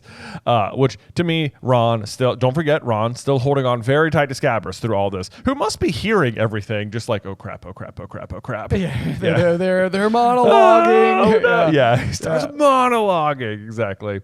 But so they go on to explain, soon we were leaving the Shrieking Shack, roaming the school grounds and the village by night. Sirius and James transform into such large animals that I will not reveal right now. They were able to keep a werewolf in check. Yes, exactly. Although that it must be the case that it required both of them to do this, because here very shortly, Sirius in large dog animal form will be taking on Lupin in werewolf form, and it is no help. It is no help, yeah. So he can't do it by he's sort of a himself. minor distraction. Yes. Yeah. It pretty much seems like Lupin handily wins that battle. Handily wins, yeah. I mean, you can see where having a giant deer might help because the antlers would be quite protective. useful. Yes, yeah.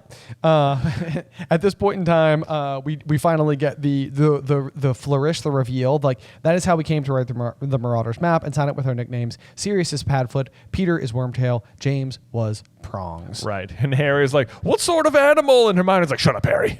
And I'm like, I literally highlighted it. I was like, oh, Hermione, come on. Come on. Yeah. Yeah. So it's just still setting up the reveal for it later when Harry casts the Patronus here. But Hermione cuts in saying, that was really dangerous running around in the dark with a werewolf. What if you'd given the other the slip and bitten somebody? And Lupin's like, yeah, that definitely could have happened. I do not think about it. Yes, yep, there were correct. Yeah, the phrase he specifically says, there were near misses. Many of them. Many of them. Like too many guys. Too many. Like one, I can see we're like, hey, you guys want to go out? You guys want to go out? Yeah. Like I could see that like temptation to flirt with danger a little bit, and then being like, oh, that didn't go well. I know, like, whoo, just narrowly missed that one. But then, like, the fact is, not only does it happen once, maybe even once, you could be like, okay, we'll just be really careful from now on, right. And then it happens again. But this sounds like it happened like a lot, and they just kept being like, nah, we're good. We're good. Don't worry about it. But also, like, how on earth did they keep this under wraps if they are like constantly almost biting somebody? I have no idea. You know? Yeah, maybe this is like one of the. It's a snitches get stitches. Snitches get stitches. Yeah, they're like threatening them. I don't think they were threatening them. No. Mostly it's just because you've got three very fierce looking animals, and it's sort of like and a rat. And a rat. Why is nobody speaking up about what's going on? I know, Yeah. like because they're near Hogsmeade. Like that's got to be the people they're almost biting. Yeah, like, it has to and be, yeah. it's apparently a lot of people. So like, how are people not sharing stories down at the Three Broomsticks? Like, you are not going to believe what happened to me last night. I'm just out in the streets, walking around, and suddenly a wolf almost attacked me. Yes. And boy, howdy, it almost got me. And then out of just nowhere, this deer tackles the wolf, and I got away. And there was a dog, and I guess there was a rat too, but I thought that might have just been like a dirty sewer rat or something nearby. that seemed coincidental. That seemed coincidental and not yeah. related to the other things. Right. But like how, like it sounds like many villagers have that story. Yes. And they're not telling it, which let me tell you, if I was almost savaged by a wolf that got attacked by a deer and a dog and a rat, then I'd be telling everyone I knew. Yes. It'd be like, hey, have you guys heard my completely amazing story? Because I'm about to tell you relentlessly all the time. I know. This would be the most interesting thing that happened to most people. Yes. Yeah. Yeah. And yet, despite it all happening in a small town to many people, it doesn't get out. Yeah. No one's like, boy, there's a werewolf that keeps coming to this town. I know. Yeah. People would move. People would move. Yeah. Yes. Yeah. They're like, we've got like the most haunted shack in all of the country. Yes. Here in our property, there's a werewolf roaming about. Like, it's like, guys, maybe don't live there. Maybe don't live there. Oh man. So anyway, yeah, but he just basically just says we were young, thoughtless, carried away with our own cleverness. And then he says I sometimes felt guilty about betraying Dumbledore's trust. Of course, he had admitted me to Hogwarts when no other headmaster would have done so.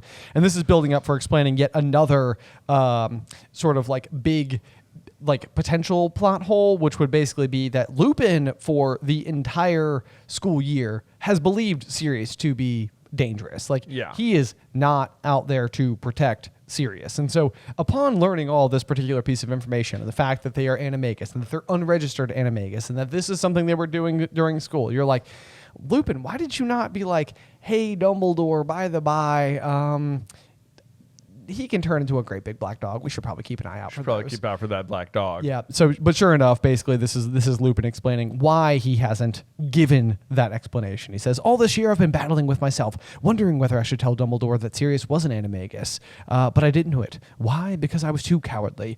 It would have meant admitting that I betrayed his trust while I was at school, admitting that I led others along with me, and Dumbledore's trust has meant everything to me. So basically, this is just, Lupin being like, well, I didn't want the one person who had faith in me to not have faith in me, and that's why I never said anything. Which, I mean, you can sort of understand when, like, the entire world is constantly against you and, like, someone finally gives you a chance and you kind of, like, shove that chance in their face. Exactly. Even though it's like, I think it's like on the flip end, it's like Dumbledore gave him this life so that he could hopefully like make friends and have a regular childhood, which he does. It just like then those friends lead him into like this dangerous situation. Yes. Yeah. Yep. But then he also has the backup explanation of that, like he convinced himself that Sirius was getting into the school using dark arts he learned from Voldemort, which is interesting. It's a good scapegoat thought to tell yourself. It is. When you don't want it to be your fault, and this is the believed story.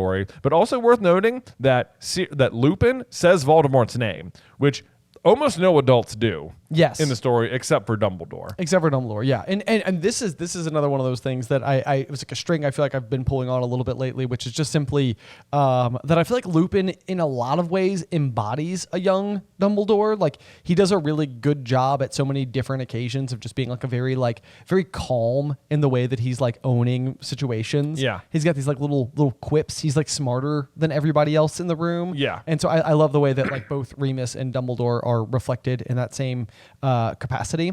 But so anyway, so he says that, and he basically just says that he convinced himself that Sirius was getting to school from using dark arts he had learned from Voldemort, that being an animagus had nothing to do with it. So in a way, Snape's been right about me all along. And finally, this is another one of those things that kind of like shakes Sirius out of his like absolute intensity to just commit murder ASAP.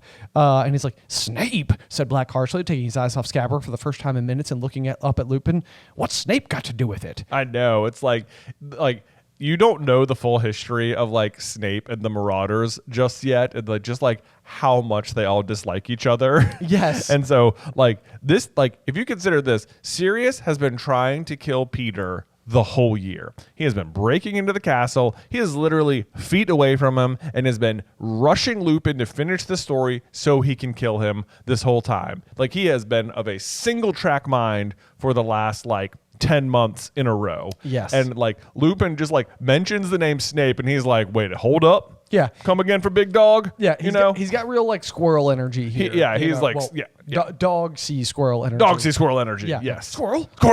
Snape? What? Because I guess he doesn't know that he works at the school, and he's just like, why on earth would you even bring that guy up? What on earth does he have to do with this? Yes. In Sirius's mind, Snape is left far in the rear view. Yeah. But this is another one of those moments, kind of going back to my sentiment from earlier, that Lupin potentially knows that Snape is in the room with them, because again, all of this has been happening and basically like what Lupin was just like maybe Snape's been right about me all along. Like it's almost like he's trying to say to Snape, like, Snape, maybe you had a point. Right. Like if you imagine Lupin knows he's in the room, what he's trying to tell Snape right now, if he knows he's in the room, is that like, in a way, you've been correct, Severus, because I knew things I wasn't telling you. Exactly. Yeah. Yes. And so what Snape got to do with it is what Sirius asks. And then Lupin responds with, he's here, Sirius. Yes. And that to me is almost like it's a double meaning. Yeah. But it's almost like he's here, like he's here.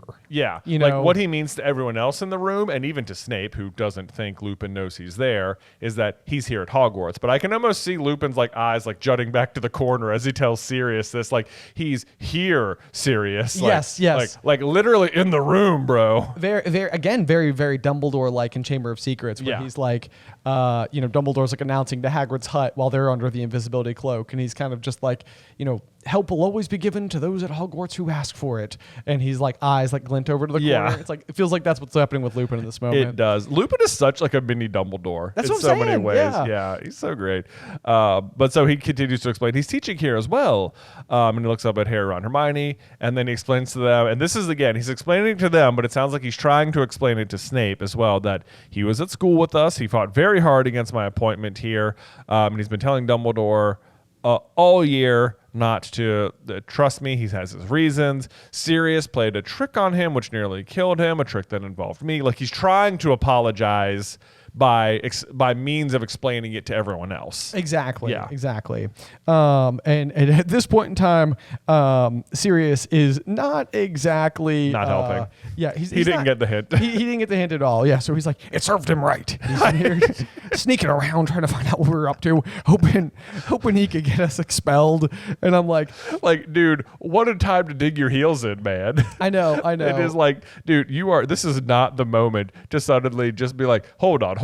Let me stop murdering Peter for a second to like defend my position from 15 years ago. Yes, exactly. It's like okay, Sirius, you're playing a trick on Snape that almost got him killed is not it's not properly backed by Snape hoping he could get you guys expelled. Yeah. Like that's not like, those things are not on equal playing. Yeah, it served him right. It's like, did it? Yeah, Sirius, it's a bad take. Don't know if it did. Yeah.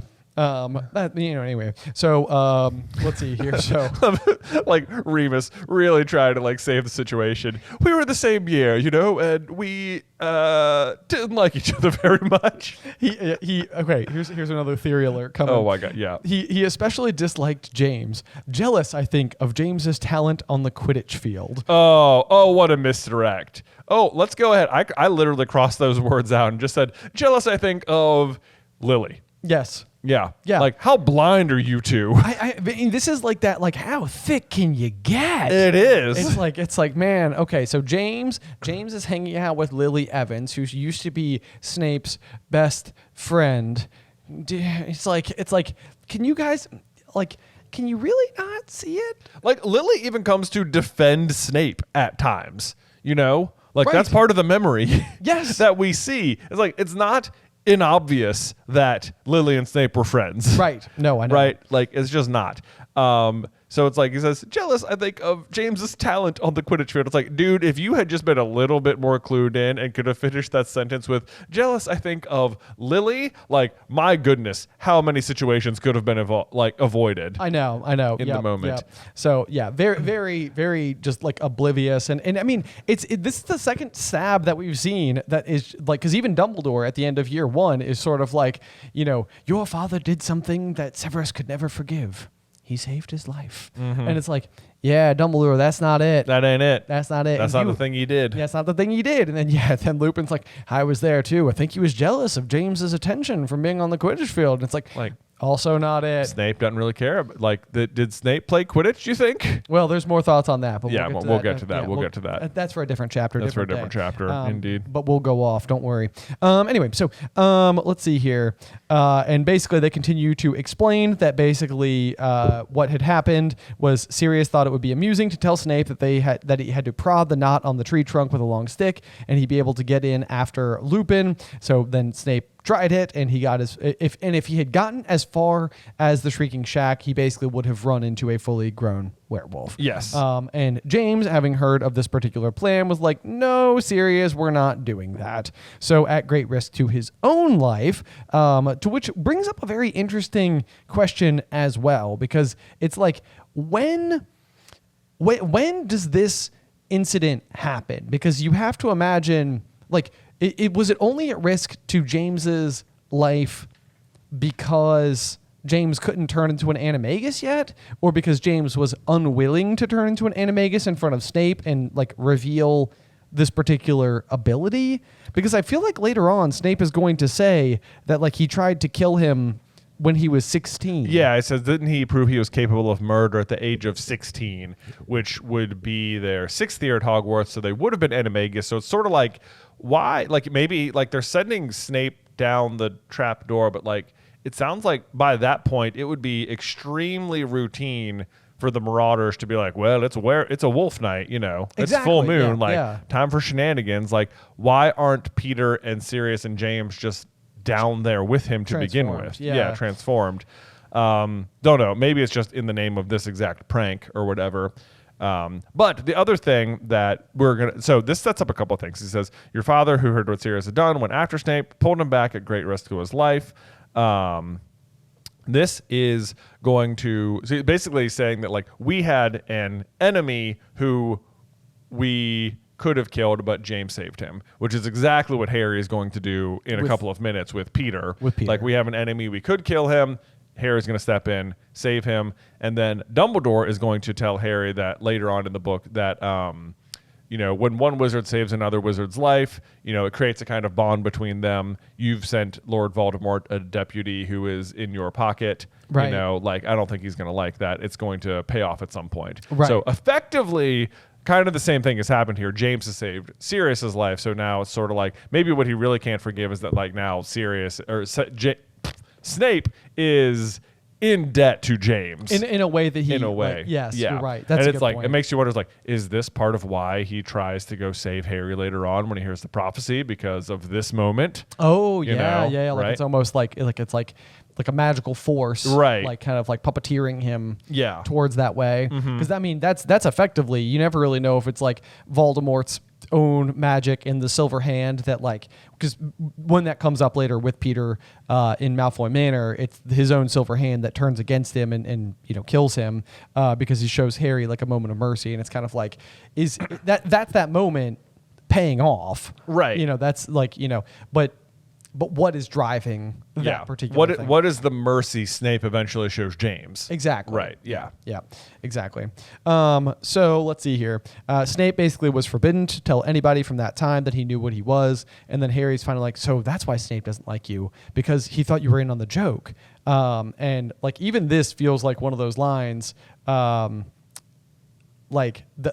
Because Harry has come to the conclusion that I think Lupin hopes Snape will come to as well. Like, this is Lupin attempting to be like, Snape, I didn't know what they were doing. Right, like, I wasn't in on it. I wasn't in on it. I wouldn't have agreed with it. James didn't agree with it. We all thought Sirius was an idiot for doing it in the first place. Like, you know. Right, like, I can't imagine how mad Lupin would have been if he woke up the next day and was like, I killed somebody. Exactly. Yeah. Or turned them into a werewolf. Yeah. You know, it's like, you know, I mean, there's no world where Lupin comes out of that and he's like, Sirius, good one, my man. Yeah. Like, you know, he'd be like I don't think Lupin would be friends with Sirius anymore. Yeah, forever. I don't think so. You know, because it would have been terrible. It would have been a terrible thing to do. So anyway, at this point in time, we finally get that reveal where Snape says, "That's right," and he pulls off the invisibility cloak from the corner and he's pointing his wand directly at Lupin. Yeah, it's interesting that Snape continues to like hold this against him when he's clearly just heard Lupin explain everything. It's really strange. Yeah. It's really strange. Yeah. I mean, and the next chapter is not going to be a fantastic one for Snape. Snape's going to have, he is like, I mean, to be fair to Snape, he is clearly like suffering from a lot of like trauma. Yes. From like having to deal with all these people suddenly and like having like, you know, he thinks Remus was in on a plot to kill him when he was 16, and literally all year he's been forced to like make him this highly difficult potion. Exactly. Yeah. Yes. And I mean, you know, nobody's going to be at their best if subjected to spending time around the people who who tormented them during their high school years. Yeah. Like, it's just not a treat for anybody. Right. The problem is that also we don't have wands that we're pointing at each other. Right, yeah. You know, it's like there's just so much more like at your disposal in these particular situations that raises the stakes rather quickly. Yes, it does. And pretty intensely. So anyway, that does round us off for Moony, Wormtail, Padfoot, and Prongs. But of course, next week we're going to have even more action still inside of the Shrieking Shack. But before we close out for the day, Jay, do you have a review for us? Well, I sure do, Ben. This review reads, and gosh, I might have to go look up who left it. My apologies. But it reads, "Hey, brother, I've been a fan since the first video I ever watched from you guys in 2019. This podcast is the best podcast I found in a really long time, and I always wake up extra early on Sundays just to listen to the latest episode. My question is this. In Goblet, what would have happened in the graveyard if Fawkes hadn't given his feathers for Harry and Voldemort's wands? Could Harry escape? If he did, what would happen in the Battle of the Seven Potters without the Golden Fire? I would love to hear your thoughts on this." So basically, how does it go? How does the graveyard go sans twin cores? How does the graveyard go sans twin cores? Okay, so I think there's a few important details to outline that I think are kind of just interesting as it pertains to Fawkes' feathers. I think. Well, I mean, obviously the feathers had to be provided to Ollivander first. Yeah. And there were only ever two. Right. Which like it almost feels like there's some fate woven into those two feathers. It does. Like Fawkes produced them because of a premonition or a vision. It feels like Trelawney's initial prophecy is connected to Fawkes in some way. Yeah. Right. Oh, never thought about it like that. That but would they be seem connected, don't they? They do seem very connected. Yeah. Because the feathers predate Trelawney's prediction. Yes, by quite a long period of time, because, I mean, you figure if Tom Riddle was born in 1926, then he should be enrolling at Hogwarts in 1937. Yeah. Assuming there's no weird birth date rounding errors in there. It doesn't matter. It's more than 50 years before the second one would ever be collected. And then, of course, it's collected by the other subject of the prophecy, which is like, all of those details feel like they are so heavily stitched together that it's hard to imagine a world where they ever wouldn't be. But for the purposes of answering the question, let's see. Inside of that situation, you have a couple of different things that could still be invoked that could still protect Harry, I think. So let's see. Yeah, basically, like Voldemort. Basically, we're just fast forwarded to the forest. You're fast forwarding, right? Yes, to the scene. Because in the moment in the graveyard, Harry's hiding behind the gravestone, and he was like, he wasn't going to die like this, and he basically stands up and he's like, I've got nothing. I mean, Harry is outgunned, outmatched. Like, there are more of them than there are him. Right. It's sort of the same thing. He means to die. Yes, and that's exactly what I would say. He means to go down fighting. Right. Yes. He's just like, may as well try. Because it's like I'm either going to be huddled behind this, they're all just going to swarm me and do it, or I can attempt anything and see what happens. So he would mean to die. You would still have Lily's protecting Harry. So Voldemort is now the love crux. Yes, exactly. Yep. So that's the big situation. So Harry would probably go into some version of limbo. Right. So I think that's pretty much what. So basically what happens is probably Voldemort attacks Harry. Harry probably still does Expelliarmus because that's what he does anyway. That's what he does anyway. But normally Expelliarmus is able to create like the golden bead situation because of the twin cores. Right. Yes, so those two spells, typically they would not meet in midair and have any sort of like battle. Typically Avada Kedavra would just shoot straight through it and win. And just win immediately. So that's probably what happens. Yes. Harry does Expelliarmus. Voldemort does Avada Kedavra. It just blasts straight through him. You know what's amazing? What? Is that he would end up in King's Cross, probably, because that's where Harry would go, because we know that he does. And even though he wouldn't have Priori Incantatem to bring his parents back, I bet it's them who would come and visit him. I bet you're right. So it's like, because Dumbledore's not dead yet. Dumbledore's not dead. To come visit him. Yeah. So it would have to be the case that that James and Lily could return to Harry and speak to him. and like basically give him some amount of information about what they think has happened. Right, like what's happening. Voldemort, like, so let's see, would Voldemort's soul would also be there, and it would also be maimed. It would also be maimed. Yes. Because because they both fall down. So they're like both in limbo. They would both be in limbo, yep. So so the Horcrux inside of Harry would be destroyed. True. Like right out of the gate here. That's handy. Yep. I imagine his parents talk to him. Lily explains the sacrifice. She says Voldemort took your blood into himself. Yep. So, like, that's why you're here. You can choose to go back. They probably say something along the lines of, like, summon that cup. Yeah. I could see. Oh man, it's so sad to even think about. But I could imagine Harry like asking, like, "Can I come with you?" Oh, and they'd probably say yes.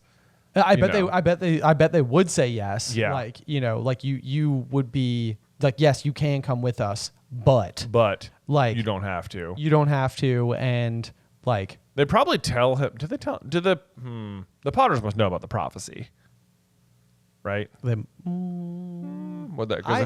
I think that when Dumbledore tells Harry about it, he's like, "There's only 2 living people alive who know it." Well, but of course, Lily and James are dead. That's what I mean. Yeah. Which means that they could have known. They could have known about it. Yeah. Yeah. Feels like they must, because otherwise, why would Dumbledore like insist they be hidden? Right. Yeah. Okay. I think that they must. Okay. Would Lily tell him anything about Snape? Hard to know. Hard to know if that would be a notably important detail. They might be like, by the way, it was Peter who betrayed us, and he'd be like, I know, I figured that one out on my own. Yeah. Figured that out. Yeah. He's here. Yeah.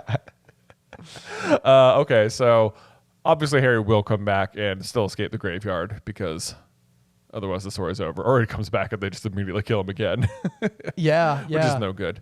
But there's lots of interesting stuff that could then the forest again doesn't have to happen later. The forest again doesn't happen. Well, because now it's not a matter, like Harry doesn't have to get rid of the Horcrux. Dumbledore doesn't have to worry about getting rid of the Horcrux inside of Harry. Right. Yet. Yes. Which means Harry doesn't have to die again. It also means the problem of the twin cores slows Voldemort down for a long time. It does. Because he will spend the whole next year trying to get the prophecy, looking for a way around it. And then when that's gone to him, he will try and get the Elder Wand, thinking that doesn't matter. I'll just get a wand that's so powerful it won't matter. Or no, he doesn't even do that first. First, he tries to get Lucius's wand, thinking as long as the cores don't match, it won't matter. Okay, so that was the next question. So yeah, then there's no golden fire. There's no golden fire. Do you think it changes Snape's behavior in the Battle of the Seven Potters at all if he knows that Harry doesn't have to die? Like, is there a world where Snape would block, like Snape shoots the golden flames, or well, the golden flames is a product of the twin cores. It is a product of the twin cores. So maybe it's not the golden flames, but we need Harry to be protected somehow. Otherwise, Voldemort just kills him on a broomstick. Well, I still think anytime he attacked him, he would have this problem. He would have this problem. Yeah, I mean, he's binding Harry to life. Right. He'd have to start looking for a way to overcome Lily's sacrifice, which is what he was already doing. Yes. Yeah. Oh, yeah, you're right. That's so interesting. He might realize checkmate way sooner. Right. Or that this might be the reason he has other people try and kill Harry. Then that could be a thing. I wonder if there's I can't do it. It must be someone else. Oh, and would he allow that? Oh, or the now other, I have a real problem. The other question could be a scenario where Voldemort himself realizes that he must die in order to win, but he would also he would think he would have the Horcruxes to balance him, but he would have to destroy his mortal body and go back to that astral mist in order to come back once again using another wizard's blood by using the same process. Because then he could destroy the protection inside of his own body. Oh. That would be interesting. Lily's sacrifice is in his blood. Yeah. But he can kill himself-ish I mean, not really, but like he can destroy His blood. his blood. Yeah. Yeah. He could destroy the blood. Rebuild a new body. Would he be willing to do so? Hard to say. Hard to say because, I mean, that's the thing where it's like Dumbledore says that like Harry's sacrifice, like he's like, I meant to die. And Dumbledore's like, and I think that will have made all the difference. Right. And it's like, if Voldemort knows he has a Horcrux continuing to tether him to life, he can't go and have, I don't know who would ever come and consult with Voldemort in Limbo, but, you know, there's nobody that could be like, he could be like, I meant to die, except for my Horcruxes, which keep me alive. Well, but he wouldn't need to go to Limbo to come back. True. You know, because that's what happens the first time when he attacks Harry as a baby. He just turns into the, like, you know, astral mist shadow thing. That's a good point. That's Yeah. a good point. Okay. So he needs a way. You're right. He would need a way to obliterate his body again. Again. Yeah. At which point he has to wait. He has to come back again. Again. Yeah. Yep. But would he be willing to do that? Like, maybe? Or the other obvious way is just like let someone else kill Harry. That's the other thing. Yeah. Yeah. So I mean, they both feel like rock and a hard place barriers that I can't see him being negotiable on, because one is let somebody else kill Harry, which goes against the prophecy and his own pride, and the other is destroy himself temporarily, not knowing if there could be any other ramifications of having done that twice. Right. But Or like letting one of the Death Eaters kill him might. You can see that even going to one of the Death Eaters' head. You know, like, oh, I conquered Voldemort. You know, why would you listen to him when I killed him? true. You know, like Yeah. there's room for like a power vacuum sort of situation. There is. There Yeah. is. Yep. So then it's a question as to whether or not whoever he chooses would choose to. Can he trust them? Can he trust them? Probably not. And he doesn't trust anybody. Yeah, Because he doesn't. because he can't. Because Yeah. he can't. Because he can't Yeah. trust anyone. That's his whole problem. That's his whole problem. That's why Yeah, he if he rolled- could trust people, he wouldn't be Voldemort. He wouldn't be Voldemort. Exactly. Oh So my gosh. he's a real rock and a hard place situation. Yeah, I don't know. That is a. What would he do? What would he do? Those are the scenarios, I think. Those are so. the scenarios. I Yeah. think that's what we're left with. Yeah. Okay. Well, give us your feedback. Let's leave Yeah. it there. Yeah. What do you guys think? Do you have any thoughts? Is that enough fodder for a what if scenario? What if the twin cores didn't exist? Because Yes. it is so fun to imagine James and Lily coming to Harry in Limbo. Yeah. I mean, how emotional would it be? Oh my gosh, So- that would be crazy. Yeah. Like, I mean, for Harry to get to like see his parents in like semi-solid, real, non-pressure form. He can ask them Right. questions. He can talk to them. He can be there as long as he chooses. Right. You know, like, I mean, you know, that's so impactful.